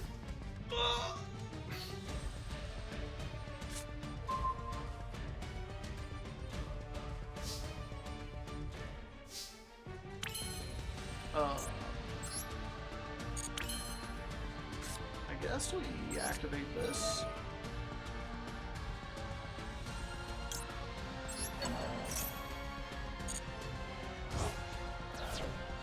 Burrow and committing Sudoku.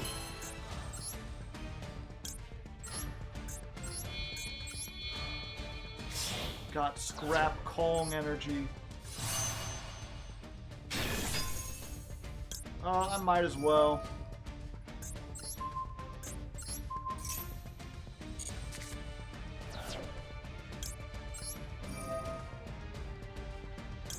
But he came back.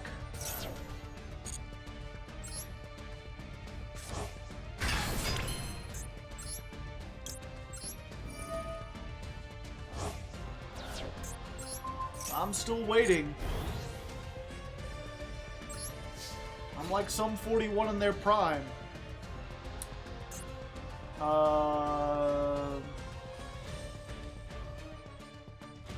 Cards can't attack the turn they're summoned except for Winged Dragon of Ra.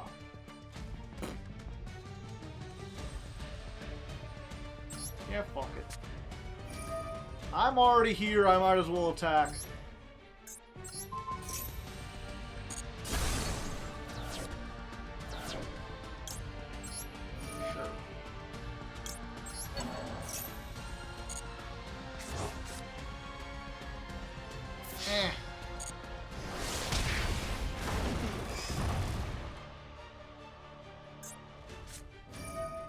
Guardian Slime! Oh, okay.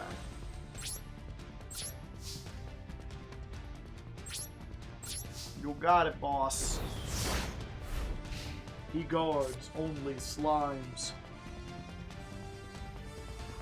Slimes can't be guarded while he's around. Go ahead and try, it won't work.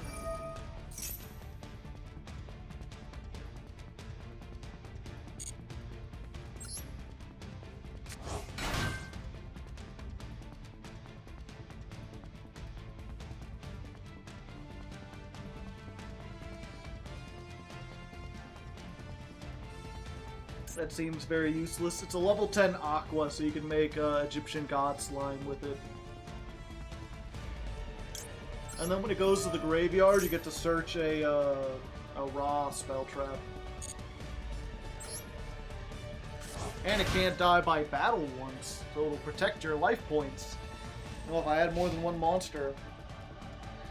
There you go. If you got the sphere mode, now's your chance.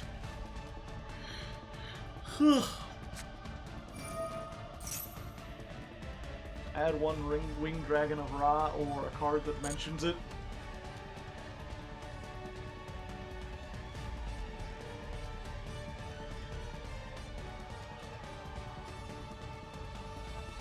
Are they going to add the sphere mode?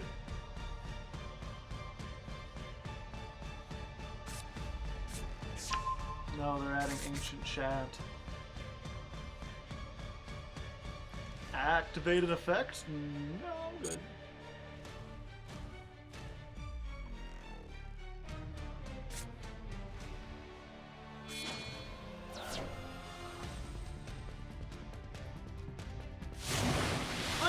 Giant slime!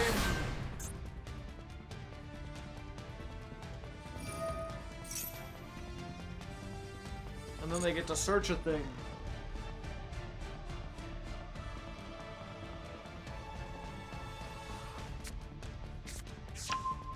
Blaze cannon.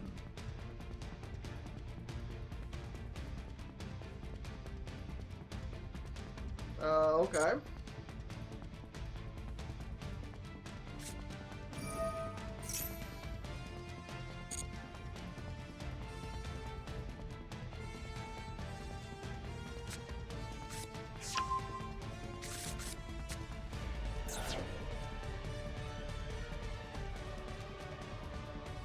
Sure.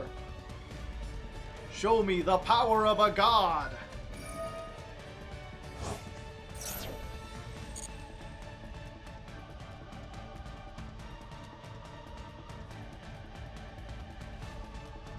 The winged dragon of Wa.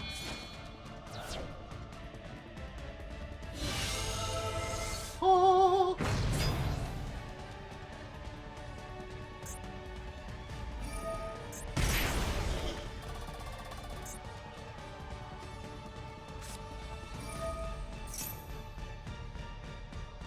Let's see, it's unaffected. You can tribute any other monsters after damage calculation. Alright.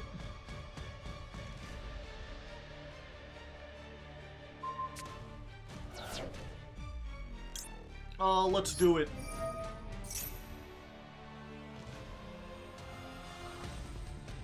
What is a god to a non-believer?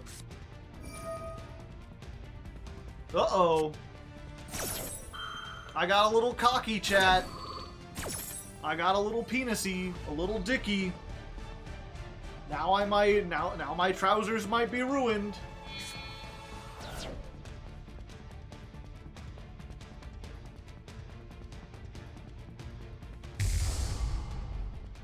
Do you believe now? No.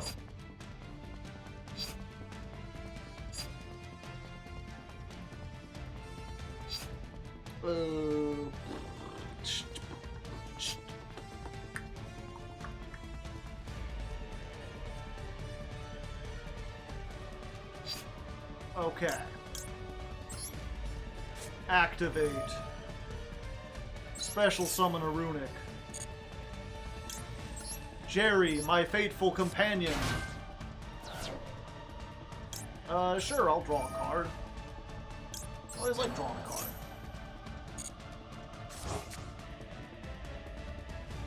Then we will activate the Hop-Eared Squadron!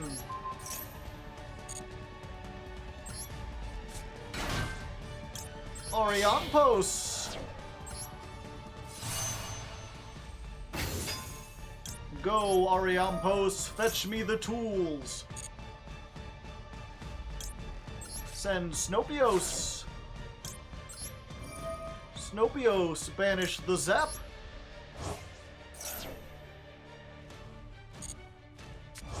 Snopios comes back.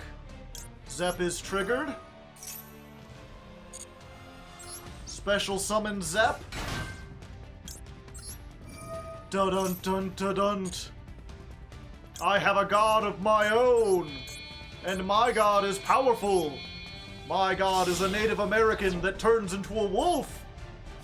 Behold the wolfen!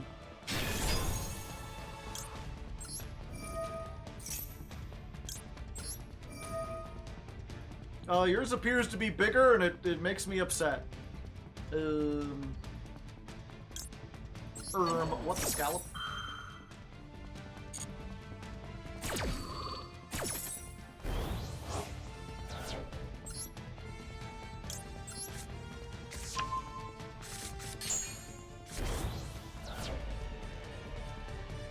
Alright, well, I mean, you're still there, but, you know...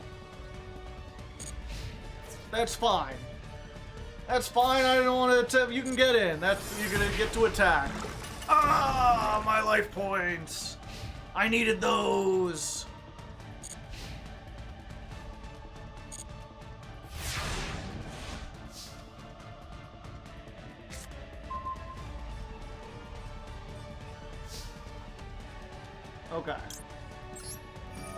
The great beyond will return from the great beyond.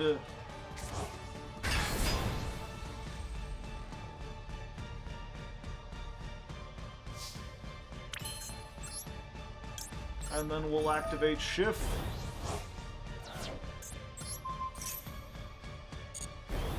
And it's still not big enough. Well, Pharaoh, beware my back row.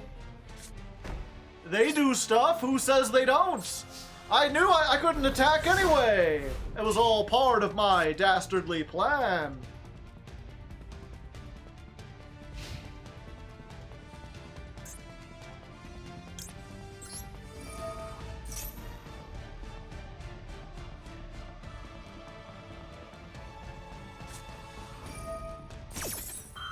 Another blade? You've gotta be shitting me.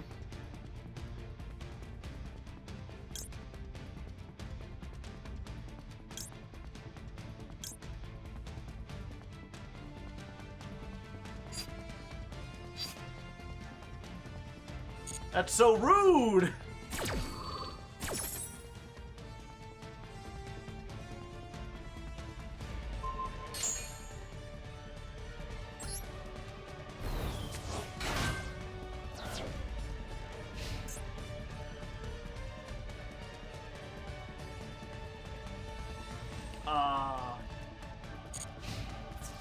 Well, I thought I could get a bigger fish, have big old fish times. Wait, maybe I still can.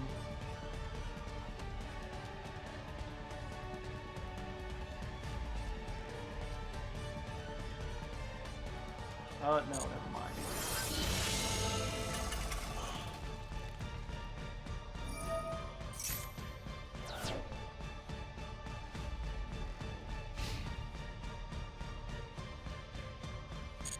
That's fine. I didn't want to do anything anyway.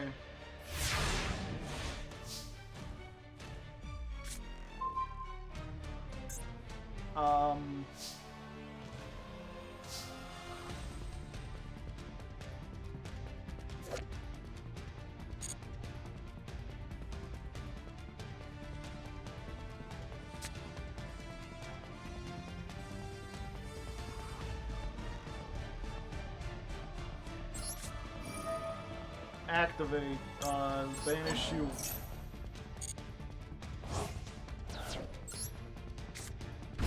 Unaffected because of Blaze Cannon, yeah.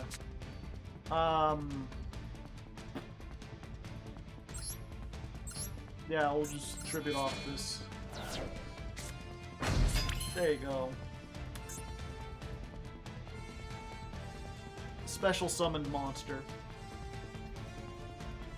It has to be a special summoned monster.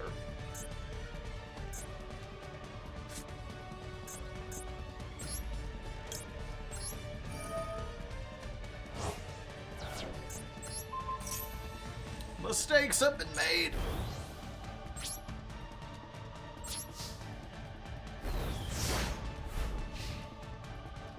Yeah, there's a lot of things I'm realizing. I'm like, no, it's fine. I've got all this stuff, and then I read it's like special summoned monster. Like, this was normal summoned.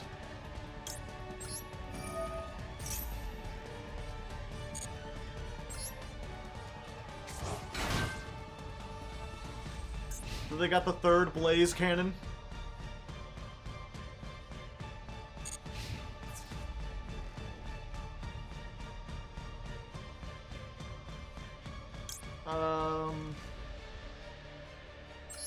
Does this lower its attack?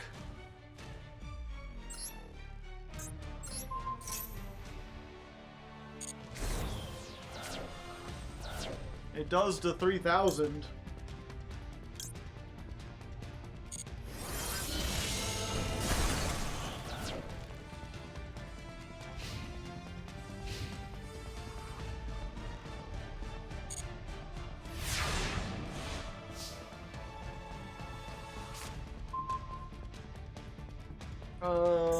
Do I have a Snopios left? No, I don't.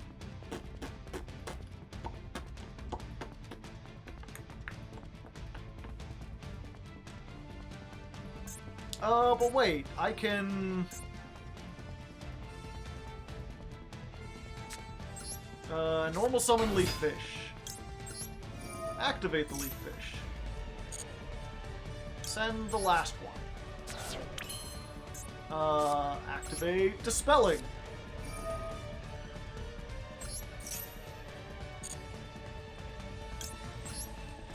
This is not enough. Wait, is it?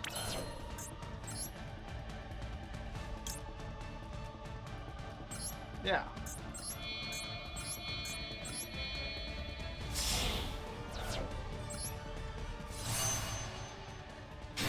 Yay! Go ass can. Vanish. Eh. I don't want to have to deal with it anymore. What do we... We get this one.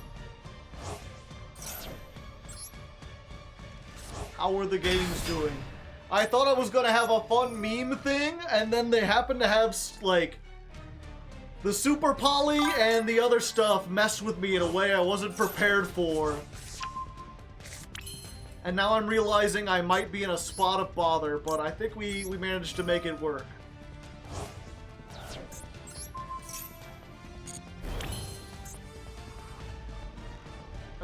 Yes, actually, we could do this.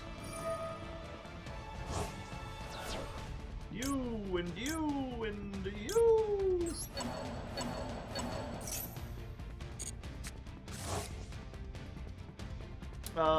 Okay, and the battle phase is skipped.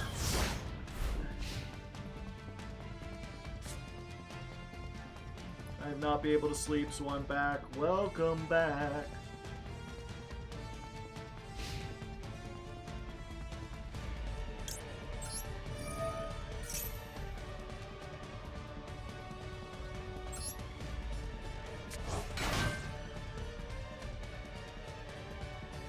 They got some kind of quick effect they can activate. Is it the third Blaze Cannon?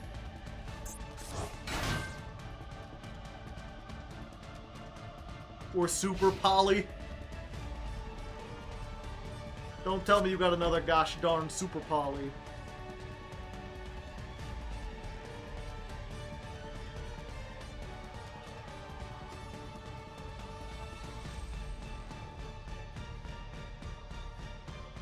Okay.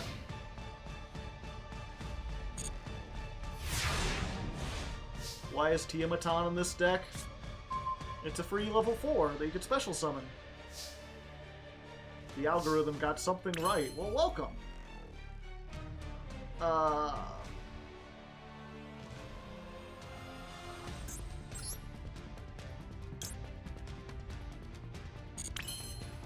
Yeah, I guess I gotta do this.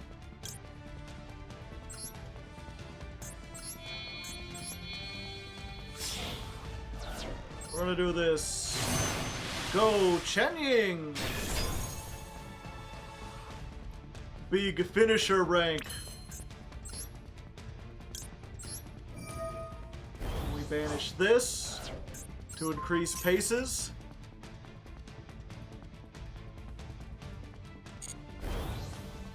That triggers Chen Ying.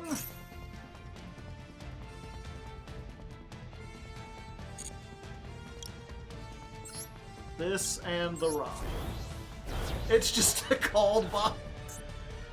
That's fine. Paces will show that he is the best. Who needs raw when you have a tiny fishy?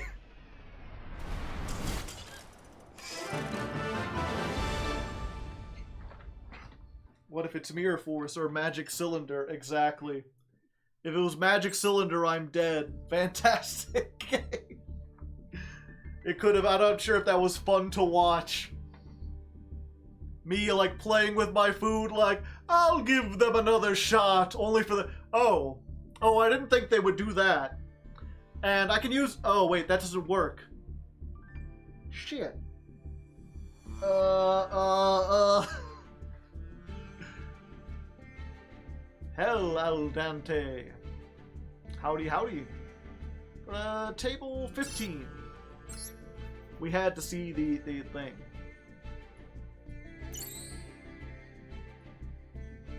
Cosmojo!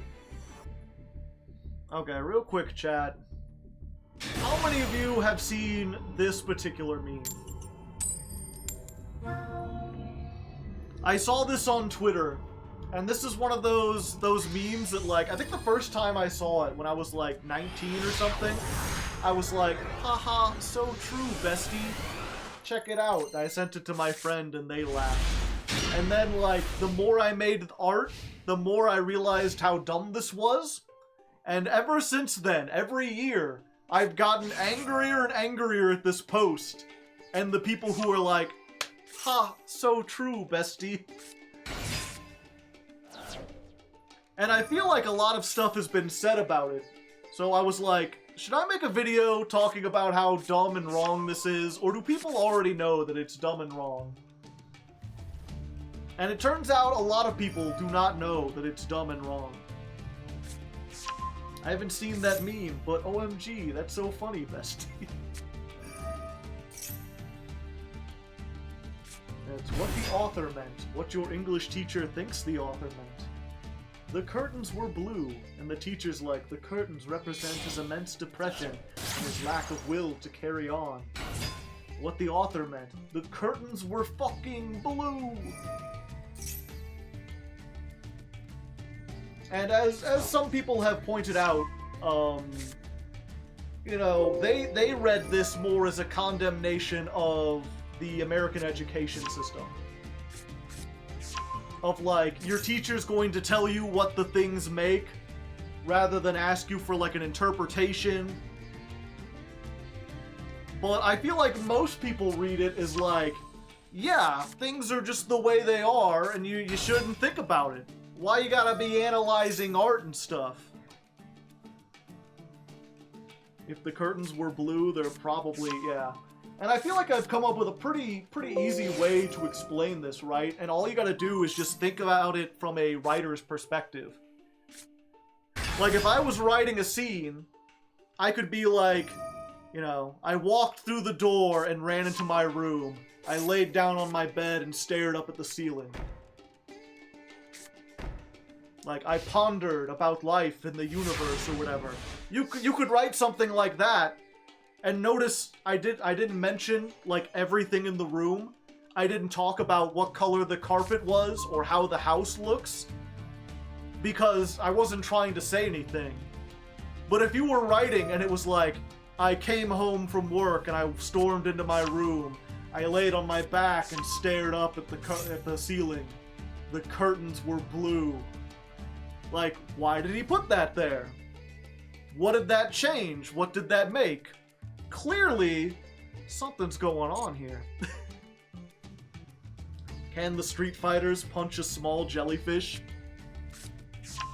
Like, it's one of those things where, like, if someone goes through the trouble of mentioning something, it's probably because that thing is important. It's probably because it does mean something. If a writer is just putting in like, oh, the curtains were blue and the carpet was green and my walls were painted with pictures that had this, then they're a bad author. They don't know the point of art. Why are the curtains on the ceiling? I never said they were on the ceiling.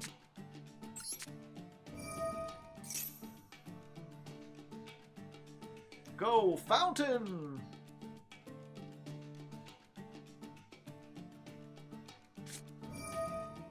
Whoever wrote your essay for your dinner knows the first thing about Kurt Vonnegut.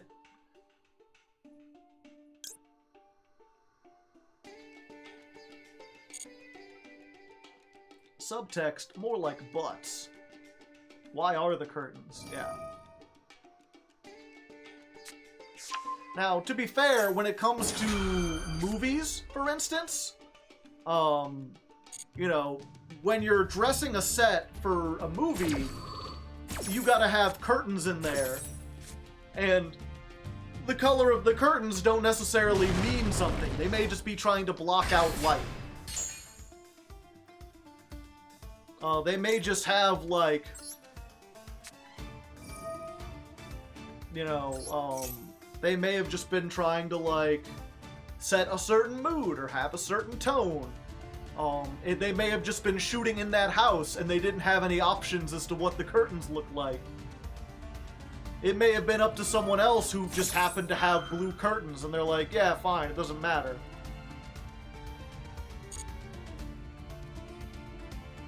Sometimes in movies, that stuff doesn't make sense. Now, obviously, if it's like a high-quality production from, like, a really good director who knows what they're doing, they will put significance into something like that. In a good movie, every frame is like a painting, where every specific choice, like, the sets are built for a specific reason.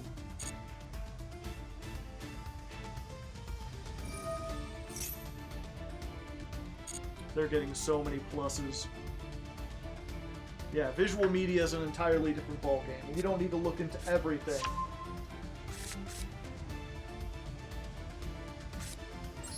And that's the thing, especially in school, like, yeah, not every story is going to have, like, a reason why the curtains are blue. Some writers are just bad, especially modern writers who don't know why art does the thing it does.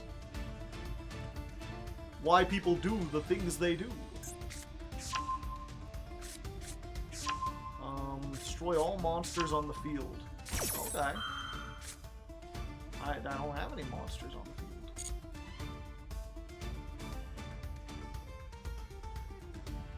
I wish my meals tasted like anything.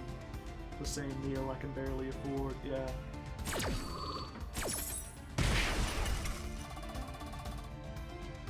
But I do feel like there is a thing where, like, you know, teachers will tell you this means this. They'll tell you about subtext. And, you know, I don't think I was ever told in my entire career as a, or not my career, but in the whole time I was in school, I don't think a teacher told me, like, the point of a book is to communicate some idea. They are trying to tell you a thing.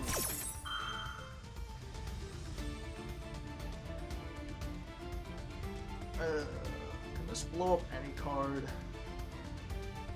One other card on the field. Okay.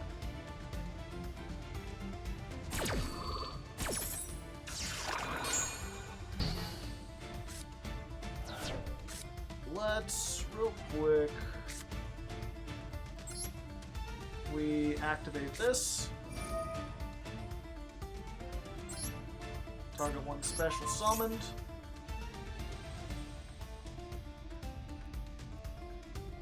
Our education sucks. Well, just in general, that seems to be a thing that happens, like, even in Europe. I'm surprised. I mean, I made a whole video about it, but I couldn't market it the right way, so I don't think anyone watched it. Or maybe they just don't care.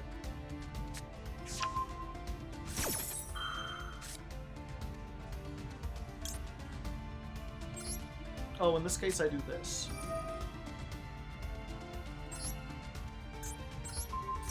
Because you cannot do both. Hello, Scotty boy. The pipes are calling.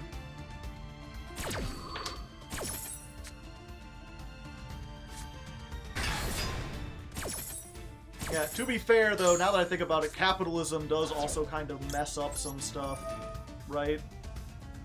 Like, if you look at old books in particular, you're like, you know, why did someone write Dante's Inferno? Oh, because they specifically had something to say. There was no, like, market incentive to write it. The entire reason they wrote it was because they wanted to communicate something to a wide audience. And simply saying, like, I believe this pope was a bad pope, or this cardinal is, like, sinful, you know, that's not very convincing. That doesn't hold a whole lot of weight. But if you write a story about a man who journeys through hell, and when they go through hell, they find that pope there being tortured for, like, corruption, then people like, you know, that image sticks with you. You get what he's saying. I like your hat. Well, thank you.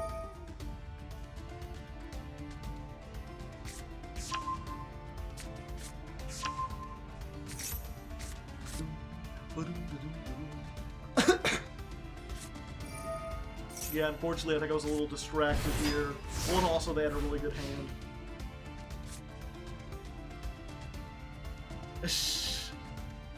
The entire reason.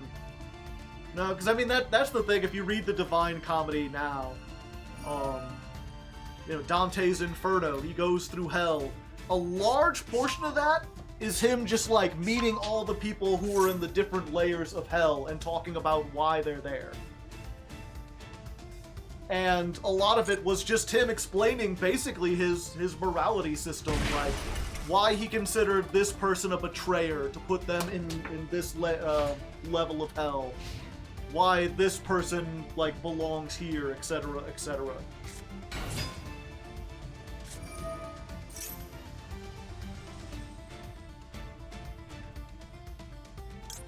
Yeah, let's do this.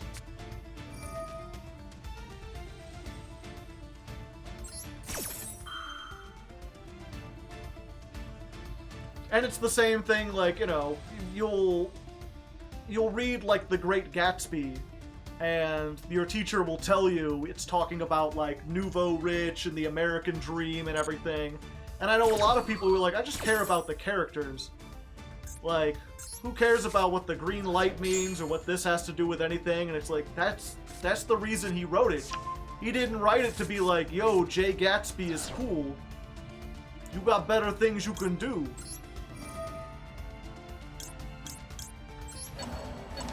That's not worth, like, publishing a whole book about.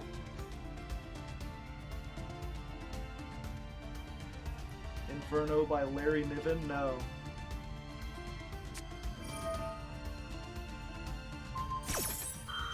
And that's, I feel like you can appreciate art and literature in general a lot more if you just understand that, like, that's what it is. It's an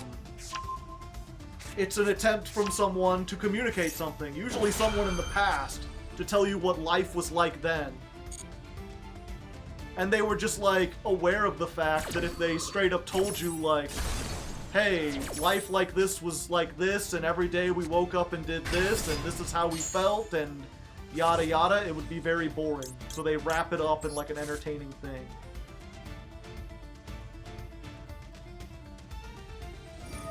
Some simps never change.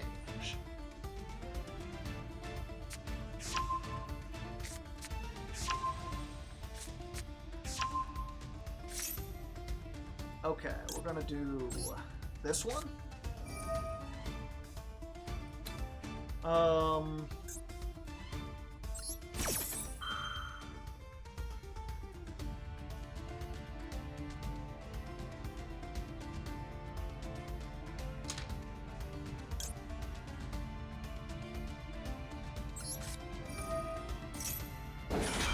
And then we're gonna do this. But yeah, and that's the thing is, like, nowadays, though, like, if you write, a lot of people write because writing is their job. They want to be good at it.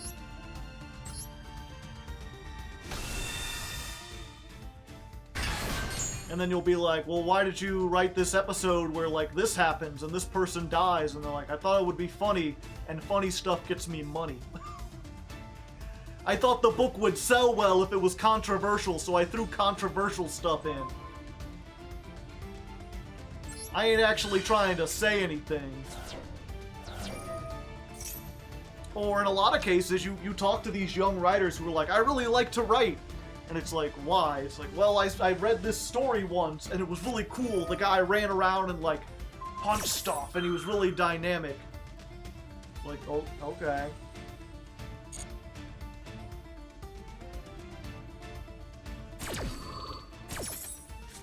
It's just like, like, they're just putting in stuff because they like the, like, action-y parts of it. And I guess, like, to be fair, it's not as though, like, you know, that's not a point to write. You can have fun with writing and everything. It's just weird, then, that you run into these situations where people think it's, like, on par, or... I don't know, I almost feel like we need, like, different words to differentiate for people, like... a story that's just for entertainment versus a story that's supposed to say something.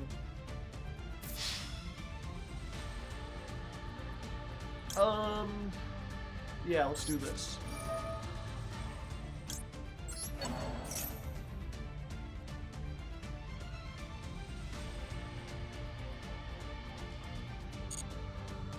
Or I think, you know, it might be...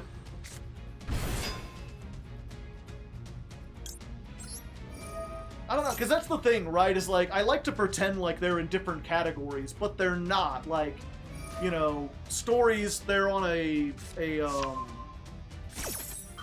they're on a gradient of how entertaining versus how,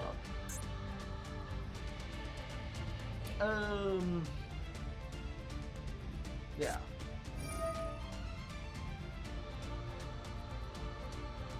Oh, I guess we're gonna do this one.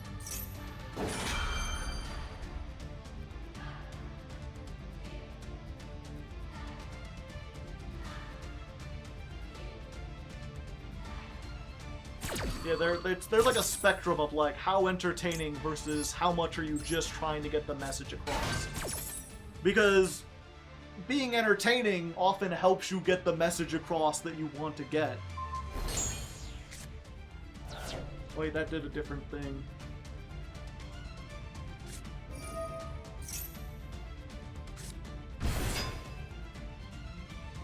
I kill off that beloved character to get people to buy it, yeah.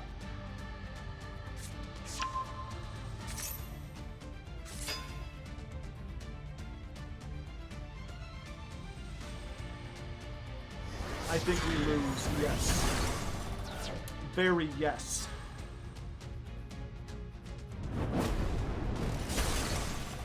I couldn't get to the go-y part of my deck.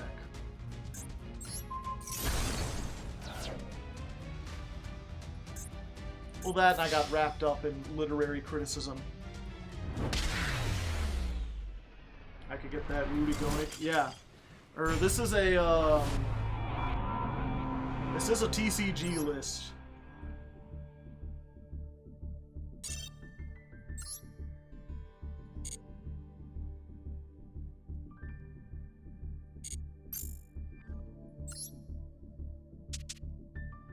There you go.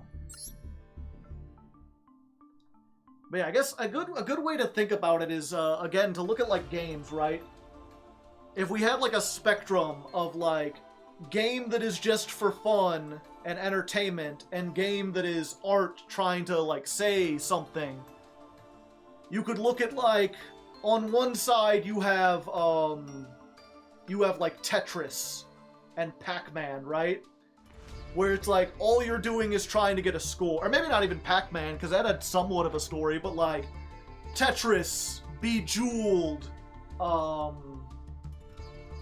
Picross. Any game where you're just like stacking shapes or making numbers or whatever. Like, there's artistic elements in the music and the visuals and everything, but that game's not trying to like say anything. It's just trying to occupy your time. It's trying to give you something to do to stave off boredom. Call of Duty versus Spec Ops: The Line, somewhat. I'm trying to make it as simple as possible. Because I guess, okay, here's another way to think about it, right? One core thing to understand about, like, people in general is that they need entertainment. I'll never forget, I had this class one time where we were talking about the first colonies, like, over in America, the ones that failed specifically, like Roanoke Island, where they left like 200 people over in Massachusetts, and they're like, we'll be back in a year, and they came back in a year and there was nothing there. And they're like, why did these fail? How did they fall apart? And to show how people could mess up, they gave all of us, they split us into groups, and they're like, you're the town council, and they gave us a whole bunch of, like, decisions to make about how the town would be run, what jobs and duties everyone would get. And one of the things was like, rank these 10 things in order of importance, like gathering food, gathering water, security, entertainment. There was a bunch of other ones, but I just remember almost everyone was like, "Oh yeah, entertainment's got to be the lowest on the list." And the teacher was immediately like, "If you put entertainment at number 10, your colony fails." Because anytime people have tried to make a society or a settlement that doesn't have any kind of levity, people go fucking crazy. They lose their minds. It's like trying to have a colony where no one sleeps. You know, we don't think about it in the same way as like food and sleep, because you won't die instantly from stuff like that. But if you put someone like alone in a room with nothing to do, they will die. Even if they have food and water. Even if they don't die like physically, they will die mentally and they will be unable to function as like a person. So like, we need entertainment. Entertainment is important. I'm not saying entertainment is bad, but that's the point of those kinds of games. Things like Tetris and Bejeweled and Picross and like Pac-Man, Pong, stuff like that. Very basic, simple games. And then on the other end, you have games like, trying to think, like, what's the most, like, walking simulator kind of game? Where there's not very much, it's not entertaining, but it's someone trying to tell you something. Pathologic, I guess?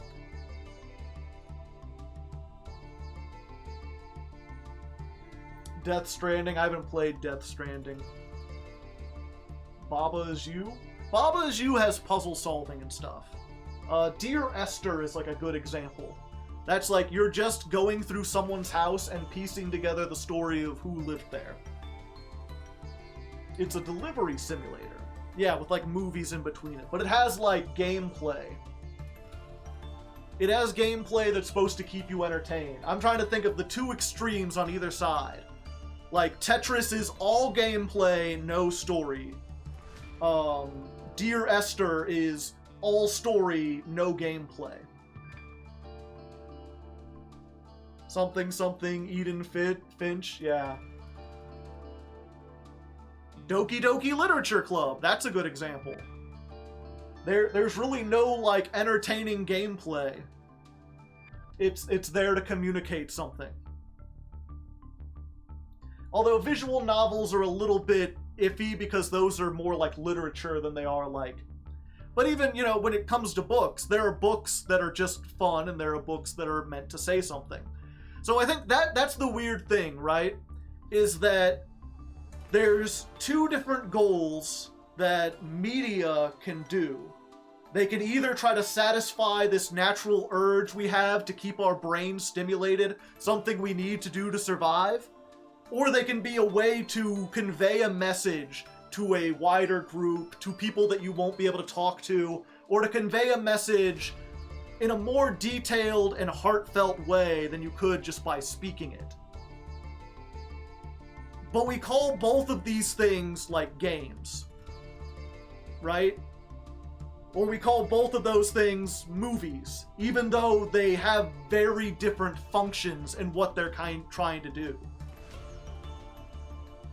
And then you get something, I guess Spec Ops: The Line is an excellent example. If you're unfamiliar with that, it's like a modern military shooter. But the whole point is to kind of show you how bad the military is and how much of a monster you would be if you were actually like in COD and just mowing down like thousands of people. It's meant to make you reflect on shooting everyone. Whereas a lot of shooters like GoldenEye or Call of Duty are just meant to be a fun entertainment piece. But that one's like right in the middle, right? Like it draws you in with the mechanical shooting so that it can deliver a message. And so it's like, we can't just say like there are two categories of video game. One that aims to do this and one that aims to do that. Because the vast majority of games aim to do both to some degree. And if you have these two spots, they would just be somewhere along that line. They would lean more towards one or the other, but they wouldn't be completely 100% to one side.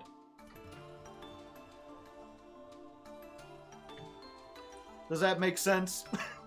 Am I just rambling and being really pretentious?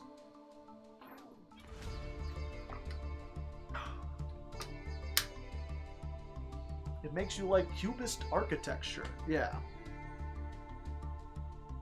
There is no black and white. There is a lot of black and white. Because there are still things that absolutely try to do both. Nah, I like it. Smart people talk. I don't think it's that smart. It's one of those things that feels like really simple, right? Like, games are usually trying to accomplish some amount of these two things. And the problem we have is people who think the game should be one or the other.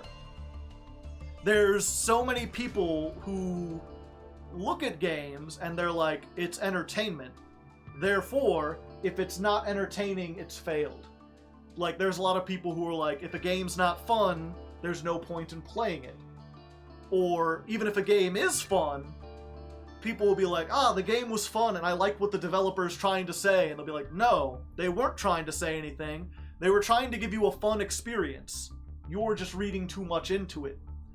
And the problem is, if we were in a society where the only people who made games were people who wanted to make games, then that might be, or that wouldn't be true. You know? Like, if someone put something into a game, it was because they wanted it to be there. But because we have a society where, games are a business and people need to make money, businesses have understood that, like, yeah, if you want to sell a game, you have to have really good mechanics. Yeah, if you want a game to get people talking, you need to have a big message of some kind. And so they will put a message in, but that message isn't like anything that anyone's trying to say. It's not meaningful. It's not actually trying to communicate. It's there to tick a box so that the game will make money. The messages give us more money. Yeah.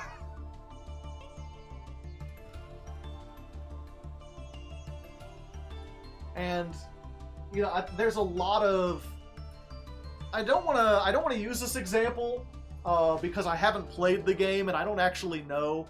But one thing that always kind of struck me as that was like The Last of Us.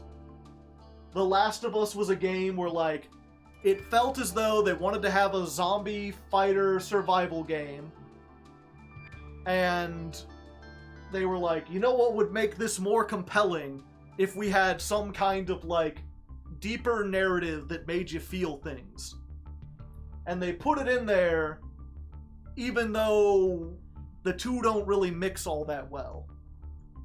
And it worked in the first game pretty well, but everything fell apart in the second game.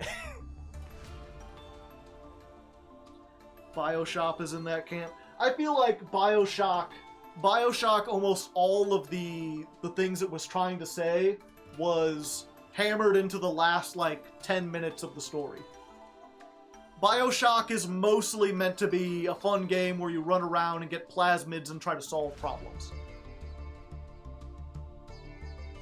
All of Naughty Dogs have weird Ayn Rand overtones. I wouldn't really call Last of Us Randian. What game are you talking about? I was talking about Last of Us.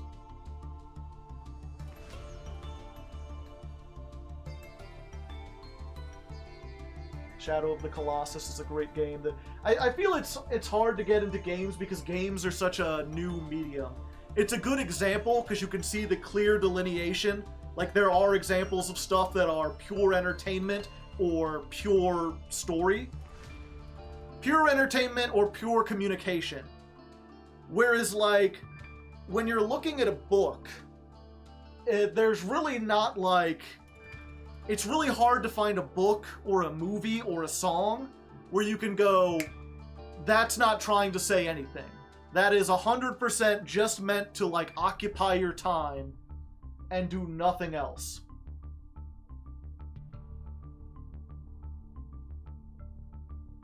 If you plan on streaming, we should just have these media discussions. That's what I was thinking when it comes to Death Stranding. I'm like, if we're gonna walk around, I could just discuss media all day.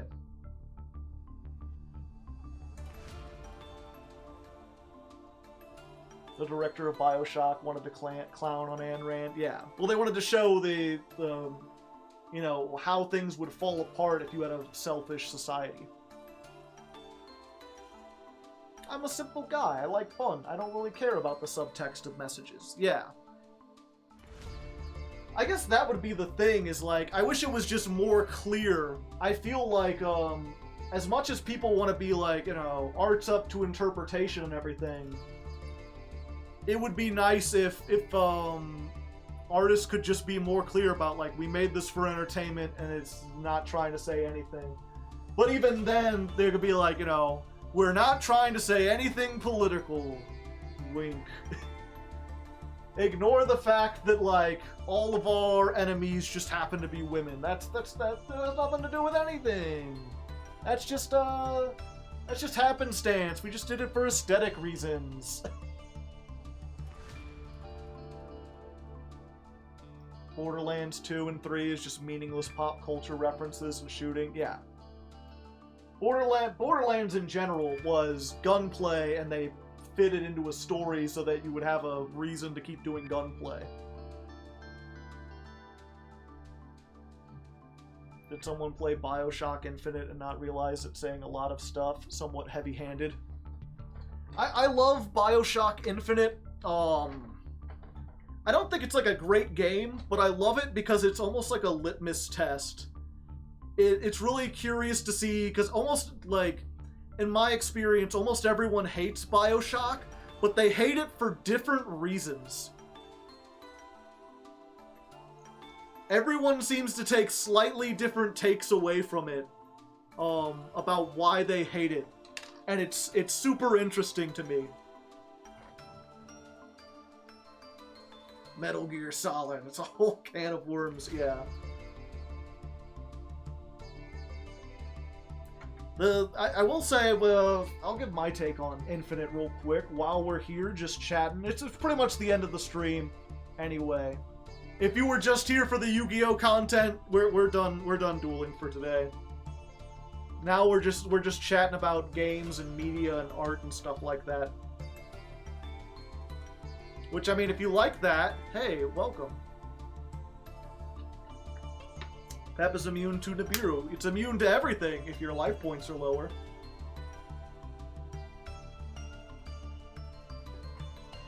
BioShock is a spooky game, and I don't like spooky, yeah.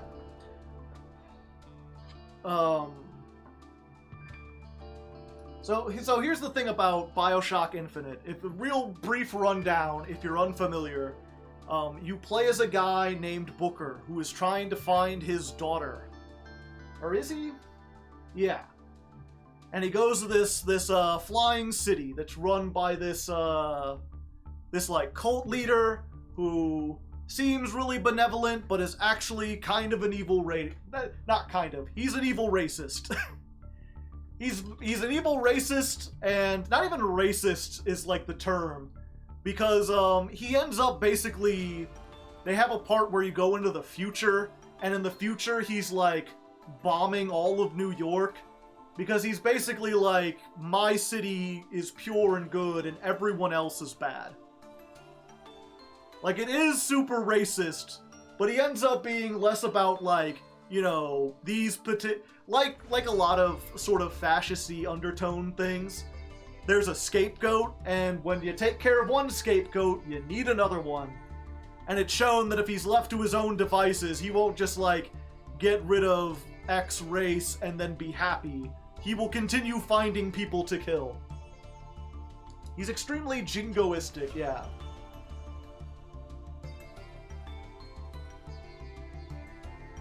Make sure you... I have not played the DLC. I don't know what happens in it. But yeah, so you go there and you try to rescue your daughter. or pay off your debt or something. I forget why he goes there specifically, but he goes there. And then it ends up not only involving like a flying city with time travel, but you also travel to like alternate dimensions. So like, there's a big moment where, you know, you see this big city that's basically run on the back of like slave labor, and all the black people are really mistreated, and all the poor people are really mistreated. And there's a woman, I forget her name, I think it's Daisy, who's the Vox Populi, the voice of the people, and she tries to tell them, like, rise up and, like, overthrow your shackles, we can take things back. And then you go to an alternate dimension where your character met up with her, and you helped her with the revolution. And then you find that, like, the revolution is just, like, absolutely destroying everyone, that they were just as evil of murderers as soon as they got an ounce of power. And they're just like going around, and then you spend like the second half of the game fighting the Vox Populi instead of fighting the regular people. And a lot of people were really upset because they're like, you're really gonna both sides everything? They had that one old-timey cover of Fortunate Son, yeah. They have a lot of old-timey covers in that game, because they're messing with portals into alternate dimensions and portals into the future and stuff. So there's this subplot about the scientist looking into the future and hearing songs, and then transcribing them using 1800s instruments. So you have like a ye olde version of like Tainted Love and stuff. You know, when the Vox Populi take over, there's just like a woman standing on the street singing Fortunate Son.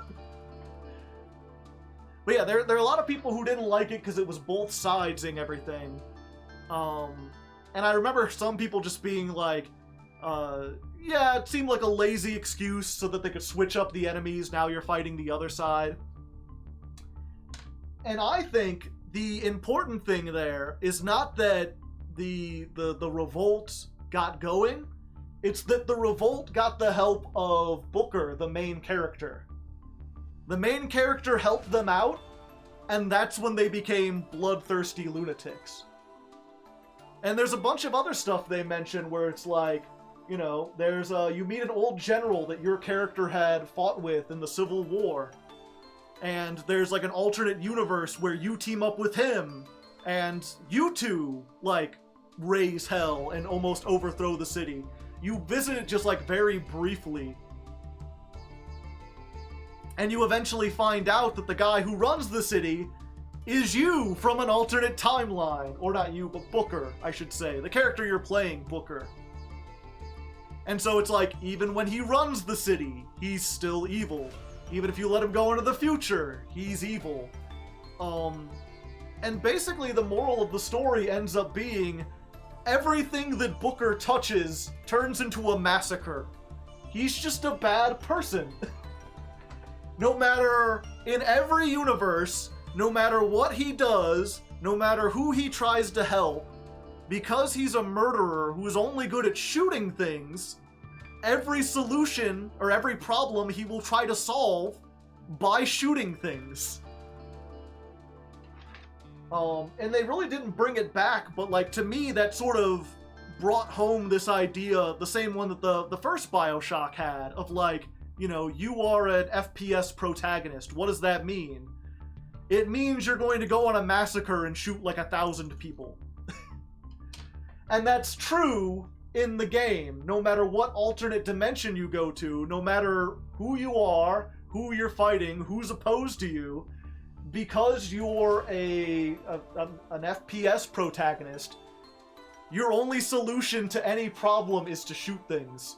And so it'll always end up badly for everyone. It's the illusion of choice, yeah.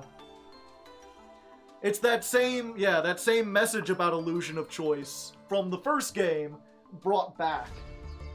But a lot of people got so wrapped up in one side or the other, or thinking about the political implications, they didn't think to tie it to like a personal interpretation of Booker. Well, plus, no one wants to play a game where, like, you're a bad person. I think they told the story better in one. Yeah, they kind of messed up at the end, too. Violence is not the answer. It's the question, and the answer is yes. I don't feel like they pulled it off. They didn't. The fact that so many people misunderstood it or didn't get the point, like, proves that they didn't do it very well. What about Hatred? Hatred was just made to make money. Hatred was controversial for the sake of being controversial. Same thing with Postal. I don't think they were trying to say anything. I think they were just trying to piss everyone off.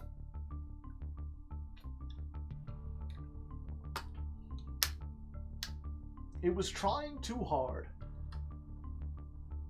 Spec Ops, I still haven't played Spec Ops, but I think Spec Ops, from what I understand, nailed the idea of, like, luring you in with the appeal of gunplay and then making you, like, having a message. Thoughts on Dishonored? I haven't played it either.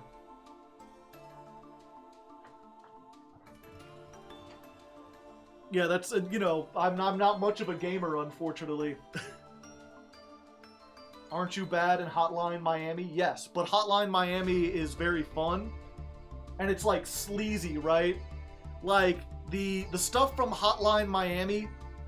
Hotline Miami sets you up, like, from the very beginning, if, like, you're gonna kill a bunch of people. Have fun. I think a big reason why Infinite didn't appeal to people is because you thought you were a hero. You know, you're fighting a bad guy, you're saving a girl, you're doing good things, and so the idea that, like, what you were doing at the beginning to stop, like, racism, like going in and, like, murdering half the population of the city, that was bad even then, because it wasn't going to solve the problem. Hotline Miami never pretends you're a good person. BioShock Infinite pretends you are for most of the game. But it does so because that's what most games do, right? Like, if you look at Call of Duty spends the entire game pretending you're a good person, even as you mow down, like, millions of people. Even as you know, enforce the military-industrial complex. You ever play any of the Fallout games? Just 3 and New Vegas. I really should go back to the first one at some point, because that one seems like really well written. 3 I remember really liking at the time, and it just, the older I get and the more games I play, the more I realized how, like, basic that is. Yeah, the Cruelty Squad protagonist is terrible, but the world is worse. Yeah.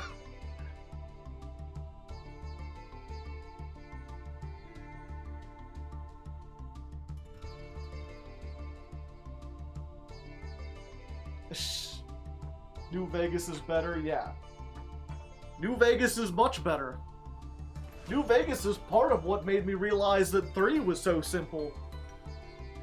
I remember going through 3 and being like, how come I'm either just like... Oh wait, did 3 have a neutral thing? Or was that added in New Vegas? I forget. Because Bethesda didn't make it, yeah.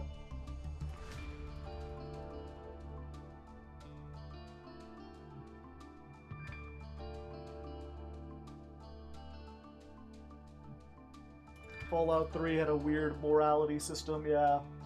I remember that was part of what... I never got into Mass Effect. I was into the first one, like, really deep, like, played it, like, 10 hours the first day I got it, and another 10 hours. And then I got, like, halfway through the first game, and realized there was not, like, no benefit to being morally ambiguous. Like, you were either the Renegade or the Paragon, and it didn't matter, like, you couldn't stay in the middle. You were always either, like, you know, 51% one way or the other. And doing little bits of both didn't help. It was like, oh, okay, so this isn't like this is a choice system, but even though it rates each of your choices individually, the individual choices don't matter. What matters is, do you want to play the good guy or the bad guy? Yeah. KOTOR was like that too, but KOTOR was also Star Wars, where they make it clear, like, light side or dark side, and they give you incentives, like, you know, if you go full dark side, you get dark side powers. If you go full light side, you get light side powers. If you try to stay in the middle, you don't get access to either, because you need to commit. It makes more sense in the world of Star Wars.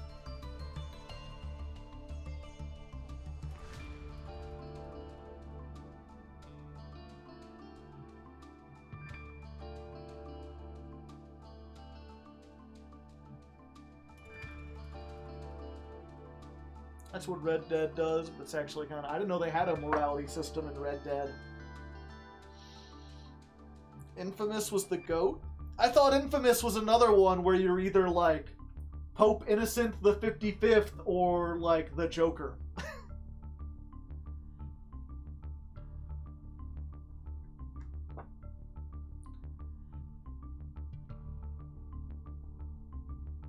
Technically, Grey Force... I feel like Grey Force kind of goes against the whole idea of Star Wars. Like, it makes sense that people would try to, like, find a way around it or try to combine it, but it, like... It feels like, you know, Star Wars almost feels like Kingdom Hearts, where they're like, no, light and darkness are not, like, metaphorical concepts. They are real things. They are real physical things, and if you have too much darkness, you get actual benefits from it.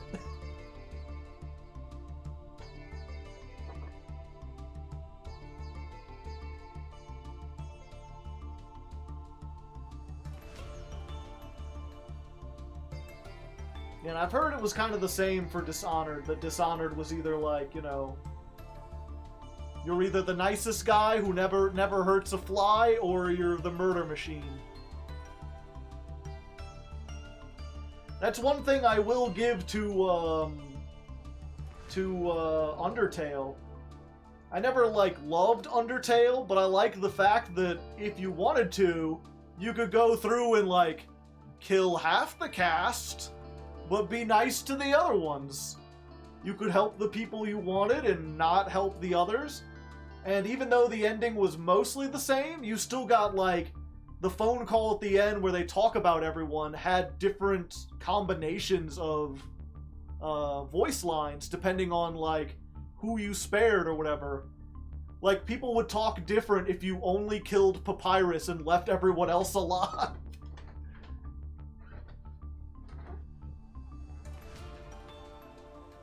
I did Genocide blind, yeah. Genocide run's not fun. I did it, though.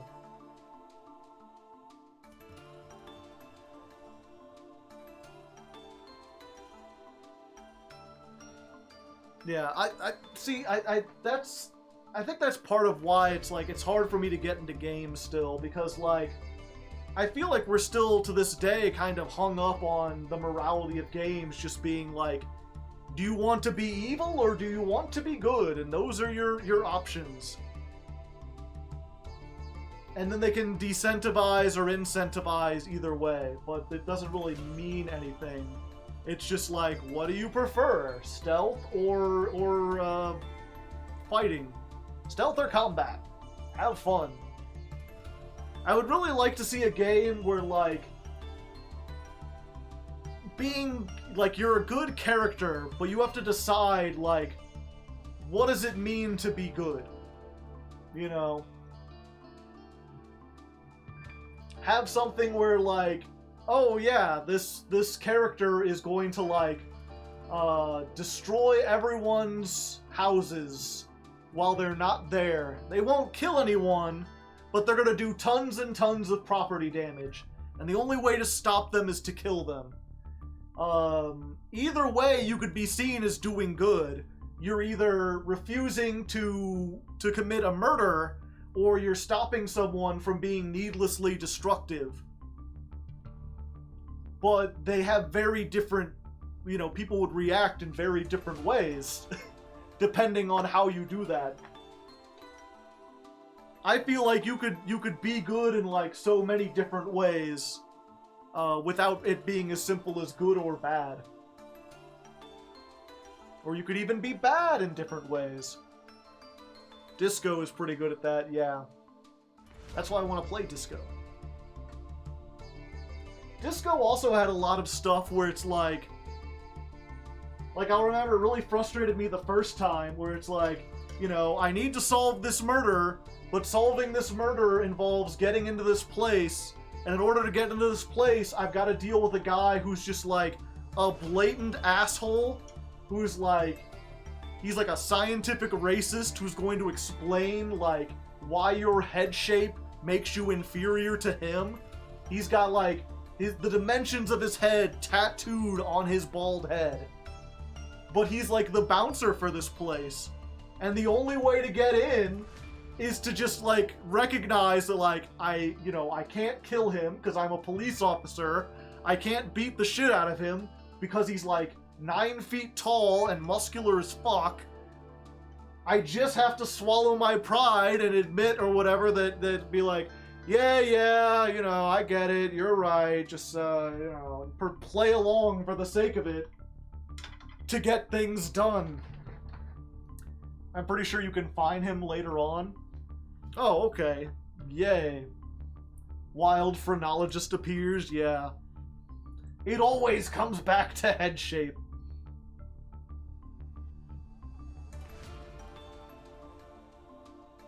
Yeah, I mean, there's lots of games that will call you. I just wish it was, again, more subtle. Less about just being good or evil, and more about how you're good. Good in what way? What do you think is most important? Have a game where you have to decide between, like, life or freedom. Arthur's voice lines change. Who's Arthur again?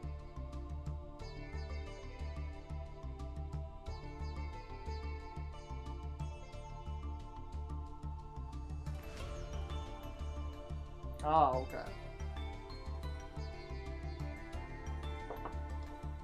But anyway, I've been rambling for too long. We've lost like half of the people who were just here for Yu-Gi-Oh!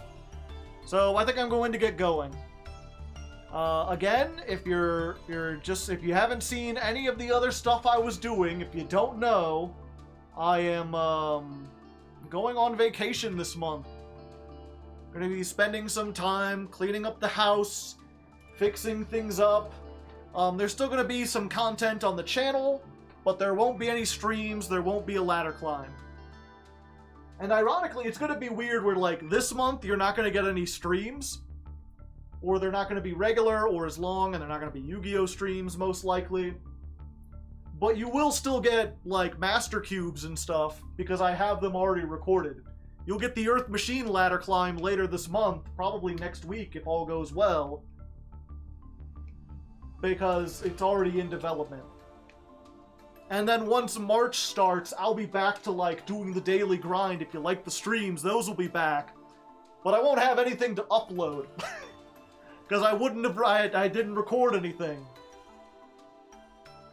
So it's going to be a weird couple of months. But we should hopefully, we'll be back at it. And who knows, maybe I'm working on my tabletop game. Maybe I'll do a stream where we could talk about tabletop games and get like maps made and stuff. Look forward to that. You deserve a vacay, yeah. Well, again, as I said in other stuff, I'm also getting surgery, so it's it's not just like, I'm gonna relax and put my feet up. It's like, I'm gonna relax and have teeth yanked from my skull. Ooh, tabletop? Yeah. I guess while I'm here, real quick, for anyone run down what kind of tabletop, I've made my own setting and my own system to go with it. I don't think it's like anything else you've probably seen before. The world universe setting, it's called 55 Lives. And the elevator pitch is that it's a universe where you level up by dying.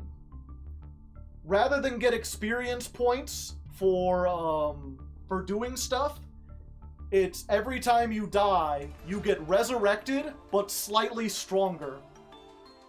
So you can level up at any time just by, like, jumping off a cliff or running into traffic. The catch is, there's two of them.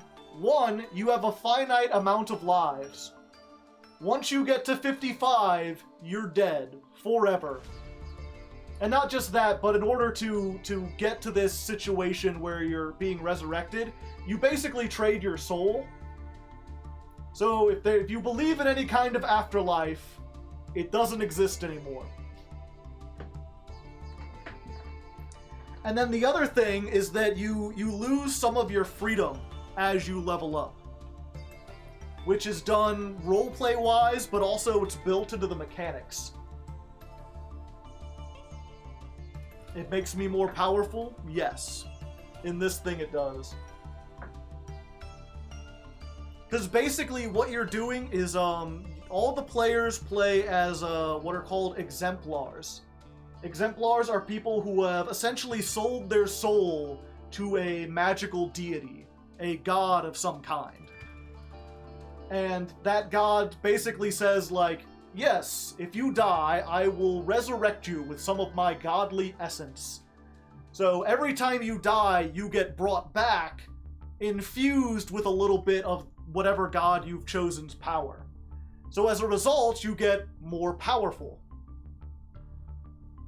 Tanya the Evil, I haven't seen it.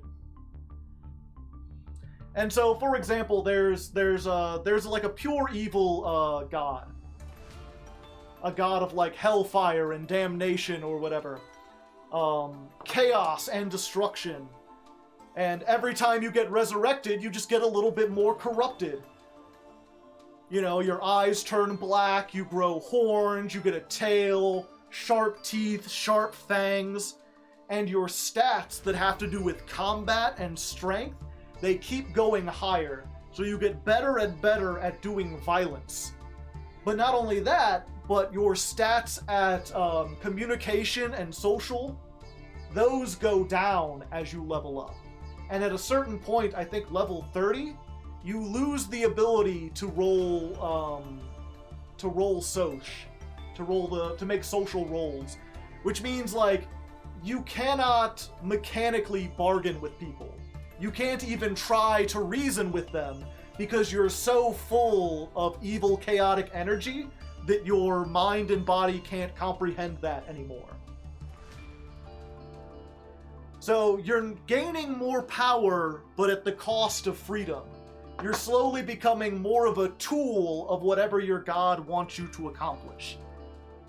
At the start, you could trade your soul to the god of chaos and decide that you want to use it to like help people.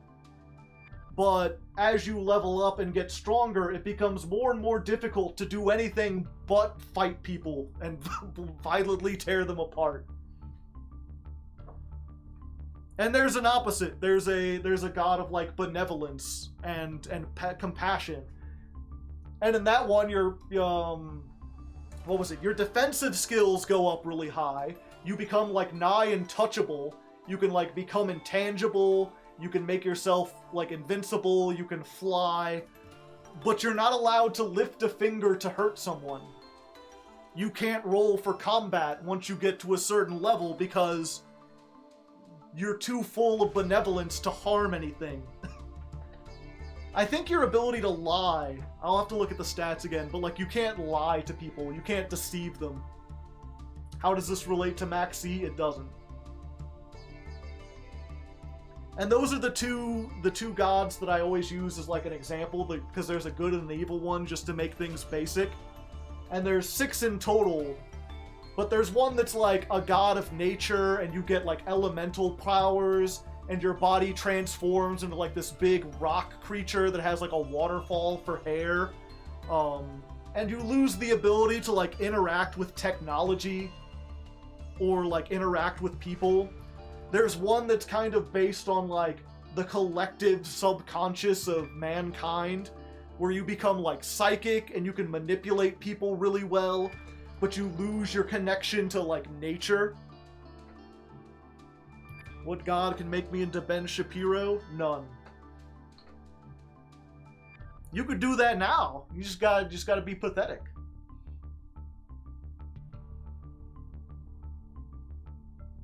I think evil people would be better at deceiving. Well, it's the kind of evil that this is. The evil class is the evil god is like a god of chaos.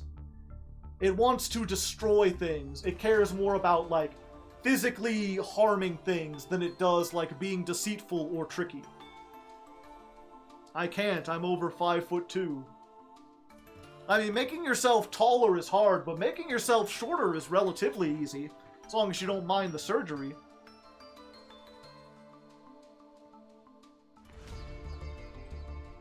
So a kingdom that worships the nature goddess would become a druidic nature grove. Something like that. The other thing to keep in mind is that even though this is a tabletop game, it takes place in like modern day. So like there's cars and cell phones and stuff. So the nature group, even though they're not like on their face evil, they're kind of evil because they see society and humanity as like encroaching on nature's domain. They see humanity as an invasive species. Aren't there surgeries that can make... There are, but you can only get like a couple inches taller. And they're not very great. And they leave you with pain for the rest of your life. But you could, if you want to be shorter, you could just be like Cotton Hill. Just cut your shins out. Attach your feet to the bottom of your knees. Easy peasy. Who needs shins? But yeah, so that's the basics of the game I'm making, the universe I have crafted, and I'm in the process of writing out a campaign to like introduce everything. A little like it's not a one shot, but it's going to be a 3-shot adventure. You know, there's going to be 3 missions and then it's over, and it's just supposed to like introduce the basics of the world. I haven't heard much about the tall surgery. Yeah. I forget exactly how they do it. I don't know if they use like plastic or metal bones, or if there's some kind of process of like lengthening your bones, or if they take bones like from somewhere else. But they basically like crack open your shins and then expand you like an inch or 2, and then they put other stuff in between it, and then the muscles grow back in. It involves metal rods. Oh, okay. Yeah, it's like you could do it. I wouldn't recommend it. Anyway, that's what I'll be working on. Hopefully we'll be able to do that sometime in 2024, but we'll see. For now, we're gonna raid Emperor. I can never spell Emperor right. Emperor Stove.